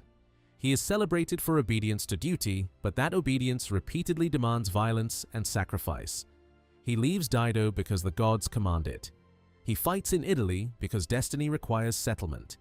He kills Turnus, partly because political conflict must end, but also because personal rage overwhelms the mercy he had briefly considered. The final killing therefore leaves the hero in a deliberately complicated position. Aeneas has fulfilled the expectations placed upon him, but the last image of his story is not calm, justice, or reconciliation. It is anger. The hero who carried his father from Troy and preserved his household gods now drives a weapon into a defeated enemy because he remembers a dead friend. That tension is one reason the Aeneid remained so powerful. It offered Romans a magnificent divine ancestry without pretending that empire had been created without blood. Rome's future was glorious, but the path leading toward it was violent. Fate promised greatness, yet individual human beings repeatedly paid the cost. By the end of Aeneas's journey, the essential foundations of Roman mythology were finally in place. The Trojans had reached Latin. The prophecy of the Harpies had been fulfilled. The Sibyl had guided Aeneas into the world of the dead. Anchises had shown him Rome's future heroes. King Latinus had accepted the newcomers. Lavinia had become the link between Trojan and Latin blood. Juno had surrendered her opposition in exchange for preservation of Italian identity, and Turnus, the final great obstacle, had fallen. Aeneas had not founded Rome itself. That event still lay generations in the future, but he had created the mythological conditions that made Rome possible.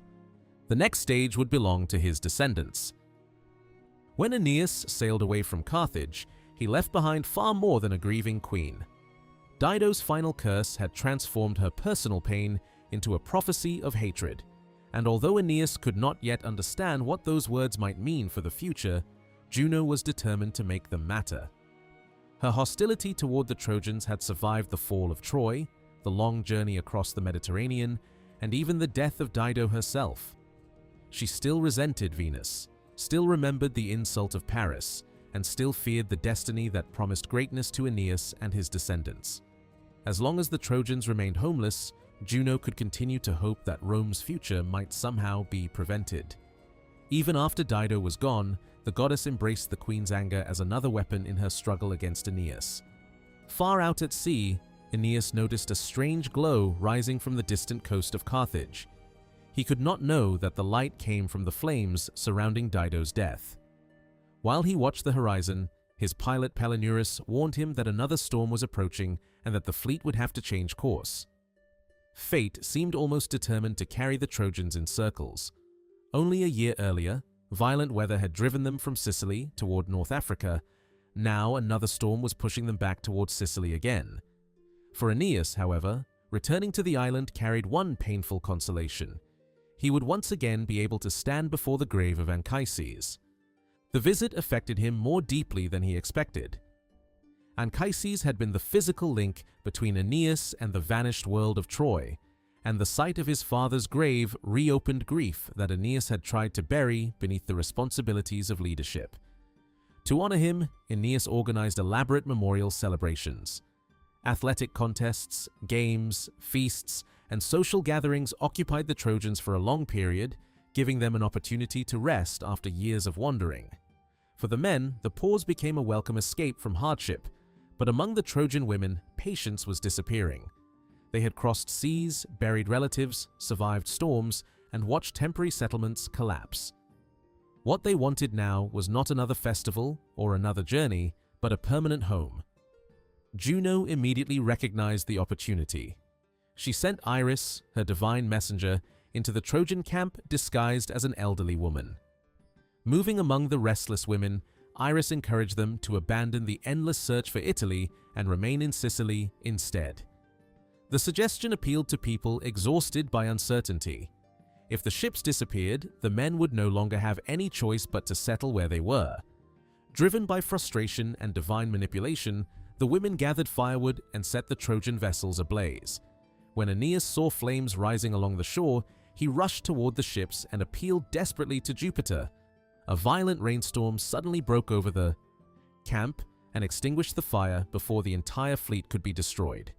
The Trojans had once again escaped disaster, but the incident forced Aeneas to confront how deeply the years of wandering had affected his people. He ordered the surviving ships repaired and prepared to leave Sicily. Venus, eager to see her son finally reach the destination promised by fate, appealed to Neptune for protection at sea. With calmer waters before them, the Trojans crossed toward the Italian coast and eventually arrived at Cumae, one of the most famous religious centers of the Greek world in Italy. Here, Aeneas sought out the Sibyl, the prophetic priestess associated with Apollo. As she entered her inspired state, the message she delivered was anything but reassuring. Italy would indeed be reached, but arrival would not mean peace. The Trojans were destined to face war, bloodshed, and powerful enemies before they could claim the land that fate had reserved for them. Aeneas was no longer easily frightened by prophecy. He had already survived Troy, shipwreck, plague, monsters, death, and the loss of people he loved. He told the Sibyl that whatever suffering remained ahead, he was prepared to endure it. Yet before continuing, he asked for something deeply personal. He wanted to see Anchises once more. The Sibyl agreed to guide him into the world of the dead. Through a cavern and a long underground passage, Aeneas descended into the underworld. passing terrifying sights and supernatural boundaries before finally reaching a peaceful landscape where the spirits of the blessed dwelled. There, among the dead, Anchises was waiting. The reunion between father and son became one of the most important moments in Aeneas's journey because Anchises did not merely speak about the past. He revealed the future. Before Aeneas appeared the spirits of descendants who had not yet been born: Romulus, the future founder of Rome; Numa, the king remembered for shaping Roman religion; Augustus, who would later be celebrated as the restorer of Roman order, and other figures destined to become central to Roman history. The vision transformed the struggles of Aeneas into part of a much larger historical mission. Anchises explained that Rome's future greatness would not rest only on military conquest. Romans would also claim to bring law, order, mercy, and political organization to the peoples they ruled. The future empire was presented not simply as powerful, but as possessing a divine responsibility toward the world. The sight of these future generations restored Aeneas's determination. His journey was no longer merely about finding somewhere his surviving companions could live. He now understood that his actions belonged to a chain extending centuries beyond his own lifetime. Encouraged by Anchises, he returned from the underworld and resumed the voyage. At last, the Trojan fleet reached the mouth of the Tiber. They turned into the river and traveled inland through the region known as Latium. For the exhausted refugees, the landscape seemed different from all the temporary shelters they had encountered before. Women and children climbed onto the grassy riverbanks with excitement, believing that their wandering had finally ended. Food supplies were nearly exhausted, however, and the Trojans were forced to improvise. They prepared simple flat cakes and placed berries and other food on top of them. Hunger was so intense that the edible bases disappeared along with the meal. Ascanius jokingly observed that they had eaten their tables. To Aeneas, the innocent remark carried enormous significance. He immediately remembered the frightening prophecy of the Harpies, who had warned that the Trojans would know they had reached their homeland when hunger forced them to consume their tables. The prediction, once terrifying and incomprehensible, had finally revealed its meaning. There was no horror at all. The tables were simply bread. Aeneas understood the moment as confirmation that their long search was over. Latium was the land promised by fate. The following day, the newcomers were received by King Latinus, ruler of the region. Rather than entering Latium as conquerors, the Trojans initially approached peacefully. A representative named Ilioneus explained the destruction of Troy, the years of wandering, and their search for the homeland promised by divine prophecy. Precious gifts accompanied the request for settlement. Among them were objects connected with the lost Trojan royal house and with Anchises himself, including royal garments and a ceremonial cup used during sacrifices. These were more than diplomatic presents. They represented the memory of Troy and showed Latinus that the strangers were not an ordinary band of wanderers, but the survivors of an ancient royal tradition. Latinus accepted the gifts and granted them permission to settle. The king had another reason for welcoming Aeneas. A recent prophecy had told him that his daughter Lavinia was destined to marry a foreigner and that the union would produce descendants of extraordinary importance. When Aeneas appeared, Latinus believed the prophecy had been fulfilled. The Trojan leader seemed to be precisely the foreign husband the gods had promised. There was, however, a serious complication that the king initially concealed. Lavinia had already been promised to Turnus, a powerful prince of the Rutulians, and Queen Amata strongly favored the existing engagement. What appeared to Aeneas as the peaceful conclusion of his journey was therefore already surrounded by political tension. Juno reacted with fury when she realized what was happening. She had failed to drown the Trojans, failed to trap Aeneas permanently in Carthage, and failed to prevent them from reaching Italy. Now, Latinus was not only giving the foreigners land, but appeared ready to bind them to Latium through royal marriage. If Aeneas married Lavinia, the Trojans would no longer be outsiders. They would become part of the ruling family itself. Juno therefore turned once again to supernatural violence. Descending symbolically toward the darker powers of the underworld, she summoned Alecto, one of the Furies, creatures associated with vengeance, madness, and destructive conflict. Juno gave her a simple mission: make peace impossible. Alecto first approached Turnus and warned him that Aeneas intended to take Lavinia from him. When he did not respond with sufficient anger, the Fury sought another route to bloodshed. She manipulated events surrounding Ascanius while the young Trojan was hunting and caused one of his arrows to strike a tame deer loved by the local people. What might otherwise have been dismissed as a tragic hunting accident immediately became a symbol of foreign aggression. Violence broke out between Trojans and local inhabitants, and several men were killed. Turnus now had exactly the excuse he needed. He could portray the new arrivals not as refugees seeking peaceful settlement, but as dangerous outsiders who had spilled Latin blood. War followed. Roman religious tradition gave the outbreak of war a powerful symbolic ritual. The gates associated with Janus were supposed to be opened when Rome entered conflict, but Latinus refused to accept the war being forced upon his kingdom. He kept the gates closed. Juno, unwilling to allow hesitation to obstruct her plans, opened them herself. The image was deeply symbolic. The mortal king resisted war while the goddess personally released it. What followed would decide not merely who married Lavinia, but what kind of people would emerge from the union of Trojans and Italians. Aeneas quickly recognized that his own followers were not numerous enough to defeat Turnus and his allies. He therefore traveled along the Tiber in search of support and eventually reached the community ruled by King Evander. The kingdom was modest, little more than a developing settlement on the hills that later generations would associate with the heart of Rome. To Virgil's audience, however, the location carried enormous significance. Aeneas was walking through a landscape that his descendants would transform into the capital of the Roman world. Evander welcomed him warmly and agreed to help.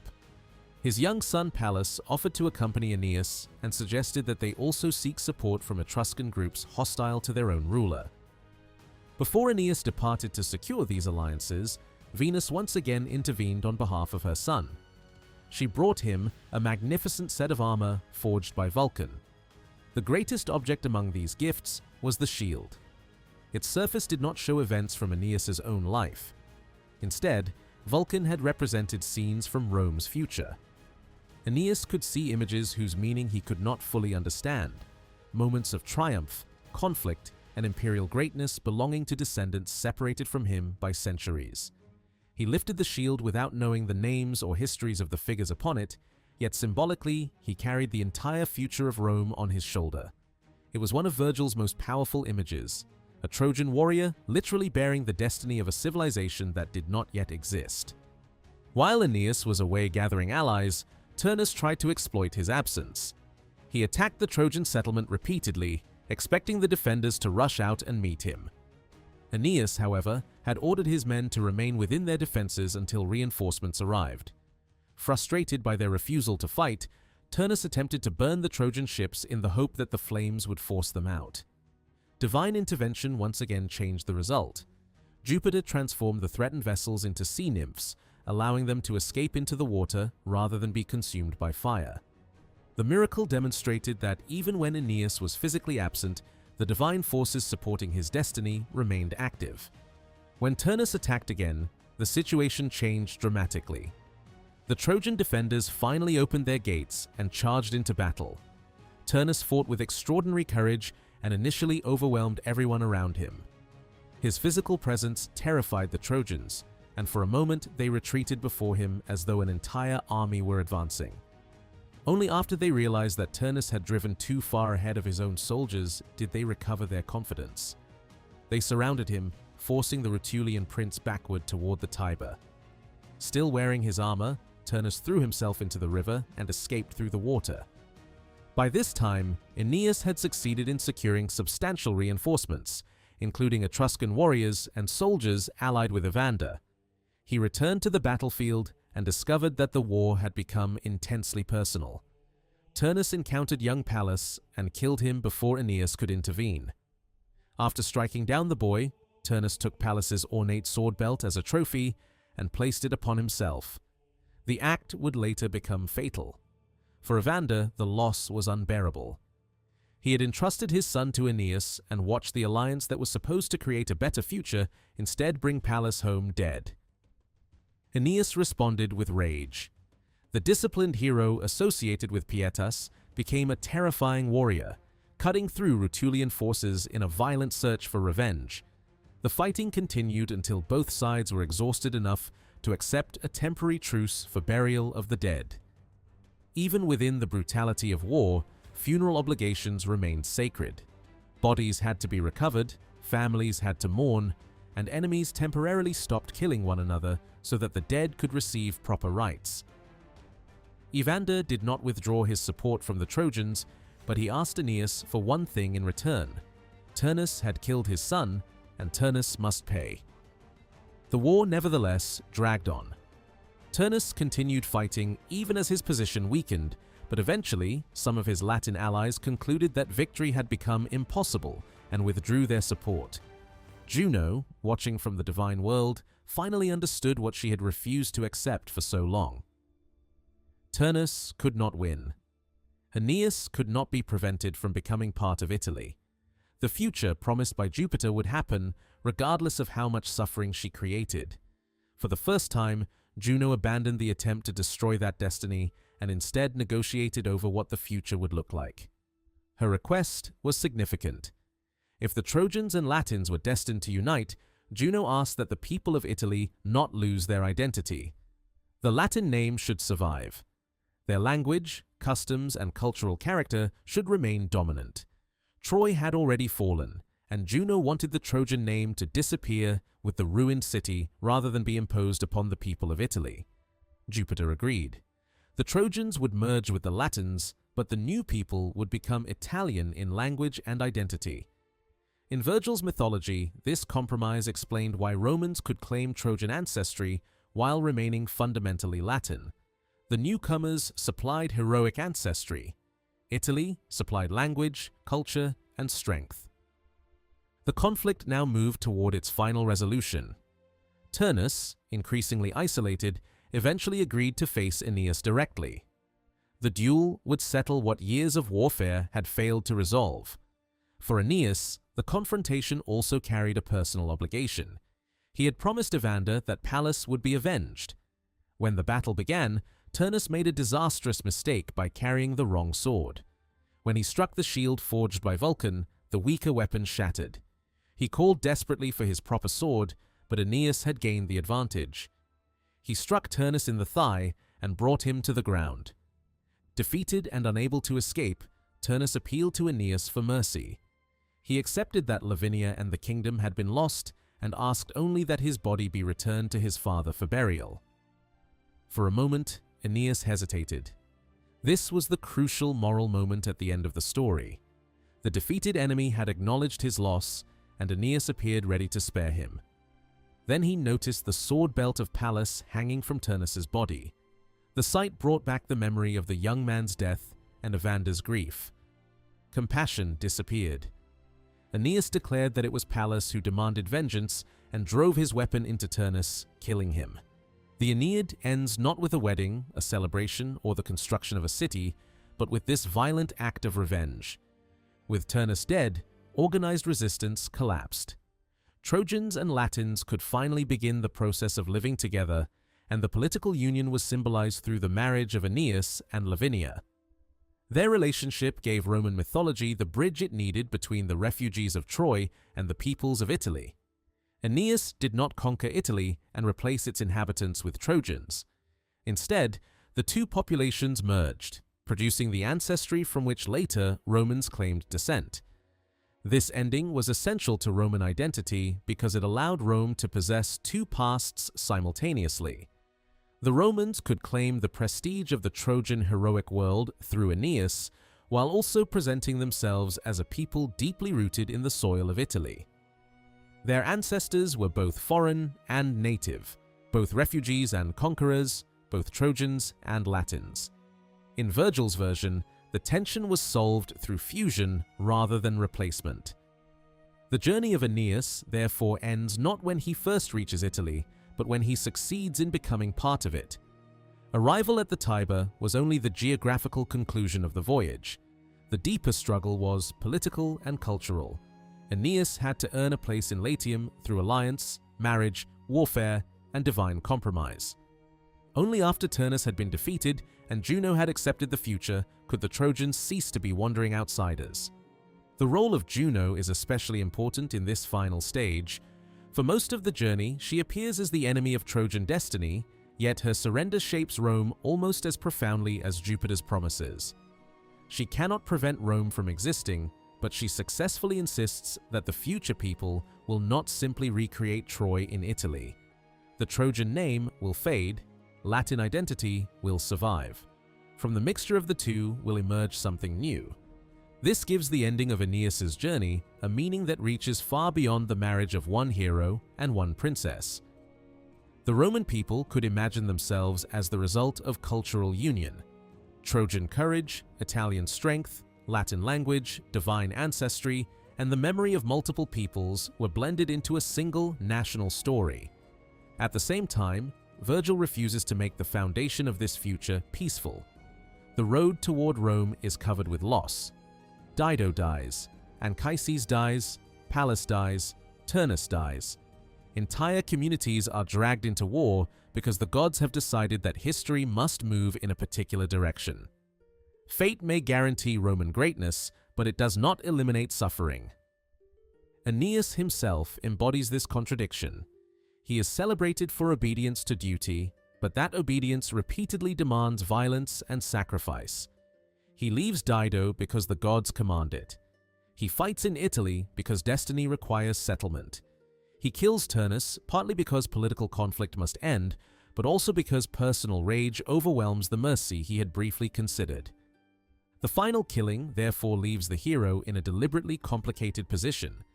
Aeneas has fulfilled the expectations placed upon him, but the last image of his story is not calm, justice, or reconciliation. It is anger. The hero who carried his father from Troy and preserved his household gods now drives a weapon into a defeated enemy because he remembers a dead friend. That tension is one reason the Aeneid remained so powerful. It offered Romans a magnificent divine ancestry without pretending that empire had been created without blood. Rome's future was glorious, but the path leading toward it was violent. Fate promised greatness, yet individual human beings repeatedly paid the cost. By the end of Aeneas's journey, the essential foundations of Roman mythology were finally in place. The Trojans had reached Latium. The prophecy of the Harpies had been fulfilled. The Sibyl had guided Aeneas into the world of the dead. Anchises had shown him Rome's future heroes. King Latinus had accepted the newcomers. Lavinia had become the link between Trojan and Latin blood. Juno had surrendered her opposition in exchange for preservation of Italian identity, and Turnus, the final great obstacle, had fallen. Aeneas had not founded Rome itself. That event still lay generations in the future, but he had created the mythological conditions that made Rome possible. The next stage would belong to his descendants.